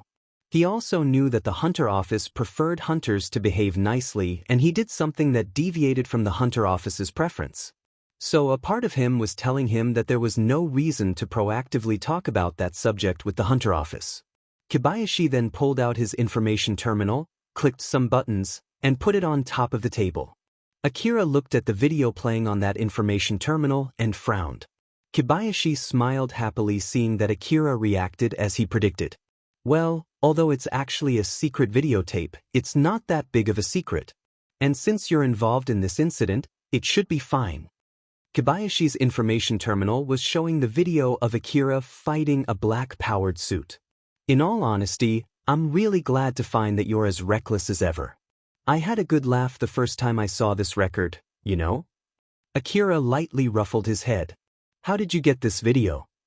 I only got it from my superiors, and I have no idea how they got it. Someone might have been recording you from afar using a telescope or something from above the wall. Or it might be from some secret cameras planted somewhere that coincidentally recorded this video. Well, either way, I bet the city management has something to do with it. Akira let out a big sigh. He had a given-up face as he started explaining to Kobayashi. Kobayashi listened closely to Akira's explanation. After that, he said to Akira as he tried his best to hold back his laughter, which obviously he was not doing very well. So, I get it that you went there to save your girlfriend. It's not that strange for people to be moved by love, especially for a young boy like you. But still, no kidding here, did you really fight that powered suit just to kill a pickpocket? Are you okay in the head? Don't take this wrongly please, I'm actually complimenting you here, you know? After all, your action and line of thinking are as reckless as always, and I really like it. Akira looked obviously annoyed. Just so you know, it's not like I did that because I wanted to. Why yeah, you're right. Kobayashi then laughed hard again. Before he continued, he noticed that Akira was pouting and thought that it might affect the thing that he was about to bring up next. So he tried his best to calm down. Well, I get why you're in that place now. Personally speaking, I respect your decision, so you have my condolences. That must have been hard. Geez, can you stop pouting like that? That aside, I'm sure you do know that the Hunter Office puts their effort into cultivating good manners among hunters, so it would be troublesome if there's a hunter who can win against a powered suit only with an augmented suit and is willing to do that just for money. After all, there are quite a lot of hunters out there who are talented in fighting other people but could not do well exploring the ruins.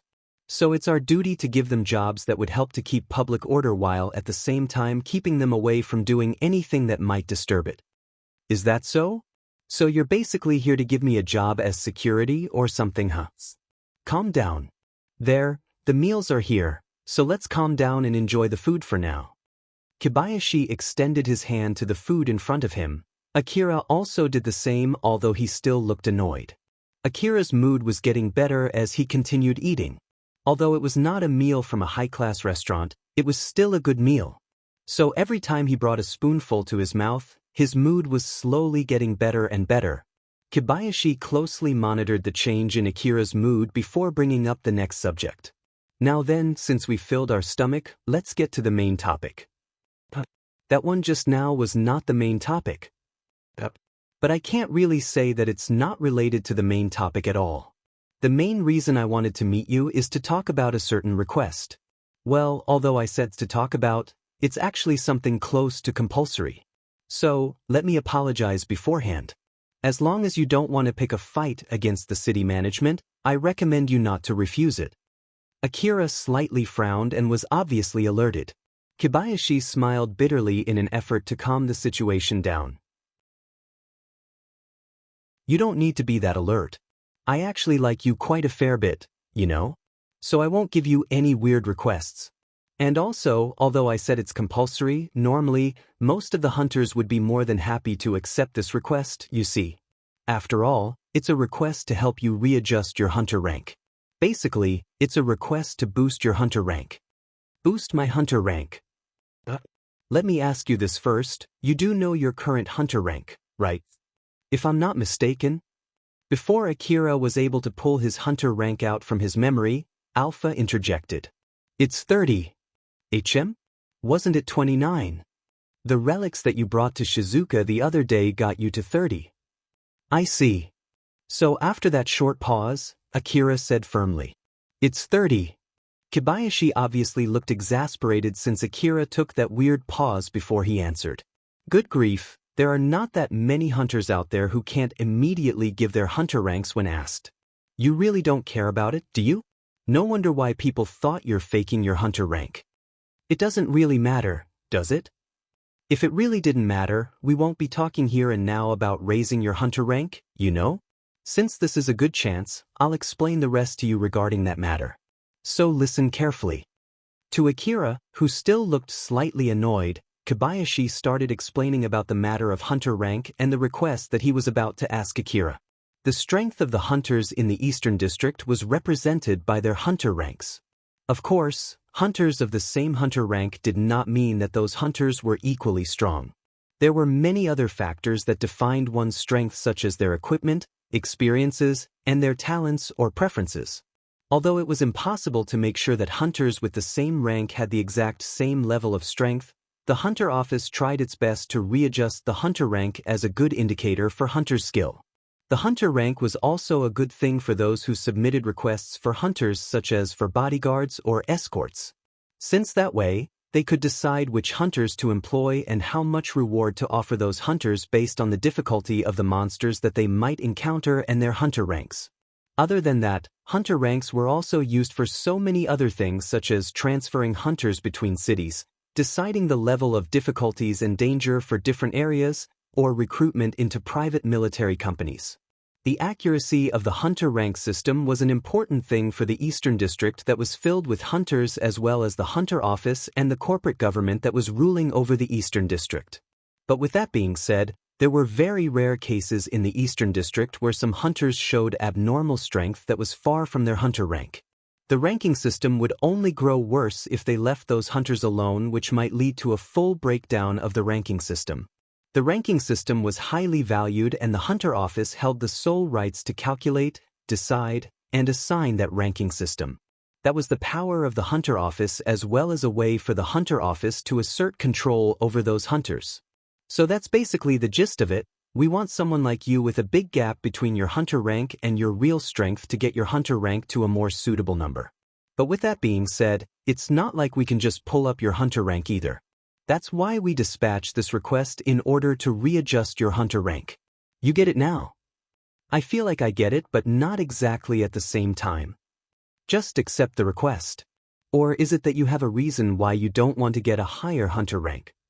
Not really. If I have to say anything here, I prefer you pay me in form of money instead of hunter ranks.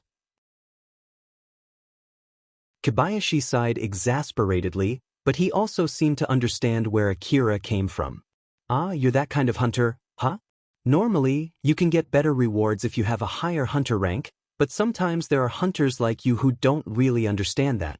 But well, you tend to work alone and you put your time mostly into hunting relics. So I guess that's to be expected. Is that so? Normally hunters work by forming teams, and when they do, they usually decide their share of reward or who has the higher position in the team based on their hunter ranks. Not to mention that some of the high-difficulty high-reward requests only accept hunters with high enough hunter ranks. That's why many new hunters work so hard to raise their hunter rank. Moreover, sometimes some corporations would even sponsor high-ranking hunters too. That's also one reason why hunters tend to be desperate when it comes to their hunter ranks. Kobayashi glanced at Akira to check his reaction. Though Akira seemed to properly listen to him, he still showed no interest at all. To be honest, hunters who often deal with hundreds of millions of Aurum tend to put extra attention on their hunter ranks though. So, do you have any interest in it? Well, even if you say so. That request for boosting hunter ranking, since most of its reward is in the form of hunter rank, I bet it doesn't give me much money, assuming that it gives me any at all, right? Honestly, monsters won't get scared of me just because of my hunter rank anyway, so I don't see any point in taking that request. You like it or not, I need to have you take that request. Well then, let's start talking about the details. I'll try my best to get a deal that can satisfy you too, so you can just go ahead and tell me your demand. If you're willing to take a reckless request, I might be able to get you a request with a huge amount of money, you know? No thanks. As I've always told you, I didn't do all of that reckless stuff because I wanted to. Kobayashi looked at that really annoyed Akira and found it amusing. In that case, I can set up a deal that warrants you a huge amount of money in case something unexpected were to happen, so that you can use as much ammo and other expendables as you want. It's you we're talking about here, so I can pretty much expect something crazy to happen. Akira held himself from saying anything back. He knew very well that it did not matter what he said, it would not be enough to convince Kobayashi. After that, Akira had a difficult discussion with Kobayashi about the details of the request. When they finished, the sun had already set. As Akira took a good warm dip in his bathtub back in his house, he looked back at his discussion with Kobayashi about that request.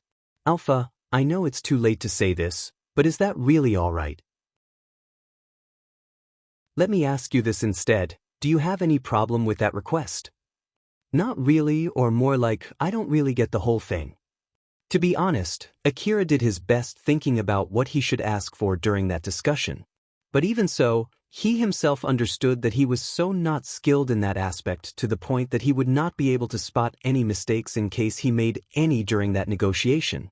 In that case, since we have come this far, we can only look back and reevaluate after you're done with that request. This will be a good experience for you too. Personally speaking, I think it's not a bad deal since they'll pay for the medicines, ammo, and other expendables. You're right, it really helped me out during that request to the underground city after all. Akira remembered back then when he had to compensate for the lack of his strength by shooting out CWH anti-material rifles special ammo. Both when he fought a swarm of Yurata Scorpion and the Relic Thieves, Alpha's support alone was not enough to win those fights. That was just how pivotal using that ammo was. Now that I think about it, I really did pretty reckless stuff back then. It's as if I'm compensating for the lack of my strength with money, and to top it off, it's not even my own money. Yep, so let's use that advantage to our best this time again. Let's stock up powerful ammo and buy our safety, and of course, with others' money again this time. Alpha smiled when she said that. Akira smiled back at her. Though to be honest, because they'll pay for my ammo, I feel like it would give such a sight if I use that money to buy a whole lot of CWH anti-material special ammo to use with my DVTS minigun. That's a good idea, let's do that. Huh? That's obviously out of the question, isn't it? That special ammo can't be used with DVTS minigun, right? Akira frowned. He was surprised by that reply from Alpha, but then Alpha smiled smugly and said, "It would be fine as long as you're using a powerful enough gun that can withstand the rapid fire of such a powerful and expensive bullet. And since we're in the middle of choosing a new gun, you can just put that as an additional condition for your new gun, right?" Akira's view was augmented with the info of multiple types of guns just like last time. Then Alpha discarded all the rifles that could not withstand rapid fire using such CWH anti-material rifle special ammo. That pretty much narrows our options. Indeed, do your best to do the rest then. Roger that. Akira started browsing and choosing rifles again while still enjoying his bath just like last time. And Alpha stood next to him with a smile, just like usual. On the next day, Akira let Shizuka know what was going on and asked for her help. He also did not forget to place his order for the rifle that he decided to get after a long selection process as well as for the ammo to use with that rifle. There was no guarantee that Shizuka had the type of ammo that he was looking for in stock, and even if she could order those ammo, Akira thought that it would cause her a lot of trouble if she placed such a huge order just for his sake. That's why he decided to put in his order sooner. After they finished, Shizuka then worriedly said to Akira, "I understand what's going on and of course I'll help out too, but are you alright? Although they'll pay for it, buying this much ammo will definitely cost a lot of money, you know. In the worst case scenario, they might take it as harassment." Akira replied with a serious face. Kobayashi, the guy that I had a discussion with regarding this matter, did give his approval. To be honest, I was thinking if they refuse to pay because of that, I might be able to use it as an excuse to refuse their request though. Even if something were to happen after putting that order in, as long as I keep them without using them during the period of preparing for that request, it should not cause any trouble. I see that you've given a thought about this. All right then, I'll put in the order with a deposit payment, okay? Shizuka started working on the documents for placing that order. Just like last time, she also submitted the ID code for that request to make sure that the deposit payment would be forwarded to that requester address. There were cases where the order was stopped because there was trouble during the settlement of the payment. Normally, Shizuka did not really care whether the payment would go well or not, but this time, she made a small wish for some kind of trouble to happen. But unfortunately, the payment went through just fine. Yup, it went well. To be honest, from the shop side, I should be happy that my customer has no problem paying for the goods bought in my shop, but... She smiled bitterly. Akira also replied with a bitter smile. Well then, please process the equipment too. Of course, since it's not an expendable item, please process it separately. To be honest, even if it gets processed as an expendable item by mistake, I hope it doesn't really get turned into an expendable item. Honestly speaking, I don't think normal hunters can get such a request unless they're from the front line though. Shizuka then processed the rest of the deal.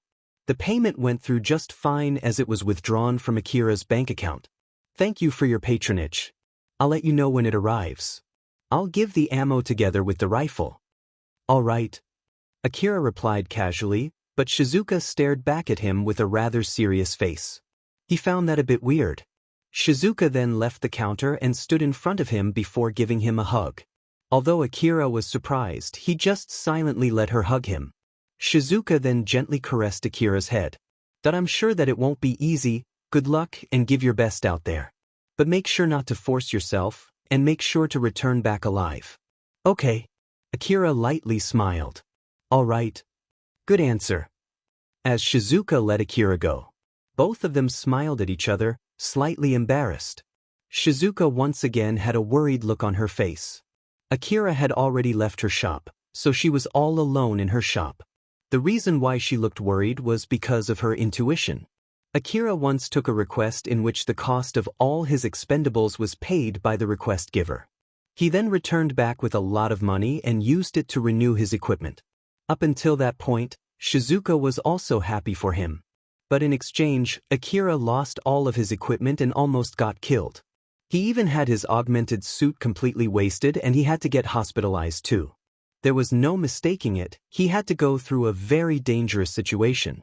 Shizuka at least knew that much. This time, the request that Akira took was a request to raise his hunter rank. It was a request that the city management personally dispatched for him. Though it was not a request that he could refuse, the situation now and then was not the same. If it was a good chance to let others know Akira's real strength that they had always looked down on until now, then it was something to be happy about. It could be taken as a request given to the hunter as goodwill from the city management, and it should not be something that was overly dangerous. Moreover, she did warn him not to do anything reckless. Judging from how he responded, it should at least prevent Akira from doing anything too dangerous. As a matter of fact, Akira himself actually did not want to take that request. So he should not put himself in danger just for the sake of raising his hunter rank. Or at least, that was what she thought. Shizuka tried to abate her worry by reminding herself about those facts. She then wished that everything would be fine. She had her own life to think about, and the shop that was important to her to take care of, so she could not just sacrifice everything to support Akira. But making a wish was free of charge. That was why she wished for Akira's safety, as she hoped that her intuition would be proven wrong. After all, her intuition was telling her that her wish would not come true.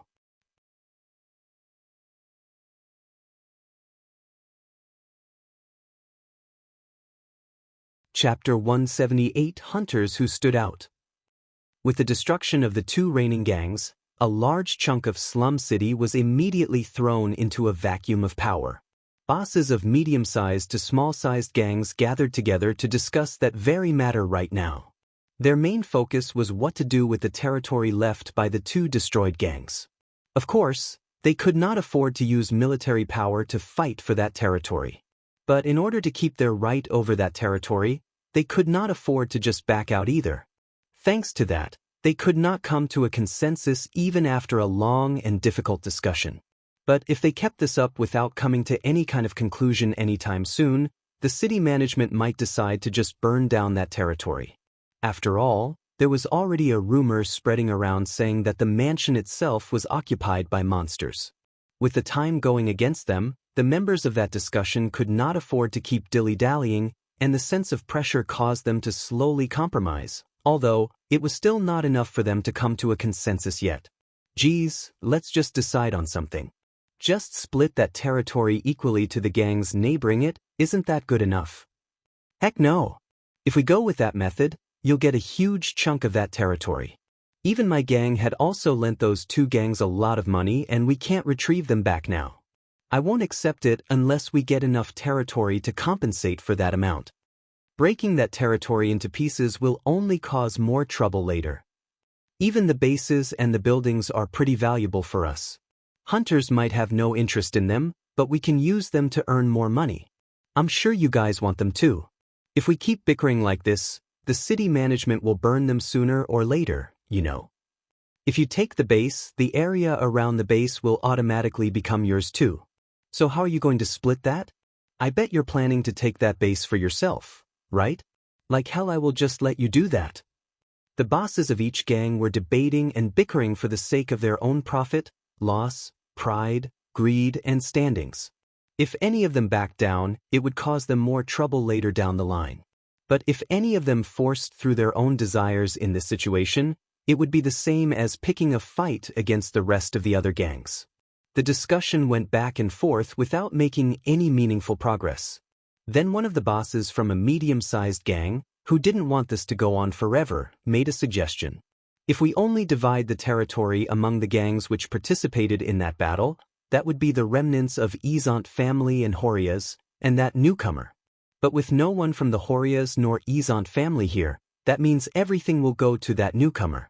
If we go with that method, I want to at least listen to the newcomer's opinion first. Everyone in that room turned to the newcomer, and that newcomer was Cheryl. Cheryl had come to that place with Viola and Carol. Viola and Carol stood behind Cheryl's seat as if they were officers under Cheryl's gang. As the bosses from the other gangs directed their gazes at Cheryl as if they were trying to send a telepathic message to her, Cheryl just smiled and said, "In that case, would it be okay if I take everything?" No one expected Cheryl to say something as preposterous as that. Half of the people there looked at her with widened eyes as they froze in place. The silence slowly shifted into whispers, and then whispers into chatters. While they were mumbling about those unexpected words from Cheryl, one of them shouted, "Everything! Are you kidding me?"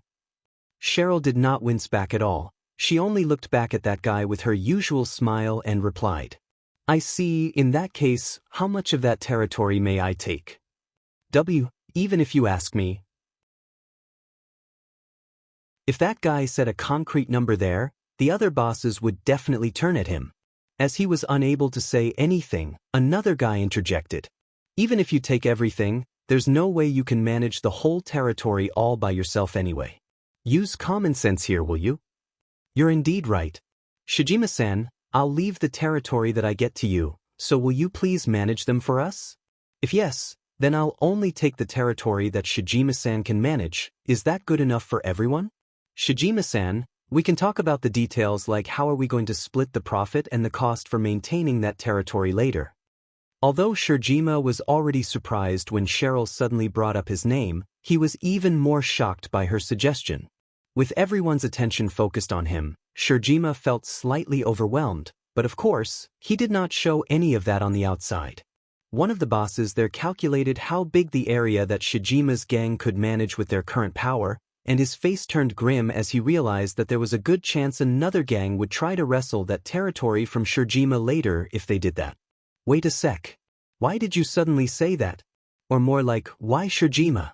If you need someone else to manage that territory, you can pick any other gang, right? Did you guys make some kind of agreement beforehand or something?" "Not exactly. But during the discussion with Akira from the other day, We promised him to get along with Shijima-san's gang and he hasn't told me to abandon that agreement either. The moment Cheryl brought up Akira's name, all the gang bosses there showed various reactions: fear, alert, interest, doubt, mockery. All of them had different reactions to Akira's name. One of them who looked down at Akira raised his voice and questioned Akira's real strength while wording it out as if he was asking for others' agreement. Akira? He's that hunter supporting your gang, right? I've heard about him too. In the first place, I don't know how much the rumor that I heard about him is true. Don't take me wrongly though, I'm not saying that he's weak or anything. But I bet those rumors have something to do with that girl behind you. Everyone looked at Viola. Although only some of them were obviously suspecting Viola, everyone could agree that the chance of her involvement was not zero. Viola had her usual provocative smile as she pulled out her information terminal and operated it. Immediately afterwards, a notification reached the information terminal of the other people in that place. Since it was obvious that it was from Viola, everyone checked their information terminal and noticed that it was a video file. The moment they played that video, everyone was dumbstruck. It was a video of Akira fighting a black-powered suit. Murmurs started to ripple as they expressed their impression of that video. Damn, what the heck is wrong with this boy? This guy fought a powered suit with nothing more than his body, huh? Wait, no, he's using an augmented suit, but still. Wait for a sec here, he's winning? Are you kidding me? The video was like a collage of multiple short shots, but it was enough as proof that Akira was a real maniac. One of the bosses there could not hide his shock as he asked Viola, "Can you prove that this video is not fake? For all that we know, you might have faked this video." Viola smiled at him as if to mock him and challenge him. "If you can't trust me, you can try to investigate it yourself. Although it's a confidential video, it's not a huge secret. So you should be able to get the same video with a little effort, you know?" The guy who asked that question was convinced that it was not a fake video from that exchange. Or at least, he understood that the city management even trusted that video too. Although he was not that convinced compared to the other people present, it was enough to shut him up.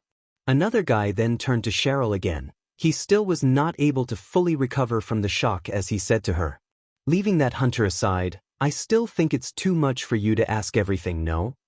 Cheryl could not fully hold back her smile. "True, but I have no reason to refuse that proposition either.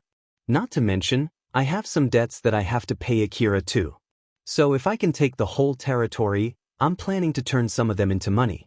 After I formally receive that territory, I'm thinking of selling some of them to the other gangs. After all, I did something similar with Shijima-san before." "How much is it exactly?" "About 4 billion orum." Murmur rippled through the room again. 0.4 billion? Is this some kind of joke? I can assure you that it's not. The one who calculated that debt is Viola. After Cheryl said that, everyone sent a hostile gaze to Viola. Viola only smiled back at everyone in response to that. Judging from that reaction, everyone had the same thought: Viola must have done something dirty to get Cheryl into that debt. One of the guys there had a really troubled look. He was surprised by the difference between the information that he had gathered beforehand and the information that he received just now. But even so, he still tried his hardest to think of a way to make this occasion into a profitable one for his gang. Akira was strong enough to fight a powered suit and was invested enough in Cheryl that he would go to rescue her himself. Then to top it off, he was crazy enough to raid one of the biggest gang's base just to kill a pickpocket. This opportunity was basically a good chance for Akira to get back the 4 billion orum that he had lent to Cheryl. So considering how much animosity they would earn from Akira if they tried to contest for that territory and preventing Cheryl from paying back her debt, it might be not a wise thing to be greedy, at least not for now. After he made up his mind, he decided to change his method of trying to get his hands on that territory. "I'm fine with it if you want to let the other gangs take care of that territory, but it doesn't have to be Shijima, right? Though you said you want to get along well with Shijima's gang. To be honest, I don't think you can get much profit from that, am I wrong?" "Well, that's true. Thought so." That guy smiled and glanced at the bosses from the other gangs that his gang was going along relatively well with. All of them immediately gave their approval when he did that. Thus an alliance was formed in order to take a part of that territory management right from Shijima's gang. In that case dash. When that guy was about to continue, Cheryl interrupted him while making a troubled face. But again, other than Shijima-san, I know no one else who has negotiated with Akira, forced him to compromise, and even made him pay up some money. Everyone present immediately turned to Shijima. Shijima was barely able to maintain his calm. With him unable to say anything back, he noticed that some of them were obviously misunderstanding him there, so he just looked away to evade that subject. But Cheryl continued. But I don't mind if any of you want to discuss it with Shijima-san to manage that territory with him. That way we'll be able to manage a wider area after all. So I would be more than happy if any of you want to do that. Everyone exchanged looks with each other. Though a few more people were swayed, it was not enough to conclude their discussion. Let's take a short break here. Good idea. Since no one objected, they took a short break from the discussion as they started leaving the meeting room. But of course, no one was actually taking a break. They only left the room since they wanted to discuss something that they could not discuss there. Shijima was the first one to leave the room. He understood very well that it would be bad if the other gangs swamped him. He believed that he should take some distance from the other gangs for now and contact Viola, who he bet had her hands on this behind the scene. Cheryl, Viola and Carol were the only ones left inside that room. Cheryl let out a long sigh. She looked rather tired. Viola was talking with Shijima through her information terminal not too far from Cheryl. Carol, who was also standing close to Cheryl, looked at her and smiled amusedly. Carol-san, is there anything wrong? It's nothing. I just thought that if Viola had a little sister, she would look just like you. Please stop with the jokes. Carol could not hold back her giggle seeing how Cheryl obviously hated that idea. After that, the meeting continued pretty smoothly in one direction. Although there was a bit of disagreement, they finally agreed on a consensus, and Cheryl's gang was able to gain a lot of profits from that conclusion. Akira was riding his bike through a major road inside Kuzuhara Ruin. This road was built by Kagomayama City and it went all the way to the forward base deep inside the ruin. Even now, the road was guarded by those who were also properly maintaining it. After all, it was an important road for the sake of exploring the ruin. After the long negotiation with Kobayashi that lasted until the sunset, the rank-up request that Akira accepted from him was to take hunter jobs around that road. To be more precise, it included hunting monsters and relics, patrolling and gathering information, as well as accepting SOS requests. Basically, it was a rather lax request where Akira was basically free to do whatever he wanted. But of course, there were also some requirements that Akira had to do. Any relics that he gathered during that request should be sold to the relic exchange office in the forward base. He had to hand over all the information that he gathered. He should not ignore the SOS request he received, and he had to prioritize cleaning up any monster swarm that he found near the road. In exchange for paying his ammo and his other expenses, Akira accepted those conditions. Well, it's great that I'm basically free from doing anything I want as long as I stay near this highway. They'll also pay for my ammo too.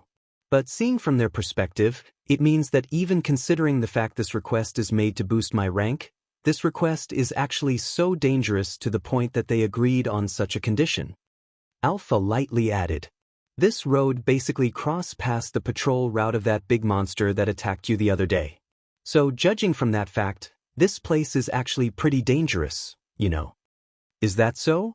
Wait, that means that they had to fight that monster when they secured this road, huh? That's pretty amazing. I wonder how they managed to defeat that monster. I bet they dispatched a lot of tanks and powered suits along this road to fight that monster. If they can maintain the route between the front line and the back line, it's not that difficult for the city defense squad to defeat a monster of that level. That's exactly why the city management poured their money in order to maintain this road. Look, they're still working on this road even now. Alpha pointed at the side of the road. When Akira looked in that direction, he could see some people working on rebuilding the abandoned buildings around the road into protection walls. There were also some people barricading the small side roads to prevent monsters from using them. Although I'm sure that there's no need to say this, they must have cost a lot of money. though I'm sure that they only do that because they expect to get enough profit from this road. I heard that Kagomayama City was built in order to explore the Kuzusuhara ruin, but I see now, there is no wonder why they decided to build a whole city for something like that. Old world relics were extremely valuable goods in the Eastern District. Akira himself tasted a glimpse of how much money these relics could bring him, and he could not help but feel slightly amazed by it. There were multiple checkpoints guarded by powerful guards along that road, and the distance between one checkpoint to another was fixed. These checkpoints were equipped with powerful defenses and powerful portable walls in order to stop the invading monsters in case those monsters broke through the first line of defense. In one of those checkpoints, Akira was showing the terminal on his arm to one of the guards. That terminal was lent to him from the forward base, and it was of the same type as the one that he had got during the request in Kuzusuhara Underground City forward base. He was told to use that information terminal during this request too, and it also doubled as a pass to go through the checkpoints. Normally, hunters would have to pay when they wanted to use that road, and a terminal was also there to collect the payment. But during this request, Akira was exempted from that fee. The guard connected his terminal to Akira's terminal. He then slightly raised his eyebrows and looked at Akira. "Oh, so you're Akira?" "Yes, I'm Akira, what of it?" The guard frowned and checked up on Akira. He then smiled. "Nah, everything is good. You can pass, good luck out there." Akira just ignored that guy and passed through the checkpoints. But a little later he remembered something and seemed a bit bothered by it. "Alpha, what do you think was that?" "No idea. Let's just forget about it and keep going. It's not that important that you would go back just to check it, right?" "Well, that's true, but still. I bet it's just that they've heard about you or something. It might be just that they have seen that video from Kobayashi or heard about your involvement in that incident." Alpha smiled just like usual, but in contrast to that, Akira frowned and said, "Wasn't that supposed to be confidential? Those guys are from the city management, so it won't be strange if they know. Give me a break. I don't want people throwing requests at me using that battle as a basis. You're not obligated to accept them even if they do. But if something like that were to happen again, you can just fight enough to fulfill your contract and run away." "You're right, I'll do that." Akira then shook that thought off of his mind and focused on the road in front of him. One of that guard's friends came to the guard when he saw him taking an unusually long time to check Akira's identity through the checkpoint. "Is there something wrong about that boy?" "Nah, it's nothing. It's just that he was the hunter we talked about when we were out drinking yesterday." "Is that kind of hunter really so rare?" "Rather than at him, I'm more interested in the guy who's interested in him. It's that Kobayashi, you know." "Ah, I see now. I feel bad for him since he's still young." That guard nodded. His mixed feeling toward Kobayashi and the hunter that Kobayashi was interested in was fully shown on his face. Kobayashi's love for reckless hunters was well known, but strangely enough, it was a highly effective method to identify young hunters with rare talents.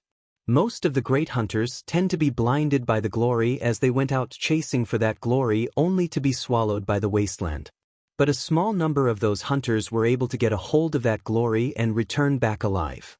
Even if his bad habits sometimes caused trouble with triple-digit rank hunters, with his connections to all the hunters working in the front line, Kobayashi was treated as an important person. Thanks to that, the city management and the hunter office had their eyes on him. That was exactly the reason why Akira was able to get such benefits like all his ammo expenses paid by the city management. So then, is he the lucky one? Or the poor one? No idea. He's still alive and kicking for now, so I guess he's the lucky one. But with that being said, it won't be strange if he turns into the unlucky one anytime. Honestly, I wouldn't want to be in his situation if I were him. Couldn't agree more to that. I don't want to die too, after all. They then laughed and returned back to their guard duty. Not too long after Akira went down that road, he noticed that the scene around him had been completely changed as if he had passed some kind of boundary. Rubbles were scattered around him, he could see powered suits patrolling the area, and not too far in front of him, there were city management staff working on a huge wall. Although that area was already secured by the city management, it was not an area where normal workers could work in. There were even corpses of dead monsters left in the area too. Akira stopped his bike and thought about where to go from there. Now then, what to do from here? Alpha made a suggestion to Akira. If you want to take part in a huge fight, you can continue along the road and join up with the other hunters in the front line. No thanks. In that case, if you want to do relatively safer work of gathering relics, you can go to one of those buildings around the area. Some of them might have been already secured beforehand, which means any expensive-looking relics might have been carried out from them. But if you look more carefully, you might still be able to find some valuable relics left. I don't feel like doing that either. I have no plans to do anything reckless, but I don't feel like searching a place that doesn't seem to have any valuable relics left either. I guess I'll just drive around while checking if there's any place that seems to still have some expensive relics left inside. Just to make sure, you'll do your best during this request without my support, right? Yeah, if I keep defeating monsters effectively without using many bullets thanks to your support, I feel like people will start to get weird expectations of me again. So for the time being, I'll try doing this request on my own to check my own real strength and to make people understand that I was able to defeat that black-powered suit because of luck instead of skill. I'll rely on your support only when it's really needed. Alpha smiled and lightly poked at Akira. In that case, this will be the perfect chance to check the result of all your training up until now. I'll be staying beside you to see how far you can go without my support. Akira lightly smiled back at her. Roger that, I'll give my best shot. If I don't see much improvement, I'll increase the difficulty of your training, okay? If you make it any harder, my limbs would fall off, you know? It's a good thing that you bought that 5 million aura medicine, isn't it? In contrast to Alpha, who was smiling amusedly, Akira seemed a bit concerned as he paced his bike. He then turned into one of the side roads and went through alleys between buildings to search the ruin. While at the same time, Yatsubayashi was sitting in his private room while making a troubled face. This is not good at all. The big display in front of him was showing the signal from the tracker implanted inside Tayol. It also showed other information along with Tayol's position. At the moment, Tayol's signal was coming from Kuzuharu Ruin. The bomb inside him should have exploded after a fixed amount of time. Did he dismantle that too? Or did he completely devour it? Yatsubayashi actually did not really care that much about Tayol's life. He thought he could just retrieve Tayol's corpse after he died somewhere. That was why he was not that pressured to take care of Tayol right now. But now it was starting to get worrying. Tayol's signal was showing that he was staying somewhere next to the main road made by the city management that went through the ruin. In case the guards captured Tayol and did a close investigation on him, it might link back to Yatsubayashi. Yep, this is not good at all. Maybe I should do something to retrieve Tayol back. But still. Yatsubayashi then thought about some of the negatives that might happen if he took the initiative to retrieve Tayol. Although leaving Tayol alone might cause him a lot of trouble, considering how much benefit he could get if he was able to retrieve Tayol back, he honestly did not want to let Tayol roam around freely. What should I do? Yatsubayashi could not make any concrete decision. After a long thought, he decided to make a compromise.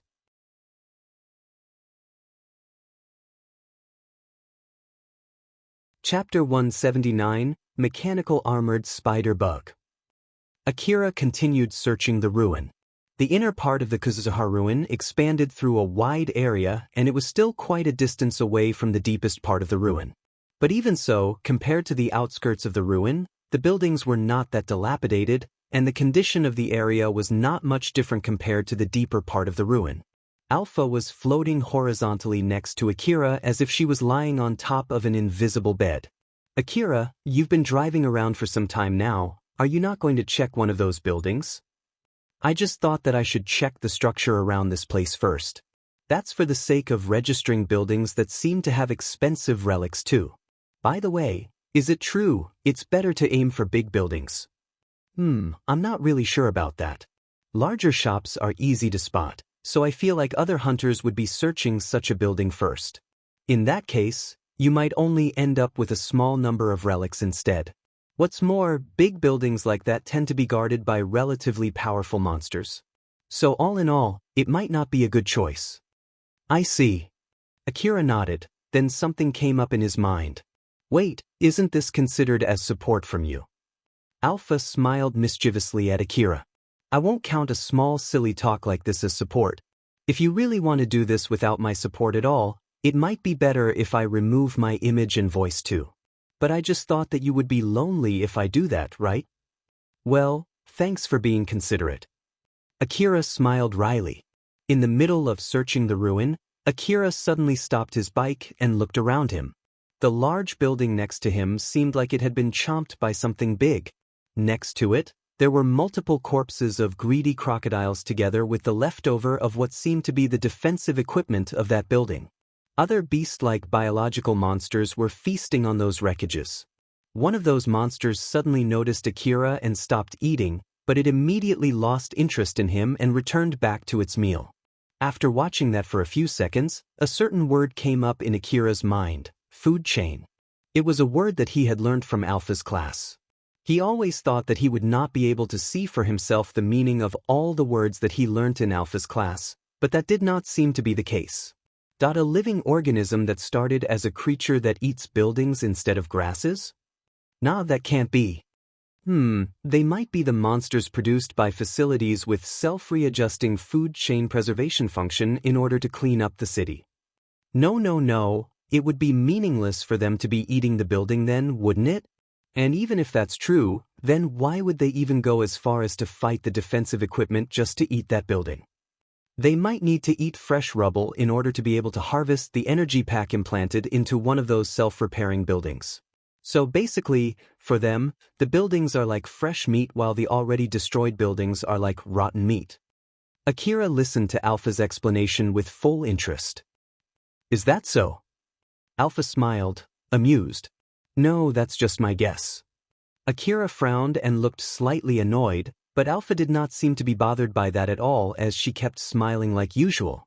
I don't mind if you want to talk about how the world works, but don't forget that we're in the middle of a job right now. If it still bothers you that much, I can reserve some time to give you an extra lesson about the monsters living in the old world ruins. Though it won't be detailed to the point that you would be able to use that knowledge in real hunter jobs. Do you still want to do it? The very same question was also in active research in the Eastern District. Any pieces of knowledge that the researchers could get from that research would then be used to help them to pinpoint the nests and the production facilities of those monsters as well as their distribution around the Eastern District. No thanks, at least not for the time being. I see. Akira interpreted Alpha's smile as telling him to stop dilly-dallying and get back to his job, so he once again operated his bike and left that place. After Akira left that place, an abnormality happened in one of the dead greedy crocodiles. An arm suddenly burst out of its strong scales. The owner of that hand forced itself out of that greedy crocodile after he tore a hole in that carcass. The other monsters in that area quickly focused their attention on Tyal and attacked him. Though Tyal only looked emotionlessly at those monsters, his right arm already swung at their heads while his left arm, which was in the shape of a cannon, was already shooting at them. It did not take long for him to destroy all the monsters attacking him. Once he was done, he immediately vanished into the deeper part of the ruin. Akira once again stopped his bike. But this time, it was not because something piqued his interest. Alpha, unless my eyes are tricking me, there is a swarm of tank tarantula right. The roads and buildings in front of Akira were crawling with spider-like monsters. Some of them had metallic skeletal frames while some of them had concrete-like bodies. Although some of them were unarmed, most had cannons growing on their backs. And their length ranged from barely 1 meter to all the way past 3 meters. Akira's expression turned stern. But Alpha was smiling like usual as if it did not bother her. Those are a swarm of spider-type armored insects. Classification-wise, they're similar to the Urata scorpion, so they're not tank tarantulas. Tank tarantula is the name of a bounty monster, so it doesn't refer to a type of monster. But if one of those spiders eat enough food to grow abnormally big and go through an abnormal evolution, there's a chance that it'll grow, evolve, or maybe mutate into something similar to that tank tarantula. Akira thought for a bit before he decided not to avoid them. He let go of the bike's handle on the right and grabbed his rifle. Are you going to fight them? I don't see there's a need to fight them though. I don't want them to turn into a swarm of tank tarantulas later just because I leave them alone now. And that's still my stance. Even if the possibility of something like that happening is very small, I should be prepared. What's more, this is a good chance to test my new equipment. After all, I'm free to use as many bullets as I want this time. I'll fight without your support first, but if things are getting bad, I'll need your support. All right. I'll stand back and watch this time, so you can go ahead and give it your best shot. Akira looked at the gun in his right hand and smiled bitterly. Though to be honest, rather than my skill, I think you'll have a better look at my new equipment and all the free ammo that I'm going to use this time. At first, Akira was looking for a multi-type rifle that could shoot out grenades like his A4WM automatic grenade launcher, but he later decided to take that requirement off. After all, a rifle and a grenade launcher were basically two different things, so putting them into one gun caused the cost of that gun to skyrocket. So in the end, he aimed for a gun that could do long-range sniping and continuous firing on top of being compatible with a wide range of ammo. After checking all the guns that Shizuka recommended within his budget and searching for the best gun among them, Akira decided on an SSB multi-weapon rifle. SSB multi-weapon rifle was an amalgamation of DSS assault rifle, DVTS minigun, and CWH anti-material rifle. Its total length was just a little longer than an AAH assault rifle and shorter than a CWH anti-material rifle. It was compact enough to be used with one hand. It was also equipped with force field armor technology to reduce its recoil, thus effectively reducing its kickback and increasing its accuracy. But in exchange, it actively consumed energy packs to power its force field armor. The stronger ammo that Akira used, the faster it would burn through its energy pack. So, although it had so many features, one of its drawbacks was how much he had to pay for using that rifle. Akira then used the rest of his budget to buy modification parts for that SSB multi-weapon rifle and his A4WM automatic grenade launcher, which totaled 200 million orum. And he still had to buy ammo, energy packs, and other consumables on top of that. As he aimed his SSB multi-weapon at the spiders, Akira frowned, worrying if his new equipment could perform as well as he expected, considering all the money that he had splurged for it. The spiders immediately noticed him and tried to swarm him.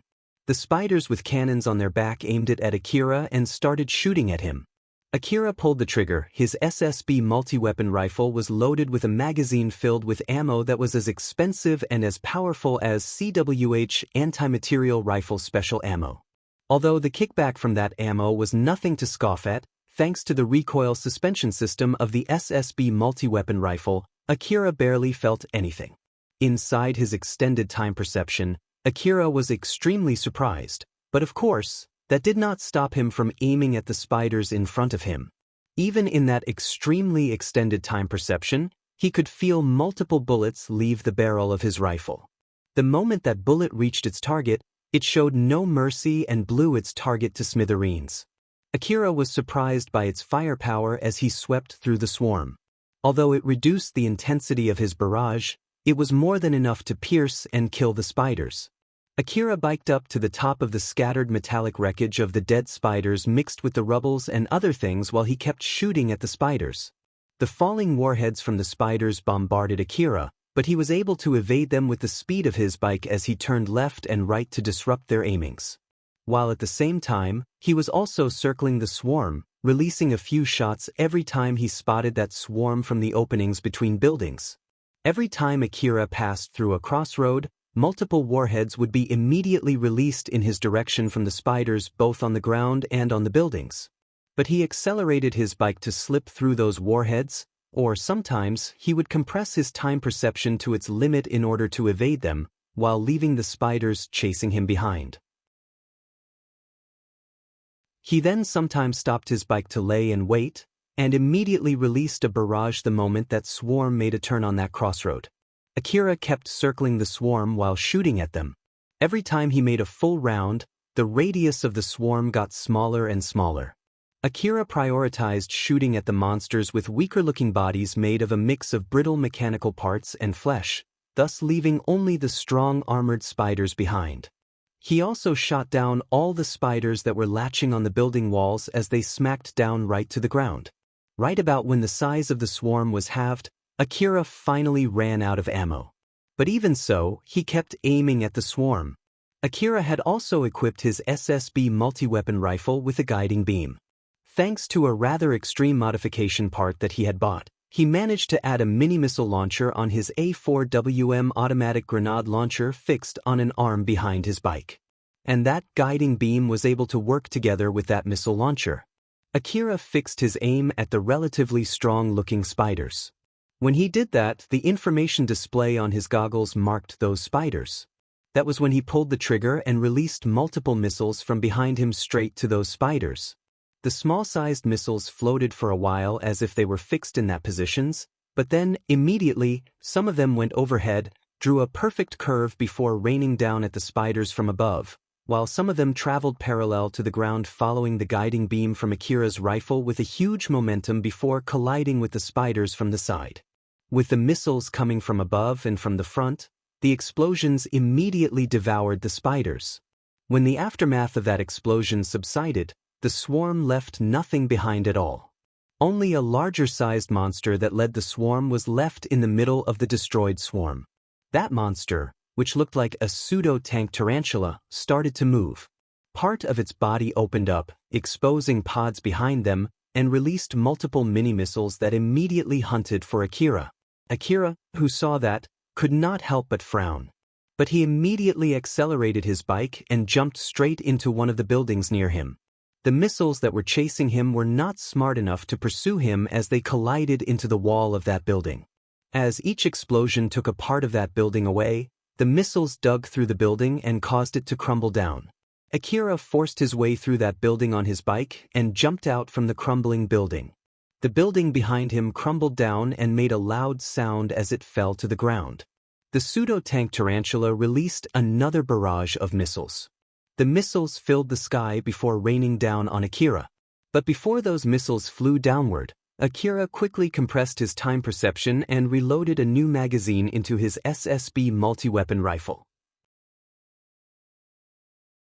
Multiple anti-force field armor bullets flew out from the rifle's muzzle in rapid succession.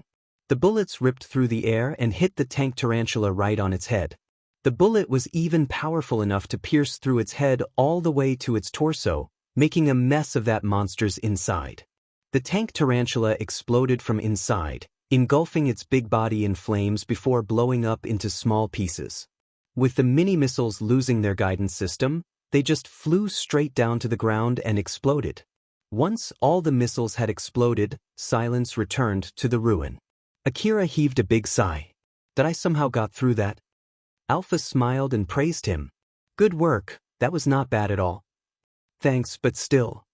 Akira's happy face was decorated with a bitter smile. Normally this would leave me with a big loss. Akira started to calculate the total cost of the ammo he spent in that fight, but he immediately decided to stop before he could come up with the precise number. He then told himself that he would refuse to pay for the ammo that he used that day no matter what. Suddenly a call reached his borrowed terminal. This is the commander from the forward base. Number 14, are you there? Number 14 here, what is it? Your terminal sent a data pack showing that there was a huge fight over there. What happened? Oh, just monsters. There was a swarm of monsters that I had to fight. What's your situation right now? Do you need backup? That won't be necessary, I'm just done with that fight. I'll be heading back to the forward base now for resupply. Alright, got it. The call ended there. Akira then smiled wryly and said, I see, it was a pretty big fight, enough to warrant a check from them, huh? Alright then, let's end here for today. I'm pretty sure I already worked hard enough for the day. So let's head back home. Oh my, you're heading back early today. No, I already worked hard enough for today, you know. Even putting aside the amount of money that I used today, I'm pretty sure eradicating that swarm is good enough for raising my hunter rank. Probably. Alpha smiled mischievously. So in short, this will basically take a little bit more time, huh? Yup. Akira lightly smiled and just ignored Alpha as he turned his bike toward the forward base's direction. There was actually a different type of monster mixed in that swarm of spiders. Although that unit was not that strong, it was pretty durable.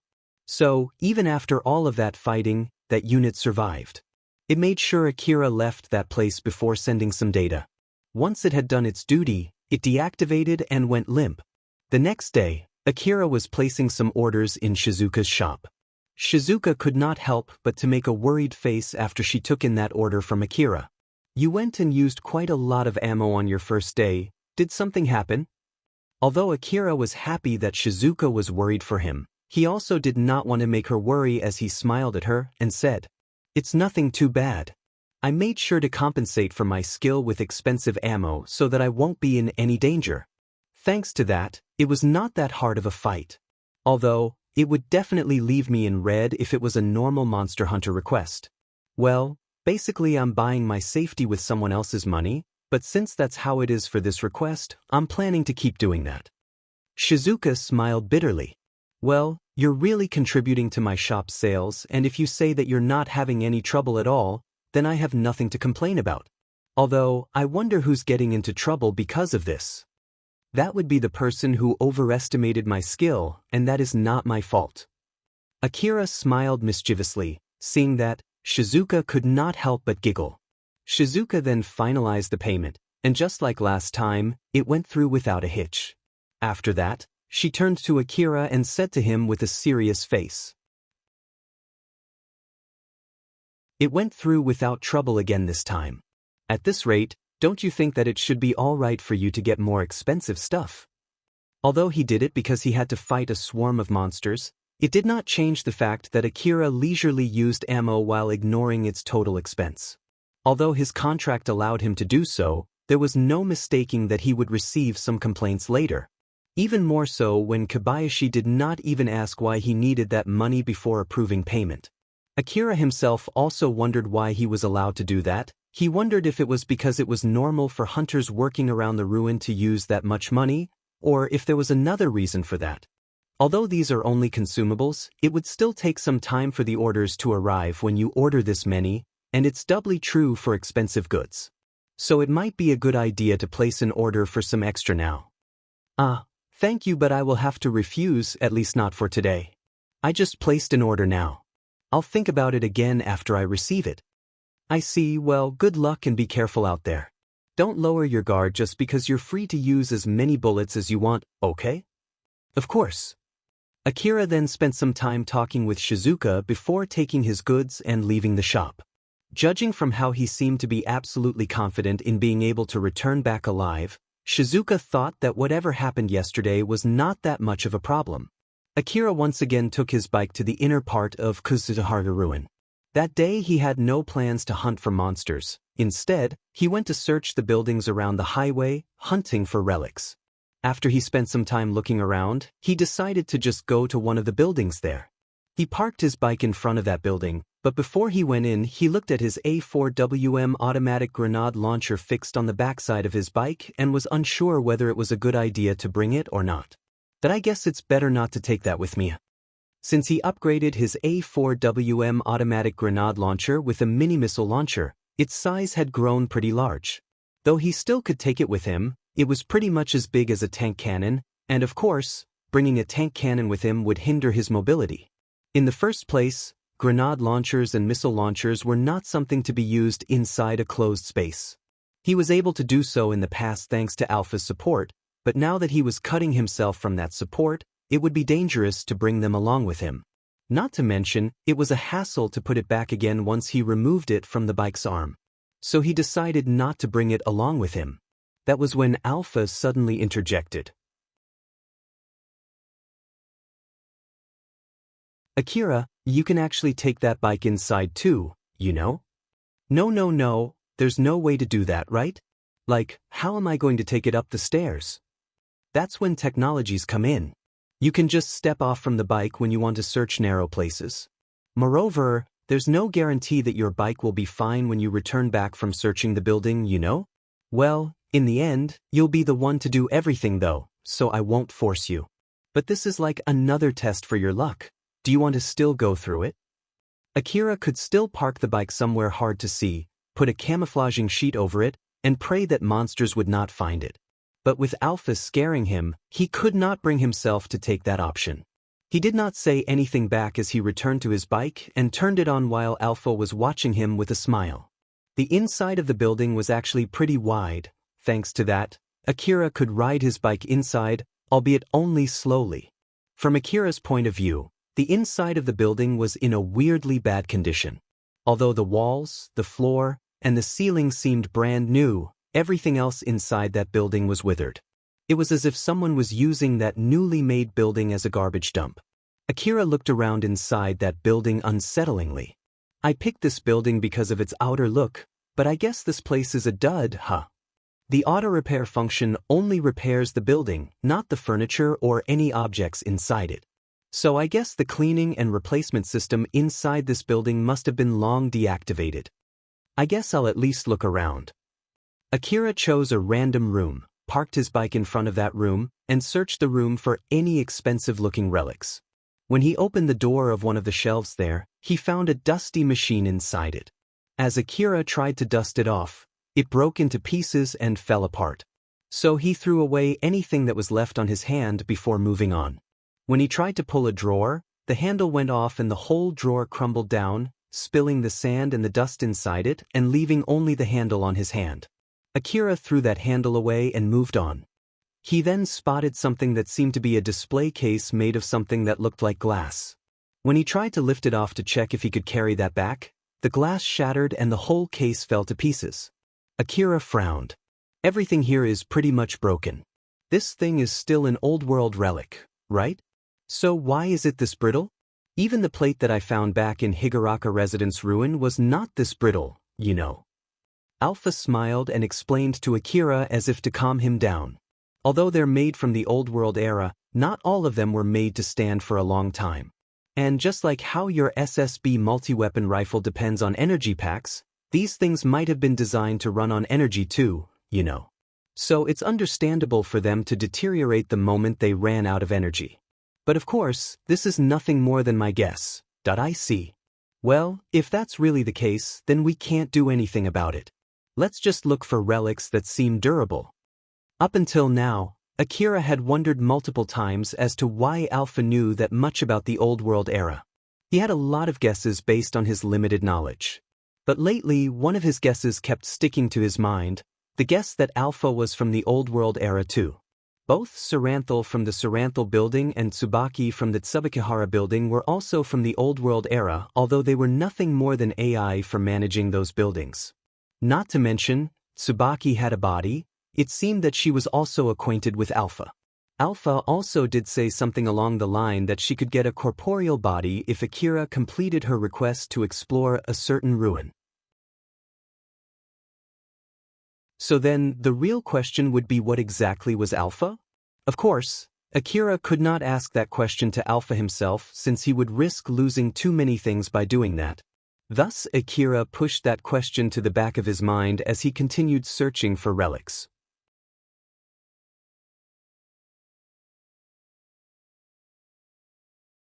Chapter 180, Old World Equipment. Akira finished searching the 4th floor, but he still could not find anything valuable yet. Though he tried taking some relics which were in relatively better condition, all of them were turned into sand when he opened up his rucksack again to put in more relics later. So he decided that it was meaningless to keep doing that. Akira sighed, slightly bummed out.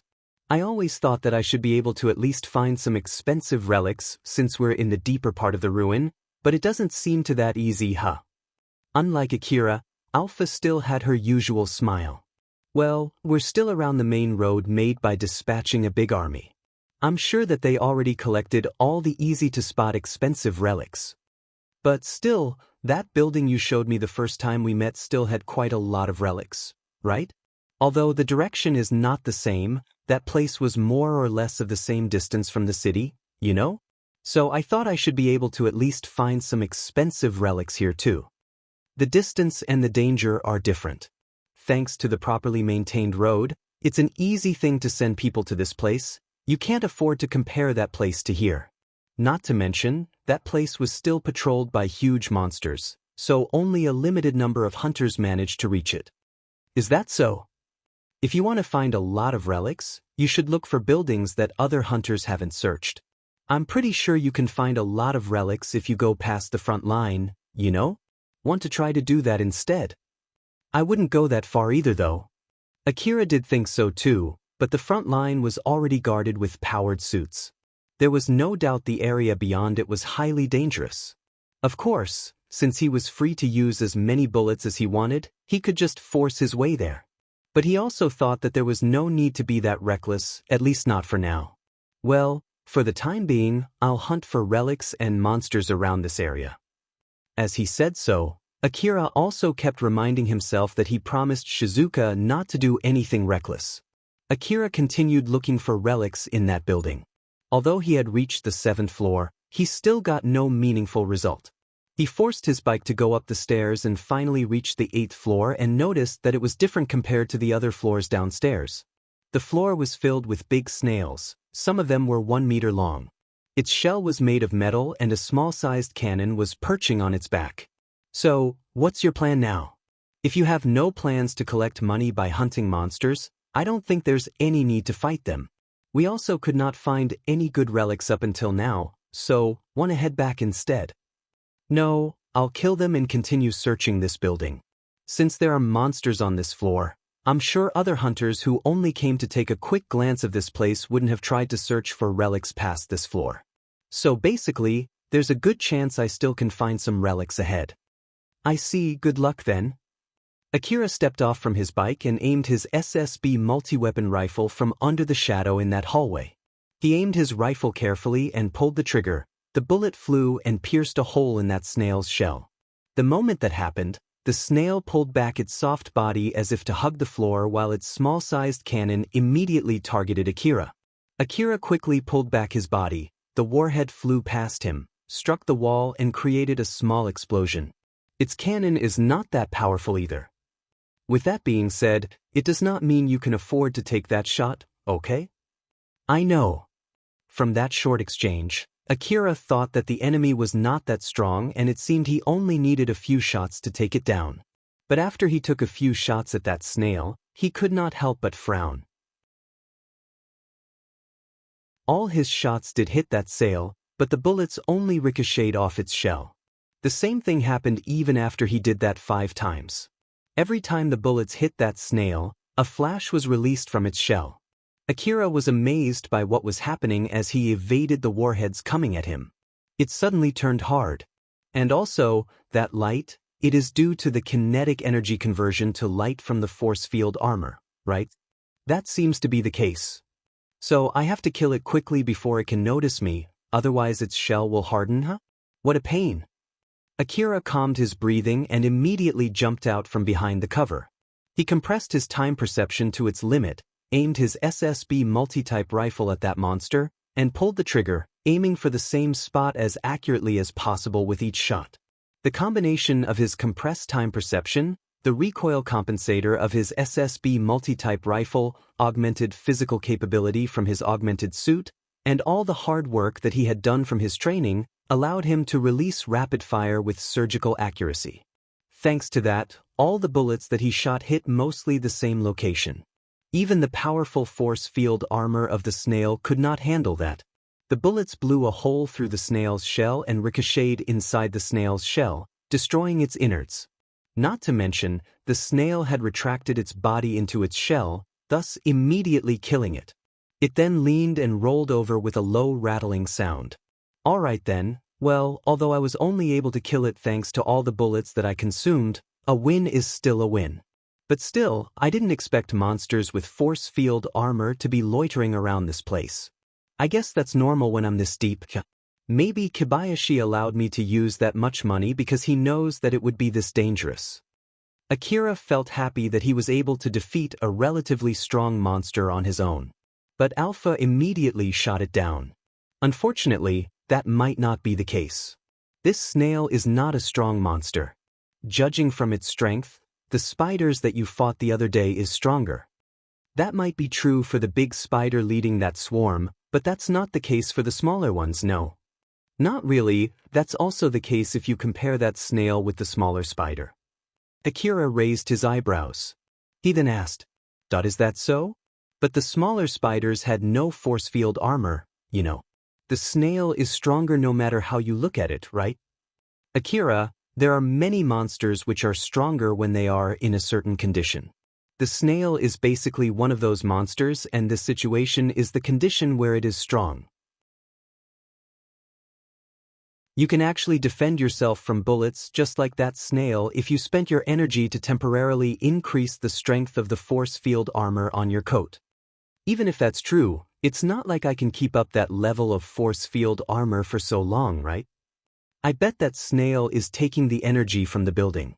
It might be harvesting that energy so it can't move in the meantime. If that's the case, then it won't be able to use its force field armor outside the building. That might be the reason why you don't see them outside. Is that a guess? Yep.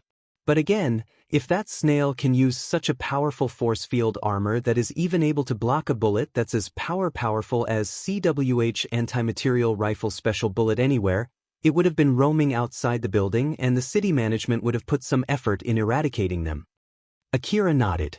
Well, considering that its shell becomes that strong if I don't kill it while it hasn't noticed me, honestly speaking, it's actually a pretty troublesome monster. Akira hung his head low. Not only did he give his enemy a chance to turn the situation to its advantage, he then forced himself to defeat that monster in that situation just to misevaluate it, thinking that it was a strong monster and got ahead of himself because of that. He then realized that Alpha was smiling at him amusedly and raised his head. It doesn't really matter, a win is a win. Moreover, I bet other hunters who came here before me thought that it was too much of a hassle to defeat that monster and left without searching this floor. So there's a good chance I might find some expensive relics here. You have a point there. But I'll at least let you know this. There are still multiple similar monsters in this building, so make sure to get them without getting noticed, okay? Roger that, let's go. Akira sounded a bit desperate when he said so as he continued exploring the ruin. The exploration itself went well. As he expected, Akira encountered some snail monsters again, but he was able to take them down without getting noticed. There were also times when there were multiple snails so that he could not take all of them down at the same time. Although he got some of his shots deflected by their hardened shells, Akira then would open up some distance to wait for their shells to soften back before shooting at them again. Thanks to that, he was able to quickly defeat all of the snails, although he had a hard time fighting the first snail that he had met. Akira himself realized that fact as he smiled wryly. Although the exploration went well, he still could not find any valuable relics. He had already reached the 12th floor but still ended up with nothing. Akira stopped for a bit as he heaved a big sigh and said, "Still nothing, huh? Although, it's also weird that there are fewer of those bad relics too. Those snails might have eaten them." Good grief. Knowing when to give up was also an important skill for a hunter. Akira knew that too, but he could not shake off the feeling that he might be able to find something if he continued searching that building, thus preventing him from making that decision. Furthermore, he had to fight those troublesome snails to be able to reach that place, so it would be such a waste to give up here. As he continued searching the building, he eventually finished the second last floor of that building, the 19th floor. Akira sighed again and said, "Alpha, I know that this might be counted as your support, but since I've come this far, tell me if I missed any expensive relics behind." Nope. Based on my sensor, I didn't find any good relics either. So, this place really has no expensive relics, huh? If I still can't find anything on this floor, then it would mean this building is a dud, although it's such a big building. I wonder if I have no talent in this. Alpha smiled and lightly cheered up the discouraged Akira. Sharpening your sense for such a thing is not easy. I believe that piling up experience is the only way to do that. That's true, but still. Although Akira understood very well that his ability to hunt both relics and monsters was significantly lowered without Alpha's support, he thought that he should be able to at least manage something. But it seemed that the reality was not that kind. Moreover, we still have the last floor left. It might be too quick to decide that this place is a dud right now. Don't give up and do your best to the very end. You're right. Akira thought that getting discouraged there would not help him with anything. Thus he shook it off his mind and continued the exploration. The last floor only had a long hallway that connected the stairs to a door. Akira went through that hallway and stepped off from his bike in front of that door. But when he tried to open it, the tough door would not budge even with the power of his augmented suit. It won't even move. Why did they make this one door so strong? All the other doors downstairs were easy to open. That might be simply because the snails downstairs sap their energy and make the doors brittle. Which means that there should be no snails on this floor then. Well, I guess we'll know soon enough once we get in. Akira turned up his augmented suit's performance to max, ignoring its energy consumption, and tried to open the door. But again, the door did not budge at all. Akira, who started to get annoyed, aimed his SSB multi-weapon rifle at the door. If he barraged that door with anti-force field bullets at that range, he thought he should be able to destroy that door no matter how strong it was. But at the same time, he also hesitated using bullets made to kill monsters for something like that. Although he did not pay for those bullets himself, it did not change the fact that he would be using more of those expensive bullets, although he still had no meaningful results up until now. It would be no surprise if he received some complaints from Kobayashi later. Akira still had his rifle aimed at the door without being able to bring himself to pull the trigger. That was when Alpha smiled bitterly at him and said, "Akira, if you want to destroy the door, you should use the blade instead.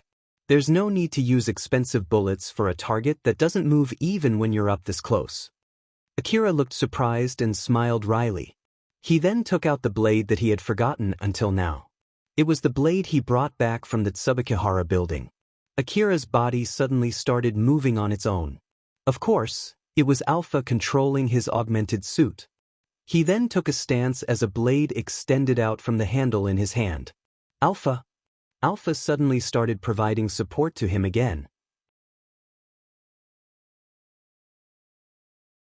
Akira looked at Alpha in surprise, but she ignored it. This much is fine, right? Let's hurry up and open that door. After all, it would be a bad idea to waste the energy left in that blade. Akira smiled bitterly and matched his body movement with his augmented suit's movement. With the help of Alpha's support, Akira swung the blade with the skill of a swordmaster. The blade sliced through the thick metallic door as if it was not there in the first place. After he executed that slice, Akira took a breath before retracting the shape part of the blade. A few seconds later, the pieces of the door fell back and made banging sounds. Seeing how the door was cut clean, Akira could not hide his amazement. This blade is as sharp as usual. I somehow can understand why those hunters, who are able to get their hands on this blade and are able to use it freely, choose to fight monsters in close range. Alpha frowned, which was very rare for her. Don't do that, okay? Although I also train you on how to use that blade, it's basically melee training that includes hand-to-hand and close-range shooting. It's not so that you would specialize in fighting in close range with a blade. I know. Akira only said so and stopped pursuing that subject. But in reality, many hunters tend to specialize in a single type of weapon when they got their hands on powerful weapons, even more so when that weapon was an old-world weapon. After all, due to its abnormally high performance, there were times when that weapon saved them during unlikely situations, thus increasing their trust in that weapon. When Akira entered that room, he immediately stopped, surprised at what he found inside that room. The whole highest floor consisted of a single room. That room had a pure white ceiling, wall, and floor. Although there was no window in that room, it was bright enough for Akira to see clearly. It was big, seemingly limitless, and the boundary between the ceiling, wall, and floor was blurred. It really threw Akira's sense of distance off. Alpha, this is a room designed for 3D projection or augmented reality. The white floor, ceiling, and wall are to remove any needless information from getting into your views. The whole room itself is equipped with some kind of projection device. What can I say? This room feels really weird. Akira's vision was filled with the color white no matter where he looked. When he looked down at his feet, it gave an impression that he was floating.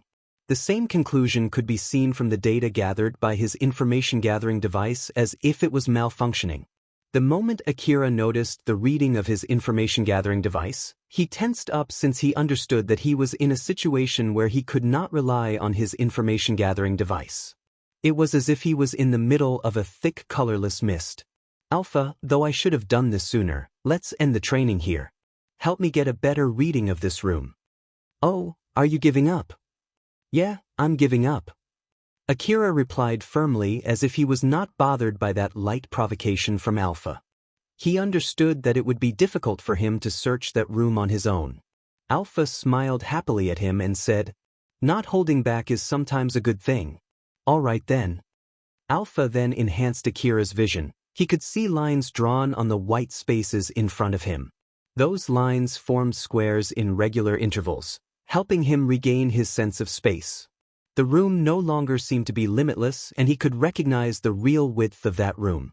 Now that Akira had regained his bearing, he also regained his calm. He then walked to the middle of the room and looked around the room before heaving a big sigh. Still nothing. So in the end, this place is a dud, huh? Well, things like this happen from time to time. Let's just move on. Alpha smiled and said so to cheer him up. Akira regained some of his motivation thanks to that. Although he still had his head hung low, Akira made a 180 degrees turn to head back to the exit. But in the next moment, he quickly pulled up his rifle and aimed it at the person in front of him out of pure reflex. The person in front of him looked somewhat familiar to him as that person looked emotionlessly at Akira. Long time no see. Akira frowned and asked her a question to confirm his guess. Tsubaki-san. Right. Yes. I have no wish to be hostile to you, so please lower your rifle. Although this body is just an image that can't be hurt with bullets, it's still rude to have that rifle pointed at me. I'm sorry. Akira flusteredly lowered his rifle. When he did that, Alpha immediately interjected. She was obviously not happy. So, why are you here? I have something I want to discuss with you. Tsubaki said with a flat voice as she looked at Akira with her emotionless face. Alpha looked at Tsubaki with an obviously unfriendly look. I'm sorry, but we're busy right now. If you have anything you want to talk about, you can tell me later. You're not the one that I want to talk with though. It doesn't matter. Do you really think I would let you step over me? Alpha's expression turned even more hostile with each sentence she said. But Tsubaki just ignored it. Akira was really troubled about what to do there. Tsubaki once again shifted her gaze back to Akira. Are you okay with that? Both. Akira was overwhelmed by the sharp gaze from Alpha and the cold but meaningful gaze from Tsubaki. He understood that both of them were pressuring him to choose between them. But the confusion prevented him from deciding. But after a short confusion, although it did not seem that he was fully okay with it, Akira finally said, I'm in the middle of doing a request from Alpha, so I can't accept another request right now. Although it might be something that I can do while doing the request from Alpha, I can't really tell right now. I don't know what you want to discuss with me, but whatever it is, please say that to Alpha first. Alpha smiled widely and Tsubaki shrugged, still with her emotionless face. I see, in that case, I'll excuse myself here. We shall meet again when the chance presents itself. Although her body was nothing more than an image, Tsubaki turned around and was about to leave the room when she suddenly turned back again as if she just remembered something. By the way, since you won't talk with me, I have no obligation to help you. I hope you would do something about the security drones posted in this place in order to prevent people from intruding into this building yourself. Tsubaki only said so before vanishing. Akira was still not fully recovered from the confusion when his augmented suit suddenly started moving on its own. Alpha controlled Akira's augmented suit to run toward the door as fast as it could. Alpha? What's wrong? We need to get out of this place as fast as we can. So hurry up. Akira managed to match his movements although he was caught off guard. But the next moment he saw his bike flying in his direction from the door into that room. A white humanoid robot had kicked Akira's bike and left it tumbling on the ground. The white humanoid robot did not have a mouth, or eyes, or hair. It looked like a naked cyborg body covered in white. Akira immediately shot at that robot, but that robot planted itself on the ground instead of evading it. When those bullets hit its robotic body, it sunk into the robot's body and caused a small ripple over its surface. Akira did not expect that at all, but that did not stop him from moving. He kept shooting accurately at that robot with the help of Alpha's support. And just like last time, The bullets were absorbed into the robot's body and caused a ripple on its surface. The ripple accumulated and caused its body to bend in a strange fashion. Inside his compressed time perception, Akira shouted through telepathy. "Alpha, what the heck is that?" "It's a body made of material adjusted for augmented reality or 3D projection. I'm sure it's one of the building's equipment, though I don't know if it's autonomous or it's being controlled remotely." Equipment. One of the wall partitions inside that room opened and exposed the robots behind it. Some of them were white robots, while some of them were donning old-world design maid and butler outfits. They were giving Akira a warning. Warning! In order to maintain safety in this building, the security drones are allowed to use force and permitted to kill. Please show your identification information immediately. The same thing also happened from the wall partition near the entrance and the wall partition on the opposite end of the room. Unable to confirm the identity. Interpreting this action as an effort to hide identity. Increasing the severity of the action in order to secure the situation.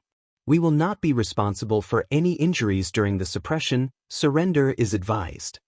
The robots surrounded and closed in on Akira. Repeat. In order to maintain dash. The white robot body eventually could not take the barrage any longer. The shockwave from the bullets pushed its body backwards, dragging its body across the floor. Some of the bullets pierced its body and destroyed its inside.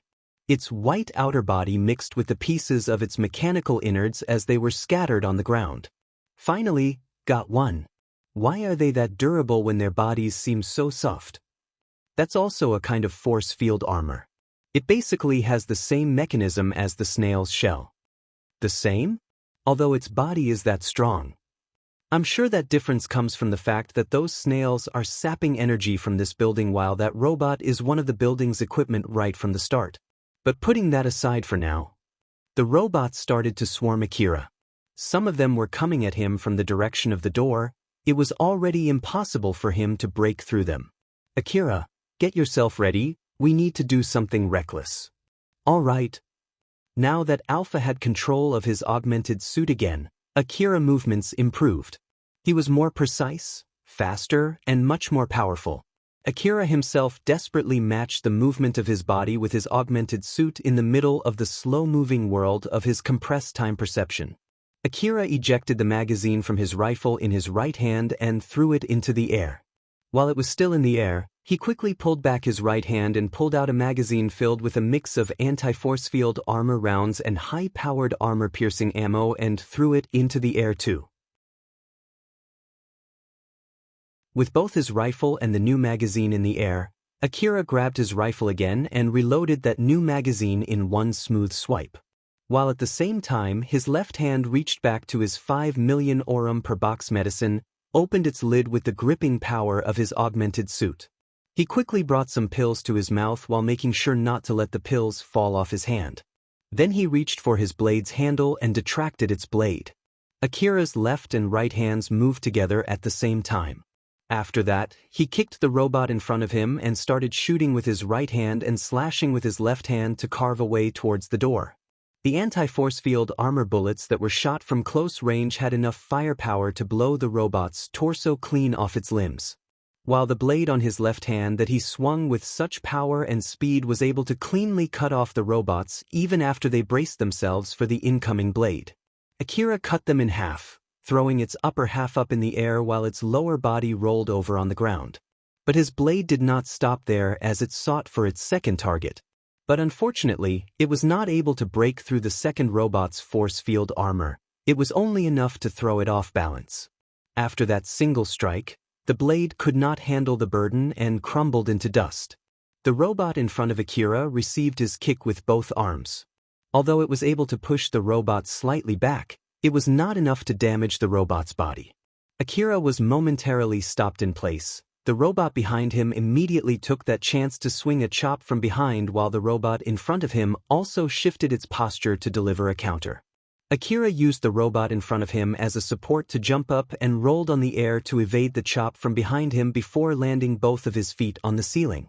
He then immediately turned off the recoil compensator of his SSB multi-weapon rifle and started shooting at the robots. The kickback from his rifle made sure that his feet were firmly planted on the ceiling as he jumped to the side across the ceiling to evade the incoming punches and kicks from the robots under him. The robots tried to attack him while he was running across the ceiling. With the help of force field technology, they had no problem pursuing Akira even when he was upside down running on the ceiling. Akira kept shooting as he quickly pulled out another blade and started fighting the robots up close, just like when he was on the floor, shooting, cutting, and kicking them. But since he was only able to maintain that posture because of the kickback from his rifle, he was not able to move freely, and with the robots coming at him from his head, Akira was having trouble fighting them. The robots had Akira surrounded as they came at him from all directions. Akira was still compressing his time perception. In that world that was running in slow motion, he could see clearly the robot parts that were scattered in the air and every single attack that was coming at him. He understood that he would not be able to block all the incoming attacks, but even so, he did not give up and still desperately fought with his best. Inside that world where everything almost stood still, Akira could see the killing blow coming for him, but he also noticed something else behind that robot. A swarm of missiles coming in his direction from behind the robots. After Akira's bike was kicked down, Alpha controlled it to get it back up and emptied the missile in the missile launcher fixed on his A4WM automatic grenade launcher. The explosion from those missiles blew the robots away together with Akira since they were in an enclosed space. Akira smacked down to the floor and coughed out blood, dyeing the white floor red. His body was assaulted with pain and the medicine that he took beforehand had run out of its effect. When Alpha launched all the missiles, she guided them herself and had made all the calculations of their explosion radius. Thanks to that, Akira was spared from the worst shockwave of those missiles. Not to mention, the output of his coat equipped with force field armor was turned up to max for a short time, thus suppressing the damage on him to a minimum.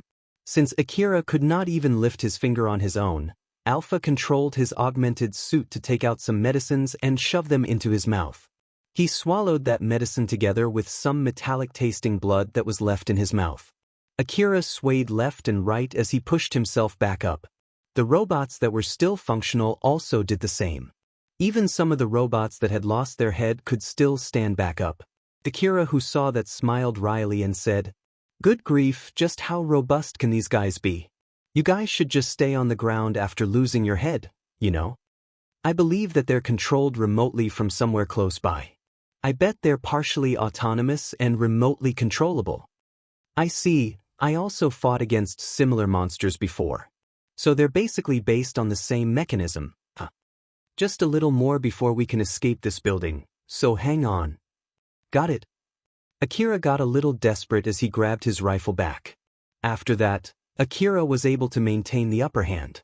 Alpha provided a suppression fire using the DVTS minigun fixed on his bike while he was also shooting at the robots from beside the bike. Although some of the robots were still functional, they were damaged and their movements were significantly slowed. So they were unable to surround Akira with their current speed. Akira shot down the last robot.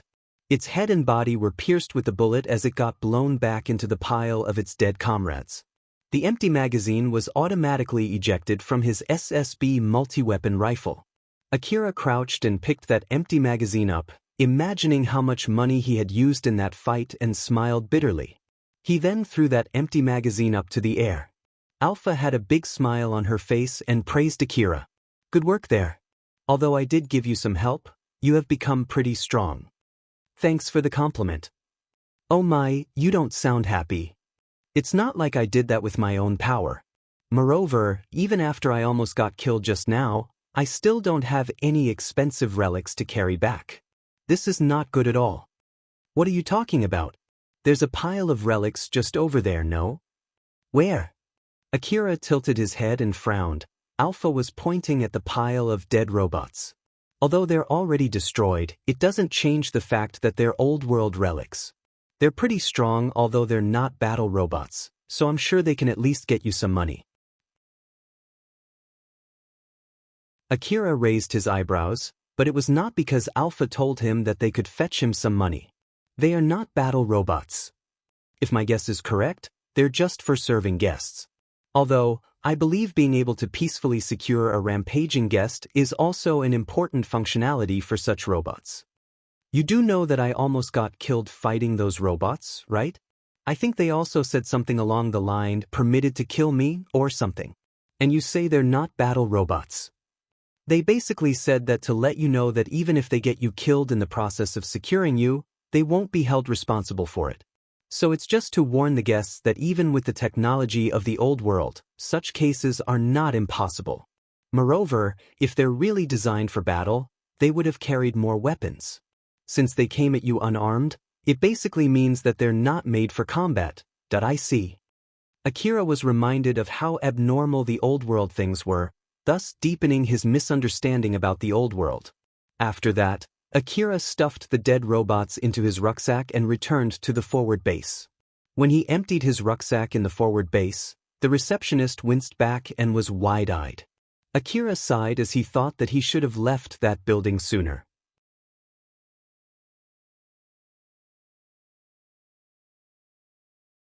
Chapter 181: Humanoid Monsters.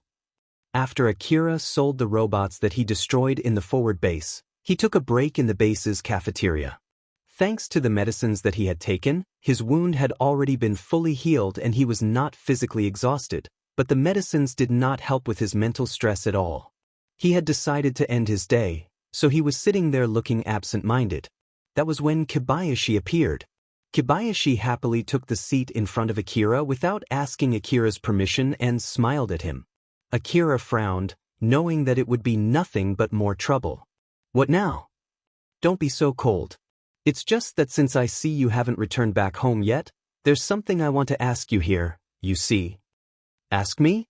Just to let you know, I won't be paying for the ammo, alright? Akira said so clearly right from the start with a stern face. Kobayashi smiled wryly at him and said, Don't worry about that. Just because you got your terminal destroyed during your duty, it's not like we're not going to pay for the ammo you used during that time. The information terminal that Akira got from the temporary base always sent the signal of his location, but the moment he entered the highest floor of that building, his signal was cut off due to the feature of that room. Then the explosion from the mini-missiles finally completely broke it.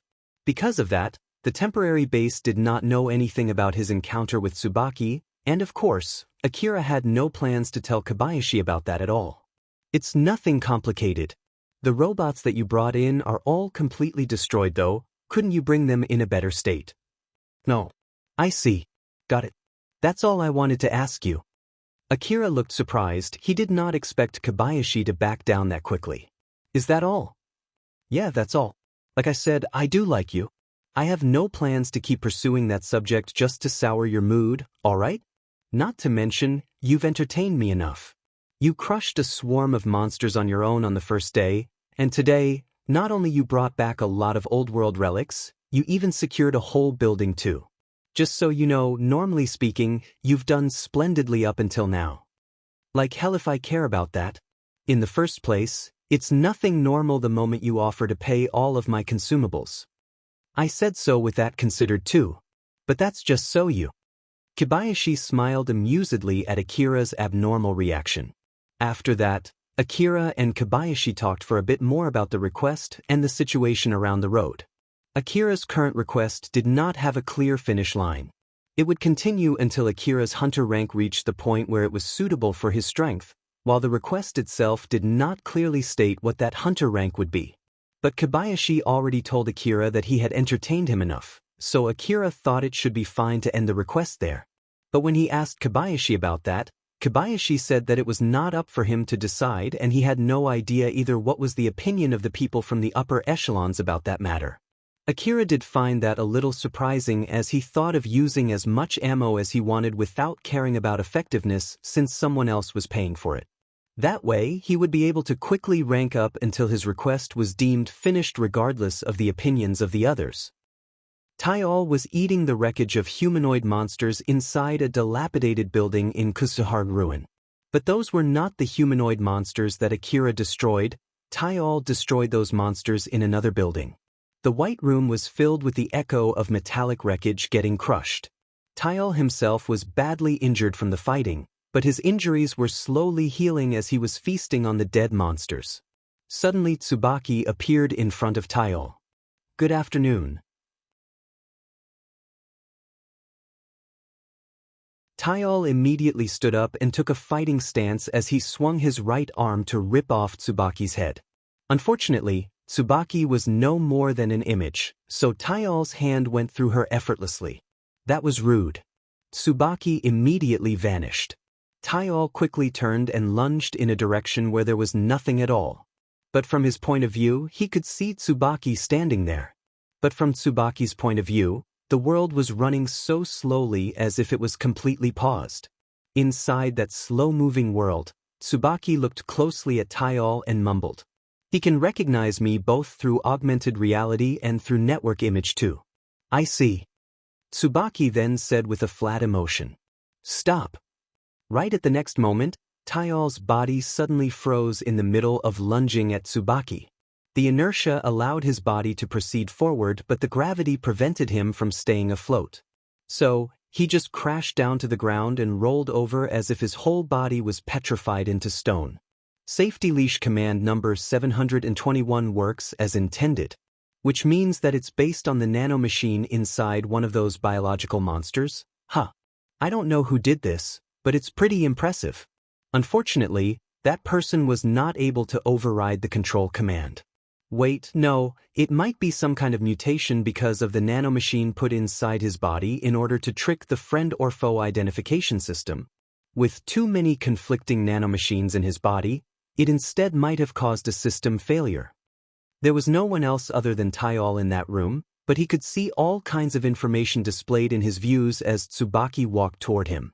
Unauthorized connection, unable to prevent connection, failed shutting off the connection, identified administration from Area 844, individual outside the administration right, detected unauthorized hacking, hopeless difference in strength, 0 winning chance, advised to run away immediately. Taiol registered all of those notices that appeared in his views, but they did not help his situation at all.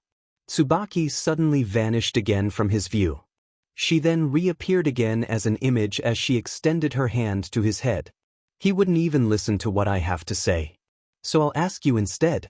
I'm sure you're also having it hard with such an unstable system, right? I'll give you the reward up front, so don't worry." The information notices in Taiol's views suddenly changed. Unauthorized connection, unable to prevent connection, failed shutting off the connection, rebuilding control system, readjusting administration structure, rebuilding connection, rebuilding finished. Taiol could move his body again as his body relaxed while he was still lying on the ground. After a few seconds, he slowly pushed himself up and stood in front of Tsubaki. "I'll leave the rest to you then." Tsubaki smiled faintly and vanished. The only notice left in Taiol's views was an order from Tsubaki. With his assigned duty to secure the area starting, Taiol immediately moved out following that order. Yatsubayashi had a stern look on his face as he eyed the displays in front of him. What just happened? The display showed information sent from Taiol, and that information stream was already fully stopped. Among the last information sent by Taiol, there was a piece of information that really piqued Yatsubayashi's interest. Yatsubayashi actually was thinking of a plan to take care of Taiol before it caused extra trouble to him, but with this, he decided to change his plan. His curiosity completely outweighed his rationale as he readjusted his plan accordingly following curiosity. Akira once again visited Shizuka to replenish his stock. Shizuka looked worriedly at Akira as she said to him, "Akira, this will be pretty expensive though, are you sure?" Akira nodded with a serious face. "Yes. After thinking about it one more time, I thought that it's safer to do this and I should be able to end this request faster this way. So please continue with the order." Akira completely readjusted his order. This time he ordered multiple mini-sized energy packs and high-grade repair cartridges. Both of them were expensive consumables. On top of it, he also ordered a huge amount of powerful anti-force field armor as well as mini-missiles that could be used with personal-sized missile launchers. Shizuka proceeded to place the order. Akira and Shizuka waited silently for the confirmation, but this time, the order was rejected. "As I thought, it won't go through." Akira seemed slightly relieved. Suddenly a call from Kobayashi reached him. "It's me. It seems that an expensive order just came in, and it's from you. Just wanted to make sure that it's not some kind of mistake or something. I've sent you the information to your information terminal, so go ahead and check it." "I did. It was really from me and it was not a mistake." Unexpectedly, Kobayashi replied in a rather good mood. "You bought quite a lot this time, enough for the financial division to contact me, you know? I need them to be able to fight safely. If you're going to tell me to cut that out, just so you know, that's basically my real strength. That way I won't need to keep doing this request, right? HM? I'm not calling you for that. There, the payment went through. Even that got approved, huh? It was just a notice due to the size and the cost of the order. I'm sorry, but once you receive that order, bring them to the forward base for safekeeping. But don't worry, you can still use them anytime. I'll send you the specifics later. The repair cartridges are for my augmented suit, so I need them back home." "I see, you can take the cartridges home then. I'll tell the guys above myself about that." "All right." Akira was a little surprised that his order went through so smoothly. Kobayashi, who noticed it, laughed. "I did tell you that your performance is far above the norm, remember? So this much demand will go through just fine, although it's partly because of my influence too. You should be more confident in yourself, you know? Until next time then." At the same time Kobayashi closed the call, a notification confirming that the order got through reached Shizuka and Akira. Akira smiled bitterly. He knew very well the gap between his real strength and the strength that he acquired due to Alpha's support. Although he kept working hard to close that gap, he could not lie that every time he noticed his growth, he also noticed how significant Alpha's support was. "Well, although I basically forced my way through with expensive bullets during that fight against the monster swarm, I won that fight on my own. So even after adding that with those robots that I destroyed with Alpha's support, it should at least lower the total evaluation from Kobayashi. So it should at least be a little better." Akira's bitter smile was a mix of half mockery and half compliment toward himself. But he then noticed Shizuka looking at him worriedly as he flusteredly said, Well, what can I say? It seems that the order should go through just fine. Akira, don't get too reckless, okay? I know. It's exactly so that I can fight safely that I put in that expensive order." "I see. It's good that you're calm about this, but be careful not to get your guard down, okay?" "Yes." Akira firmly nodded. Shizuka replied with a smile. Shizuka understood that Akira said so, knowing fully well he was cornered into a situation where he had no other choice but to be reckless. While on the other hand, she also understood that hounding Akira about it would not help his situation at all, so she held back herself from saying anything more than that gentle reminder. Akira took her warning to heart and told himself not to unnecessarily jump to danger. Akira once again took his bike to Kazuhara Ruin. It had been a few days since the last time he went to Kazuhara Ruin. During that time, he had repaired his augmented suit, carried his supplies to the temporary forward base, and got himself to the best state before going. Alpha was floating beside Akira as if she was sitting in an invisible car. She was donning a battle suit with a daring old-world design as her long silky hair was flailing in the air, blown by the non-existent wind. "Akira, what's your plan for today?" "Let's see. I might as well search one of the buildings for relics again, but I don't want to fight monsters like last time." Akira glanced at Alpha's outfit and thought, that is an old-world battle suit, right? Since we're this deep into the ruin, I wonder if I can find some of them somewhere around. I can't really say you can't, but it would be hard to find. Let's say that you did find one, what's your plan with it? If there's no problem with the size, I'm planning to use it for myself. Old-world relics are fundamentally advanced stuff after all. I do know that I'm obligated to sell all my relics by contract, but I'm sure I can get it back after paying some money, or at least, I'll put some effort in doing so. Alpha smiled mischievously and pointed at her own battle suit. This suit is for girls though? Are you really going to use it? Well, I can understand if you do since it's a high-quality battle suit. Akira could not hold back his laughter the moment he heard that. Why does it even come to that? I'm talking about when it's a battle suit for guys, of course. Then what if you only find battle suits for girls? I'll sell them, then use the money to buy one made for guys. What if you'll be wasting a lot of money if you do that instead of using it? Of course, ignoring the design aside. Akira looked conflicted for a split second, but he immediately made his decision. I'll think about it when that happens. We don't know if I can find any of them around here in the first place anyway, right? Alpha smiled amusedly. Indeed. Akira noticed from the beginning that Alpha was only poking fun at him, but at the same time, he also thought that it would not be strange if she knew. Akira heaved a big sigh as he thought that he wasted his energy on that conversation. Alpha, at least help me choosing which building to search this time. Oh my, you're relying on me right from the start for today, huh? I have no plans to spend so much effort on a dud like yesterday. I understand that choosing the right building to search is also a part of my training, but let's put that training aside for some other time. My training menu for today will be searching for relics inside a building. Alright then, over here. That was fast. Akira could see a particular route highlighted in his enhanced views as he paced his bike following that route. When Akira arrived, he looked confusedly at Alpha. Here. Alpha smiled confidently and nodded. Yup, alright. Akira once again shifted his gaze to the location in front of him. Akira could see a tall, torn-down building that looked closer to a mountain of rubble in front of him. Since it fell over the other buildings around it, they all piled into a single huge mountain of rubble. That's so basically, I need to find relics under this mountain of rubble, huh? Well, I might find something if I try, but still. Not exactly. To be more precise, you need to find the door to a certain room buried under this mountain.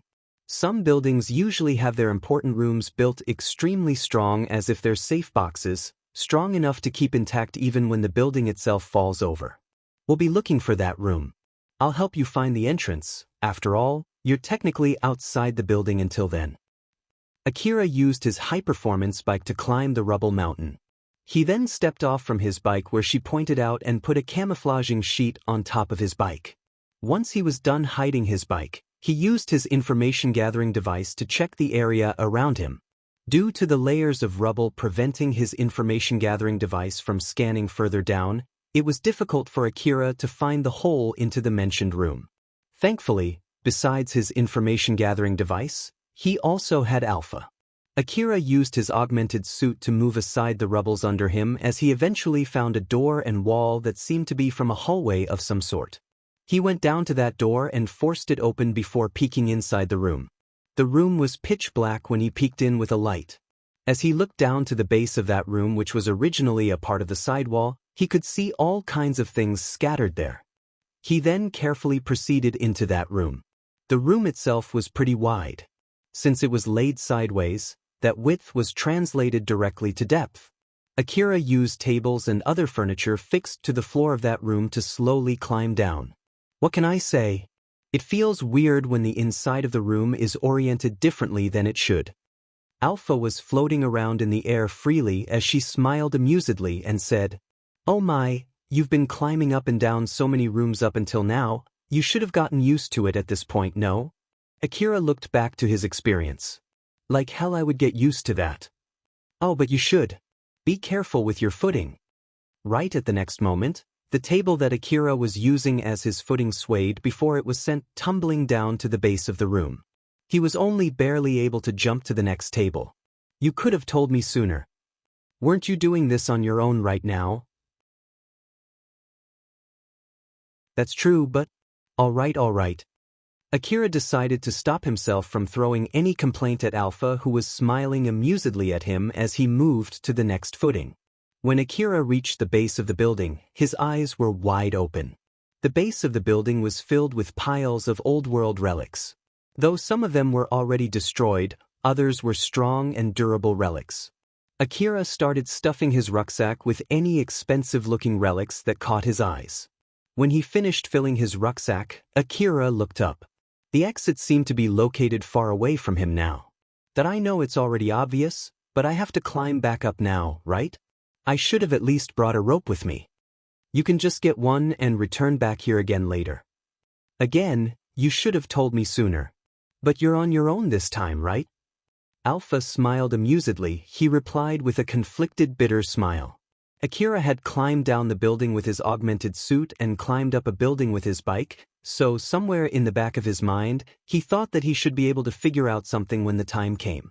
That was why the idea of bringing along a rope never passed through his mind. Akira worked really hard and somehow was able to get out of that room.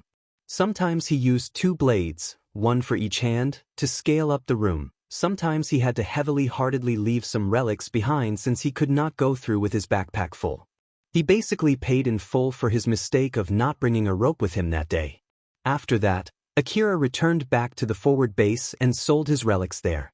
He did not forget to immediately buy a rope too. It had been 2 months since Akira started the request to get his hunter rank up.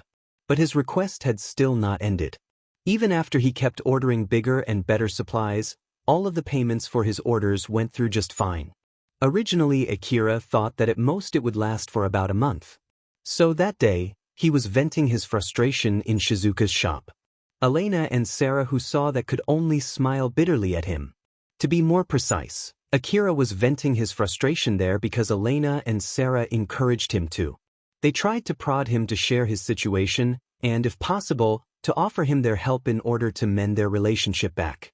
But even Sarah and Elena did not expect that Akira was frustrated because he was forced to take a request to boost his hunter rank, though he did not want to. And even after he thought he got his hunter rank high enough, that request still continued. Any normal hunter who worked hard day and night to get their hunter rank up would be furious if they heard that. Sarah looked rather impressed with Akira.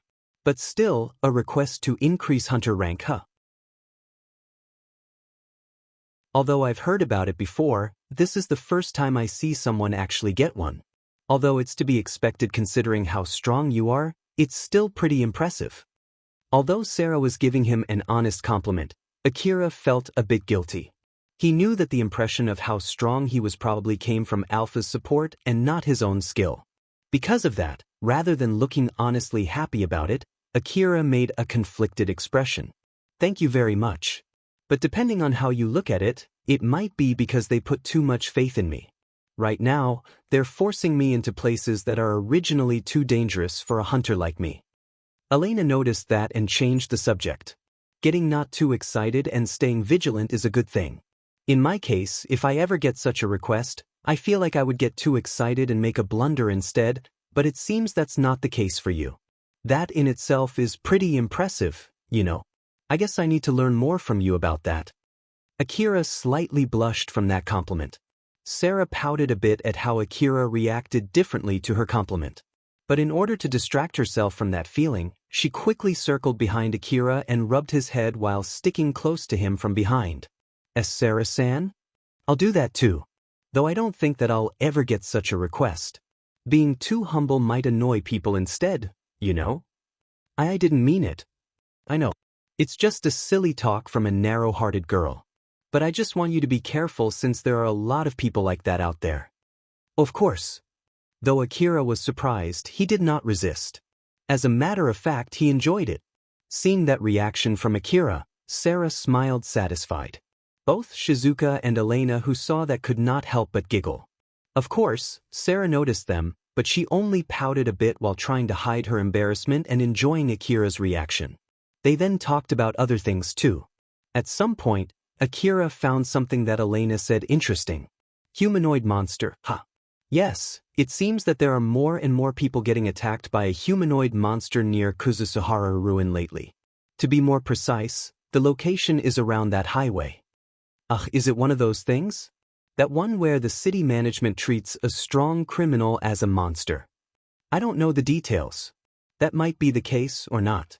It might be an autonomous robot that went on a rampage. Or maybe someone controlling the augmented suit of a dead hunter like back then in the Saranthal building. The details about the incident itself are still unclear. The city management itself hasn't released anything else other than a warning. Whether it's a strong criminal or a monster, basically there's something that looks like a human attacking people around the ruin, right? Yup, exactly. The only thing that we know right now is that it looks like a human instead of a monster. You should be careful too, as a hunter, it tends to dull our reaction when the opponent looks like a human. If it was a monster, hunters could immediately decide to kill it. But when it was a human, they would often hesitate, and more often than not, that hesitation brought about a fatal consequence. "Okay, I'll be careful," Akira said so firmly, seeing which Elena smiled happily. When Akira left the shop, Sarah frowned and said, "Say, Elena, I wonder if Akira really hates when people evaluate his skill highly." That might be true. If I'm not mistaken, he said something similar to that back then in the underground city too. Now that you mention it, he did. Why do you think that is the case? No idea. I'm sure he has his reason for that. But whatever it is, I'm sure it's not something pleasant. Sarah, although I'm sure there's no need for me to tell you this, but you need to be careful not to poke at him too much. I know. This is difficult.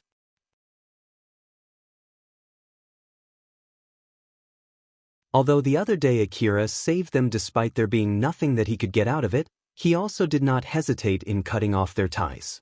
At the moment, they somehow still managed to talk normally with each other. Sarah had no idea whether it was because of something trivial or deep, or if it was due to Akira's principle in life or simply his opinion. Sarah had no plans to let go of the thread that she worked hard to preserve and sighed as she thought of her friend whom she was not sure how to treat. You're tuning in to the Passion Pages YouTube channel. We're so grateful for your support, and don't forget to subscribe to join us on this incredible journey through captivating stories. Your generosity through donations truly makes a world of difference, as it's the primary source of revenue that allows me to expand and enhance this channel for you. Thank you from the bottom of my heart for being a part of this adventure.